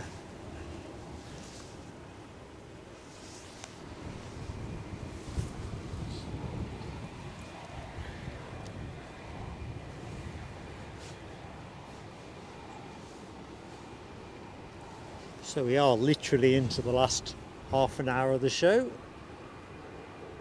We'll officially finish the show with the A350 and probably run on for another 5 or 10 minutes if there's anything moving, just so I can test the kit after some of the trouble we had earlier. So I'm just going to wang everything right up to the max and perhaps crash and burn, but get some data. So this should be a turn and burn.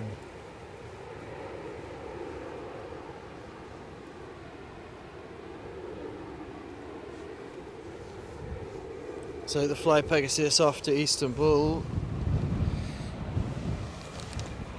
Earlier in the show I professed my love of airport codes, and SAW is the airport code of this Istanbul airport in particular. Lining up, taking the runway now. Oops, it's got out of shot. I wasn't doing that on purpose. I was just looking at the amazing generosity from Michelle Johnson for the fun stream, and Eddie and the lovely aircraft. We get a very generous £25 supercharge. Thank you, Michelle. Yeah, God love you. Fantastic support, and thank you very much for your continued support of the channel. Where did that wind come from?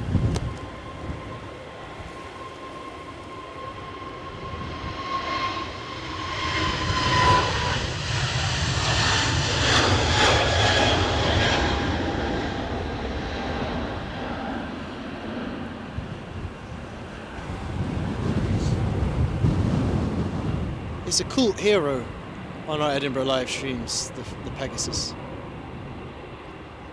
I have to agree, it just seemed to have acquired a cult status. It's like, I mean, this is going to be a lost analogy for a lot of you, but there was a striker at Leicester City back in my formative years called Ian Marshall. I knew you were going to say Ian Marshall. He's got to be one of the most unsightly looking footballers, how he plays. You wouldn't say that if you were stood next to him. No, I'm sure he'd tell me about how he was a brilliant striker, but He just sparked you out. Bam! Cool hero. And you know, if you're thinking, what's Eddie on about? Google Ian Marshall goal against Atletico Madrid. Hold the thoughts. Yep. Very quickly. Michelle's fireworks. Here we go, Michelle. Thank you very much. Brilliant support. Thank you, Michelle.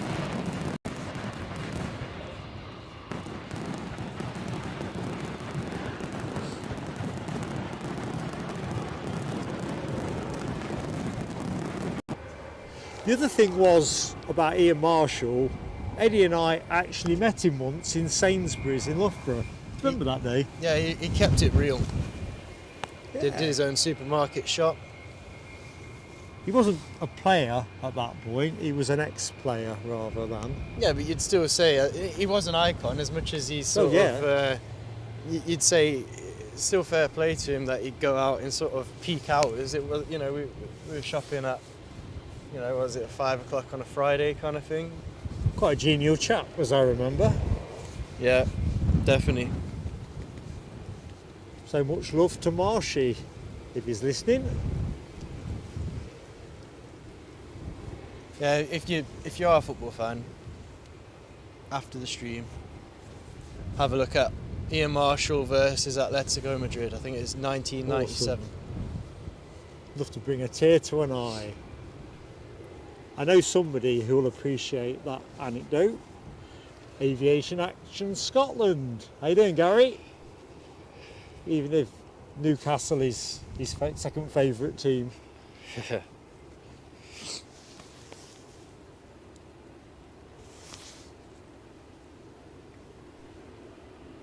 Keith Connell says the best airport code for spotting is not an airport code. Sorry, the best code is not an airport code. It's KCBG, KC's back garden. Very That's good. he's got his own Yeah, yeah. code. I was sucked in then. I'm thinking, where the devil's that? You're thinking like, oh. It's in Chigwell. Yeah. Tell you what, I've got some BizJet action. Hopefully there's a nice little noise kick up Yes. when that departs. Pivot. Pivot.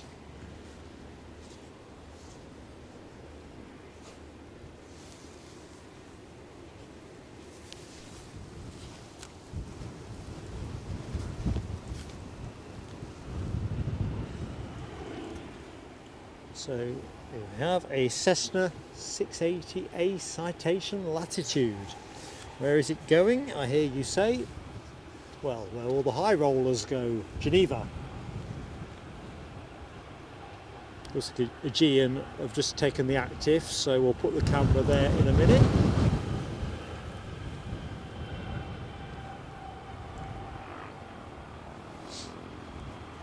Yeah, there's quite a bit of action coming your way, folks. I'll tell you what's going on off camera. We've got the Norwegian 737 pushing and turning. We've got a British Airways Airbus A320 taxiing past the terminal. Of course, got an EasyJet A320 parked, and rolling on your screens is the Aegean A320.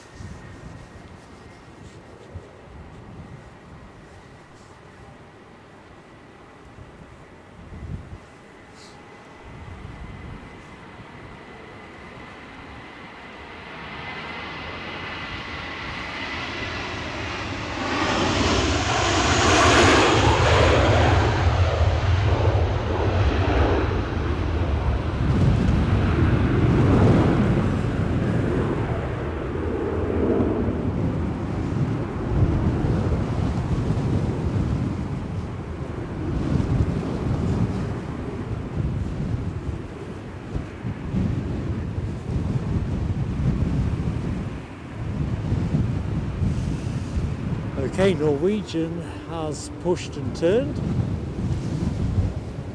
There be that. What was I about to do? I think I was about to just jump into Meta. Just check on the wind speeds. Just refresh the information. Come on, baby, light my fire. Still says ranging up to 31 knots. Crosswind component still ranges from 3 to 6 knots. The citation latitude is still parked. Looks like he's holding, and I can see a glint in the distance. What am I looking at though? That's the question. It's not the 350, because Mark 079 called that one a short while ago as crossing the mouth of the Tyne. You'd be right with that assertion, Mark. What I can see in the far distance, very far distance, is, oh, this is a treat. It is a KLM Boeing 737. I've got a bit of Embraer fatigue with KLM, so I'm looking forward. That's the good thing about KLM. They've got a nice mixed fleet. We've also got Lufthansa due in with the Star Alliance livery. That was due in at 12. Looking forward to that one. But yeah, that's what I was going to say. This 737 KLM will refresh my palate. I'll tell you where I need to go. Next time you go to Schiphol, come on, let's go together, because I need to see some KLM 777s. Oh, it's awesome, man. We're going to do that because I think we're going to tie that onto a Brussels trip, depending on which route offers the best value for money and all the rest of it. There you go, planes for life. I've just got the camera on the Norwegian for you. Tell you what, you're spot on with that Lufthansa. It's heading out to sea over Musselburgh currently.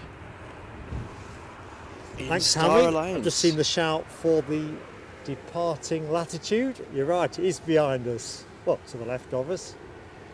Right, sing song, singing sewing machine.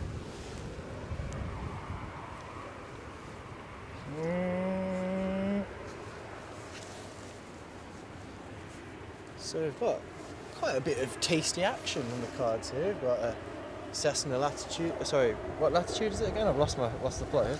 680 citation latitude. Citation latitude. We've got a KLM in 737 livery. Refresh the palette for those who've seen a lot of Embraers in recent times. Shortly following that, a Lufthansa in Star Alliance. Always a nice addition to any Edinburgh live stream. Couple of EasyJets moving about, one British Airways moving around, and Norwegian's shiny red nose. We should also get to see Brussels Airlines go out before show close, shouldn't we? A lot of contenders for plane of the day. What are you guys feeling at the moment? I quite like that Pilatus, but I feel that the A350 is where my head's at. I want to see some big sound type, big entrance. Yeah, it's hard, Hey, isn't we're it? off.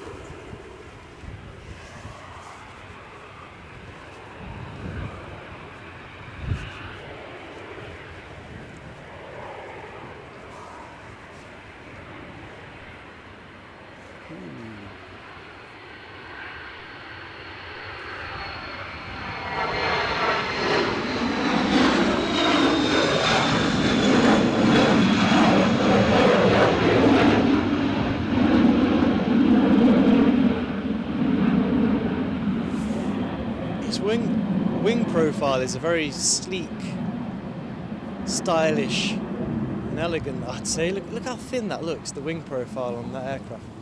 It really does, doesn't it?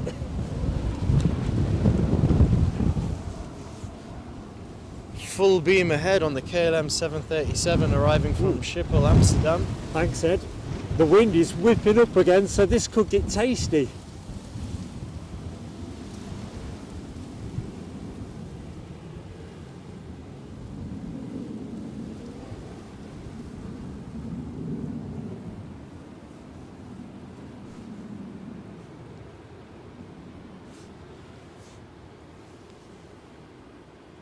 It's like someone switched the wind machine off. There's a button on that 737 that does that. I'm impressed. It's a new upgrade. Although, by the way, he's wobbling his wings. I suspect it's a bit windier on the runway threshold. He's got enough stability to work with.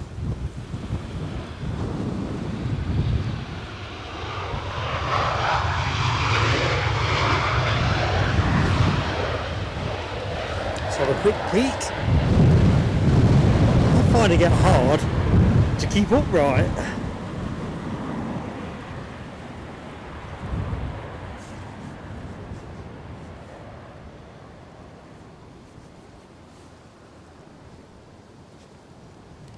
Yeah, a little bit wobbly as you'd expect on entry, but Nicely done. nicely done, I say. Michelle Yeah, gotta Johnson's concur. getting in on the plane of the day action, saying Brussels Airlines all the way. Well, that's a good shout, Michelle. I think I said this last week as well. Definitely livery of the day. I think it wins that nearly every week. I think I'm gonna. Oh, is it my plane of the day? It's so beautiful aircraft. Good afternoon, John Kenneth Williams. How you doing? Merry Christmas to you. And yeah, all good at this end. I hope it was for you too, pal. Good afternoon to you, John Kenneth Williams. Thanks for joining the show. For a spot of plane spotting, we're in the latter section, but we've still got some big ticket items. We've got a Star Alliance special livery, Lufthansa, and the Qatar Airways A350. But right now you're watching an EasyJet A320 hurtling down the runway pre-departure to Geneva.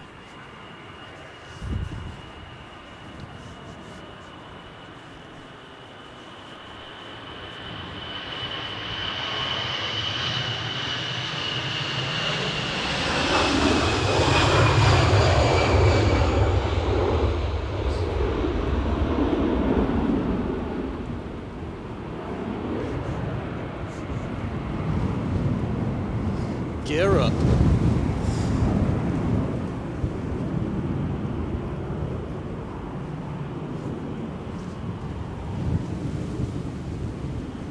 And our Lufthansa is creeping towards us. That feels a bit crosswindy to me. Let's look at the sock. No, the sock's saying it's a headwind still. So, although it's gusting out slightly to what I would say is the southeast, we'll see. It's like someone's got the palm of their hand between my shoulders.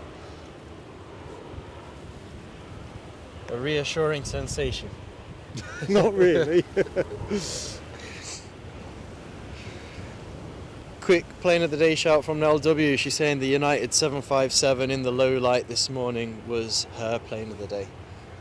Certainly a contender, Nell, although I was asleep at the time. He really was. Eddie was asleep at the wheel. Look at this beauty. Touchdown.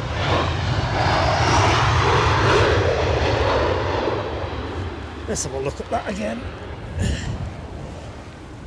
Did it.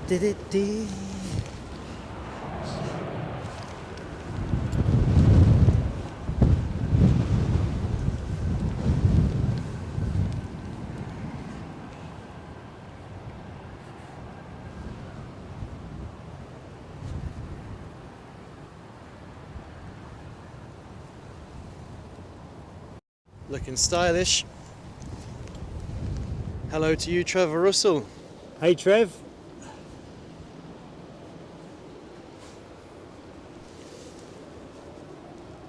Yes, that's what I was going to ask you for, a bit of that KLM 737 taxiing onto stand.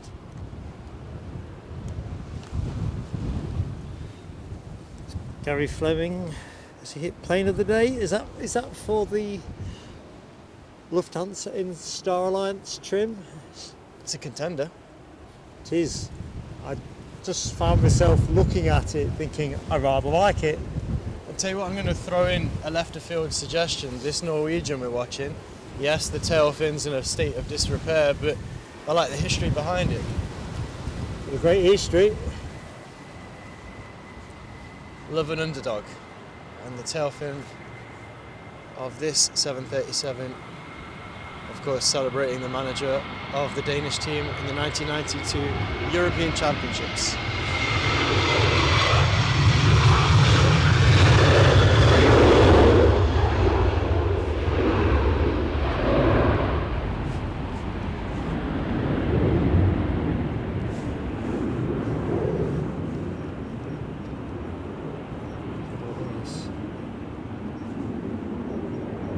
Pretty stylish. Richard Müller Nielsen, livery now departing to Oslo, or departed. Get my temps right there. And let's have a look at that starlight. You've already got it up. Fantastic, Mark. Look at that. Some Star Alliance liveries, I think, just look a bit standard, but I don't know why that one's really speaking to me today. Yeah, I think it looks good on the 319, but I'll tell you what it looks particularly good on. United Airlines have got one, I've seen it here before, on the 757. I don't think I've seen that one in person. I know the one you mean, because I obviously watch the streams back home when I'm not here with you. It looks freshly painted, if I'm going to throw it out there. It looks quite vivid, the Star Alliance on it. Or there's something about it that looks a bit different than other Star Alliance liveries I've seen recently. It's more special. It's more special. Because I'm looking at it. Not really, obviously. Right, let's drive down the chat, try and catch himself up a little bit. Keith Cornell, see you next time, mate. Thanks for joining us today, Keith. Have a good one. Gary Fleming confirming Star Alliance is his plane of the day. Got to be honest. It's a good choice. I'm literally just looking at this. I'm one of these people, it's the one that I can see. It's the one. Yeah, it's like being in the sweet shop and you're told you can have £2 worth of pick and mix, and you're just like, what do I get? I mean, every show we see the 757. Got a bit of a Ooh, queue on that? here. What's Do you that? want to call it, Eddie? Yeah, I'm going into flight radar immediately because we've got a UFO looking. Yeah, we've got a UFO. NetJets joining us here in Edinburgh from Inverness. It's a Cessna 560 XL Citation, and I would imagine it's having to do a lot of work on the flight deck right now because we are getting gusted. Proper gusted. On arm and bang.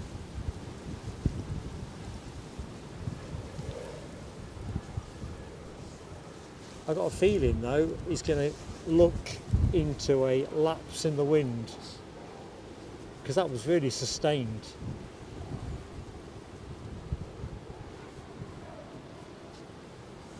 kind of a sleek profile to it. Ooh.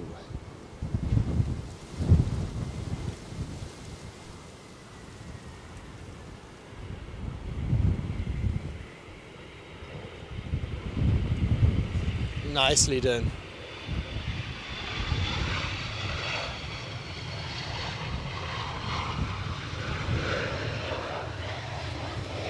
Let's have a look. Thanks to everyone in the chat sounding the BizJet alert with the emoji. Excellent. And look at this, our Brussels Airlines livery of the day. Although Star Alliance probably challenges that if I played an even hand on that. And of course we had Edelweiss, didn't we, during the show? The early phase of the show.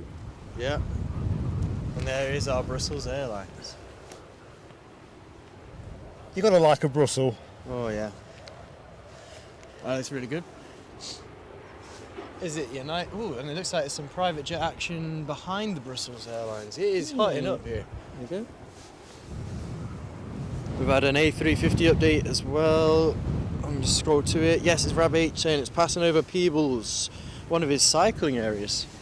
So the BizJet that is about to pop behind the Brussels Airlines A319 is that Embraer Legacy 650 we saw a fairly short while ago. It's off to Manchester. So Quick drop off and return. Yeah, get out, that kind of thing. Now you get. You've had your time. Is this my stop? Yeah. Ooh, gotta get to the inbound.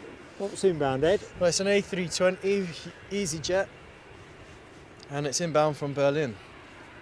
Registration, for those who like that kind of thing, is GEZWD. My flight rate... WD-40. Yeah, exactly that. My flight radar says 120 knots and decreasing and 350 feet and descending.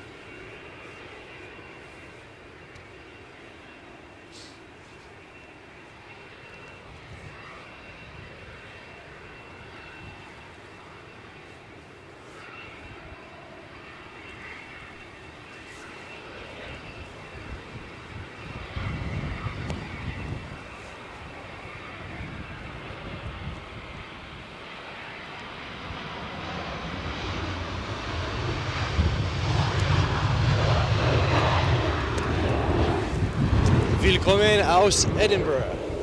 Welcome to Edinburgh.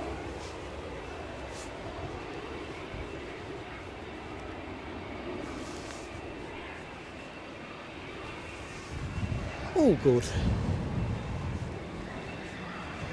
So let's have a think about this. Brad says the Qatar 350, 15 miles out. So let's just get this figured. Yep. Just about to start turning in on the Firth of Forth. That will be the final plane of the show.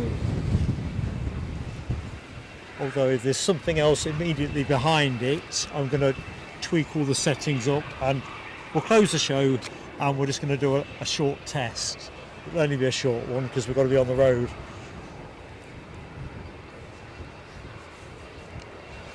Eee. I'm getting peckish as well here. You're doing well to stay dry. Feeling Check my this stomach out. rumble. So we're okay here, but as you can see over there, it's all low cloud.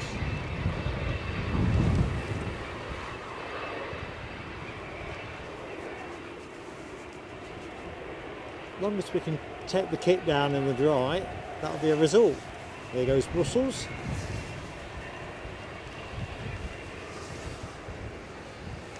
Ay, ay, ay. Is it me or is it cold? It's bitingly cold when the gusts hit. Not I gonna think lie. that snow that is being talked about, this feels almost like that gradual transition in air temperature. Brussels shining the light in our direction. I'd like to see. Shine a light on me. There we go. It's a no sing zone, Mark. Come on. I didn't actually sing technically, I just increase the tempo. I don't blame you. I've very much enjoyed so far the plane spotting experience today. And look at that beauty. How's that for you, Michelle?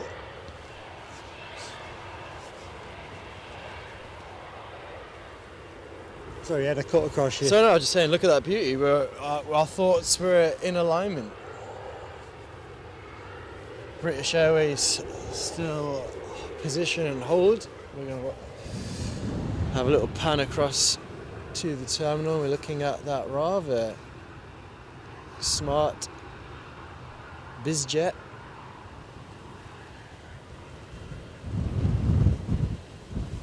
Looking good. And there's a strong gust. No kidding. Right into our backs there. Dr. Kersey says it won't snow. They always say it will. Yeah, no, they're just covering their bases. always very sensationalist with the clickbait news headlines these days, aren't they? Well, mine seems to, you can tell what I search, it's full of weather, that kind of story, and aviation stuff. Yeah. Ryanair, issue an urgent alert. Check-ins advised 3 hours before departure. There's some horrific news clickbaits out there these days, isn't there? It's generally I just don't touch them, but I think, how long do you have to wait before they stop It hitting gets you you with every that? now and then because you think, this must be something, and then you have to scroll through. It's the way they write the articles as well. They like to so they've told you urgent alert or something, and then you have to read through the history of Ryanair before you get there. Or the other one where it says, forecasters say exactly where it's going to snow and when. I'll tell you where and when. Greenland. Yeah. No, they got me again. Might be a bit of snow in Geneva. So Brussels is position and hold, or will he be taxi? Looks like he's going to taxi straight on. Yes. I'm going to put this on record, Ed, so we're going to be, in case this gets interesting, because that A350 is a mighty big sail.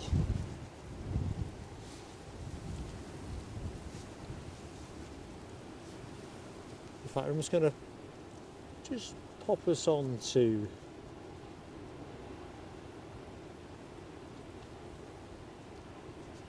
coming your way, folks.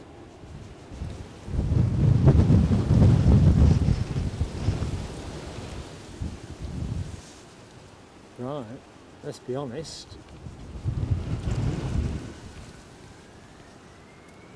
These need to get going, and they are.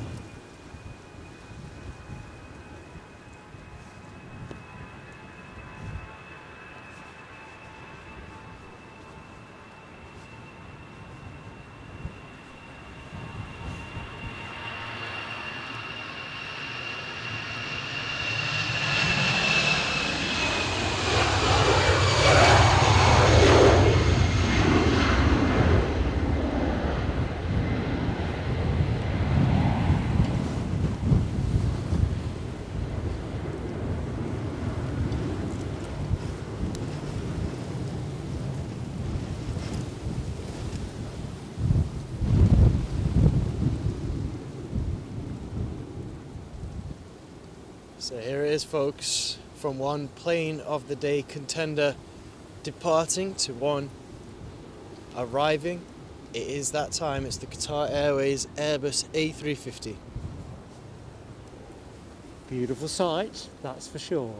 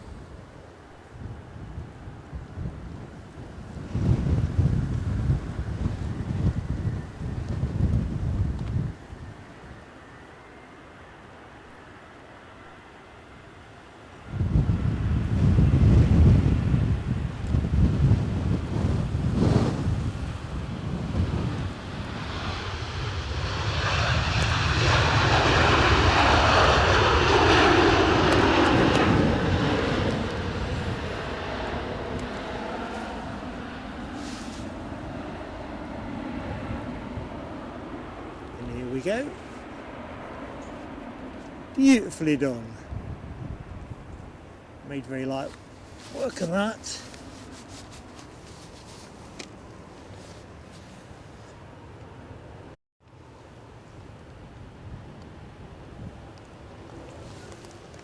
Okay folks, I think that brings us to our show close, which is, I think there's a BusyJet about to go out. Ed, do you want to put the camera on me?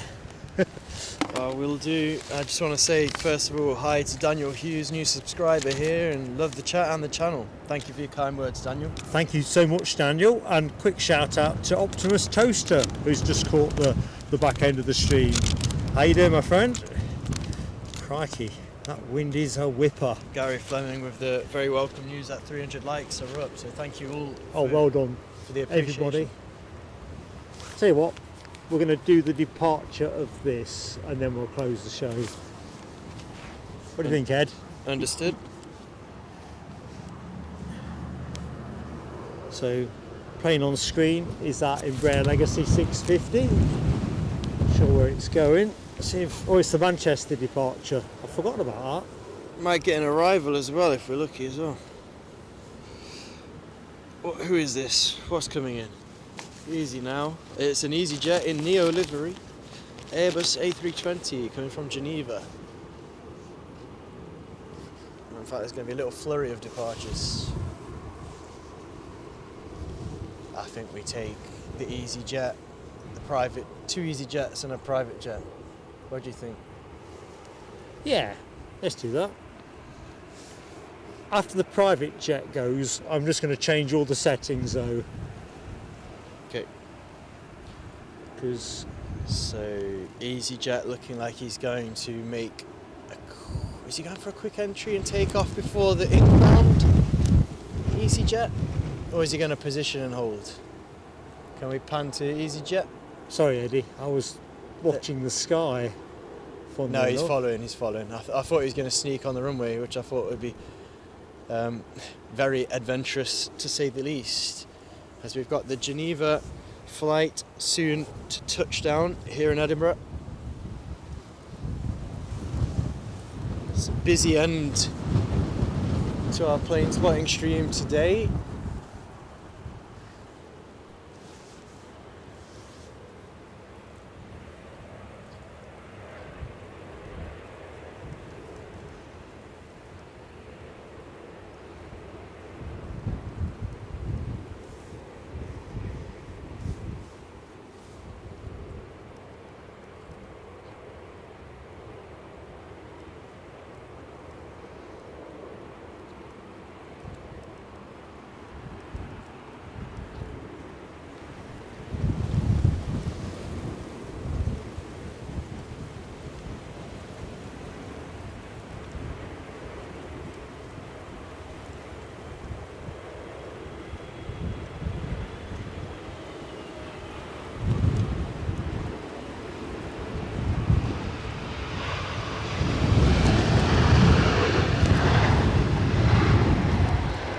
I tell you what, if this was a proper crosswind, it'd be lethal.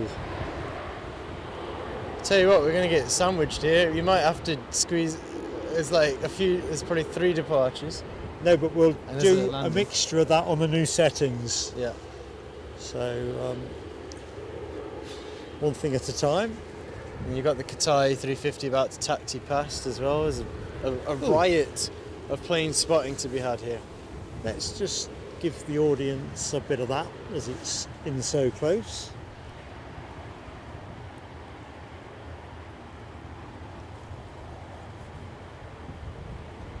There it is. Is the Embraer lined up, Eddie? Yep, Embraer is on the centre line with landing/takeoff flights fully engaged. There we And go. now on your screens.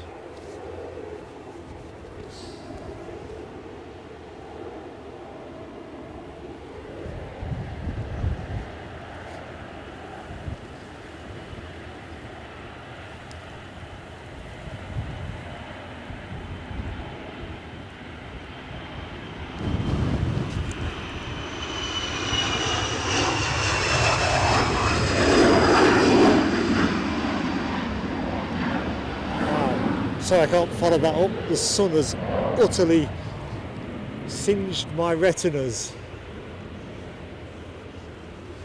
Right, I think the next inbound is, as soon as that lands, we'll close the show and then do the test. What time is it? Yep. 10 to 1. We have to be on the road for... We do need to leave, I'm afraid, folks, but we'll catch this inbound from Paris Charles de Gaulle. It's kicking off. Just when we're trying to pack up. It's always best when you struggle to pack up, though. Better that than everything's dried up. I think you've lost your gloves. Do you want me to go pick them up? Nah, I'll scoop everything up in a minute.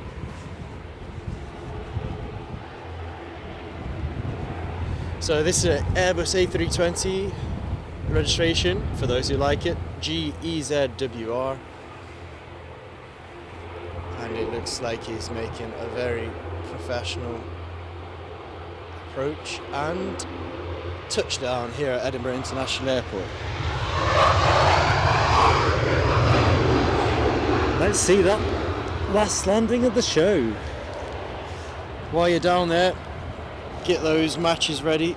Stephen Marchin gifting us another plain sailing aviation membership. Thank you very much for your continued support, Stephen. Thanks, Stephen.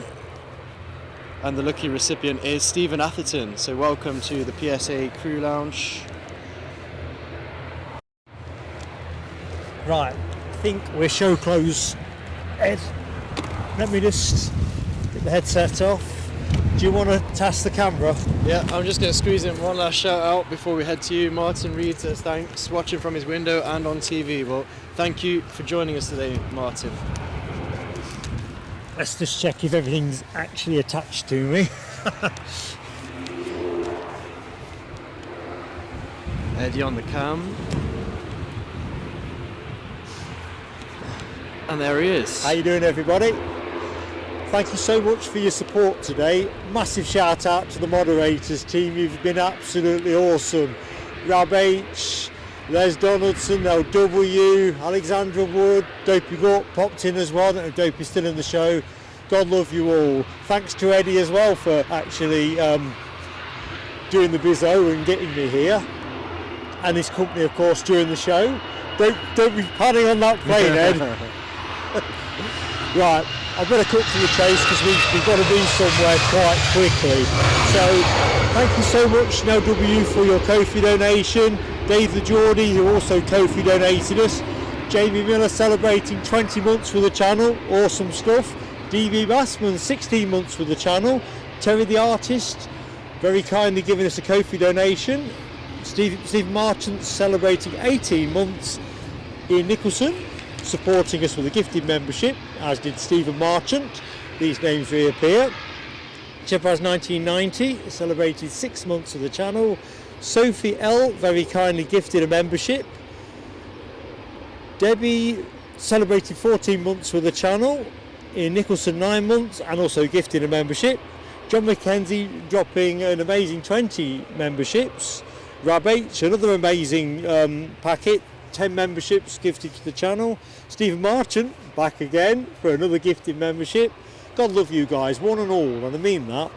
Audrey McDonald celebrated 20 months with the channel. Michelle Johnson with a very generous super chat. Oh dear, what does that say? I think that's a Stephen Marchant gifty, but my pen stopped writing when my hand thought I was still writing. Thank you so much. Yes, it was a gifty, wasn't it? Heads all over the place. It's been a tricky show again. I'm sorry about the buffering. That's 2 weeks running in this spot and I can't quite figure out what's doing it. We're going to keep the stuff running for another 5 or 10 minutes while I adjust the settings, but this is formally the show close. We'll literally just do something for 5 or 10 minutes and then I'll say goodbye and kill the feed. So thanks for your support. You've been awesome. We are hoping to stream again on Wednesday, New Year's Day, but that's always dependent on the weather and the aviation traffic on New Year's Day adding up to a decent show for you. But if we can do it, we will. Till then, have a great time and thanks for your support in 2024. So we can hear a helicopter somewhere, we just can't see it. Eddie on it. Eddie on it, can you see it? Yeah, I've got it. And let me see if I can get on camera. That's going to be the better challenge.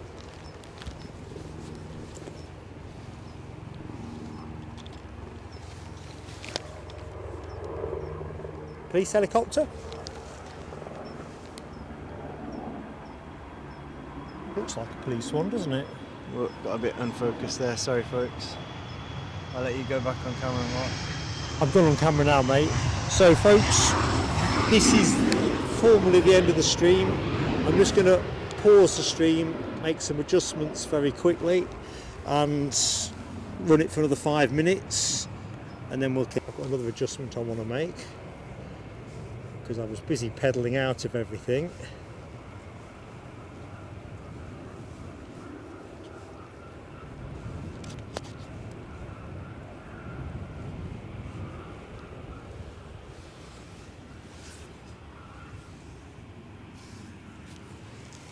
Hang on, Ed.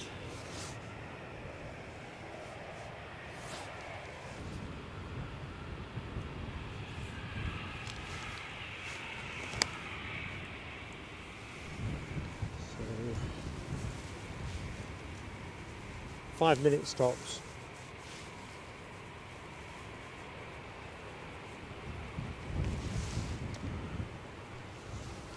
I just want to see if I can trigger the same circumstances.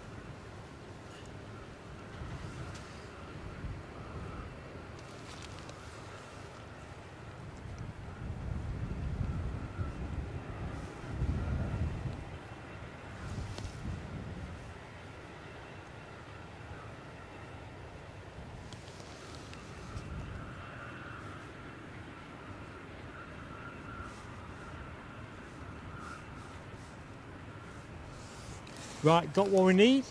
Stay safe. See you soon.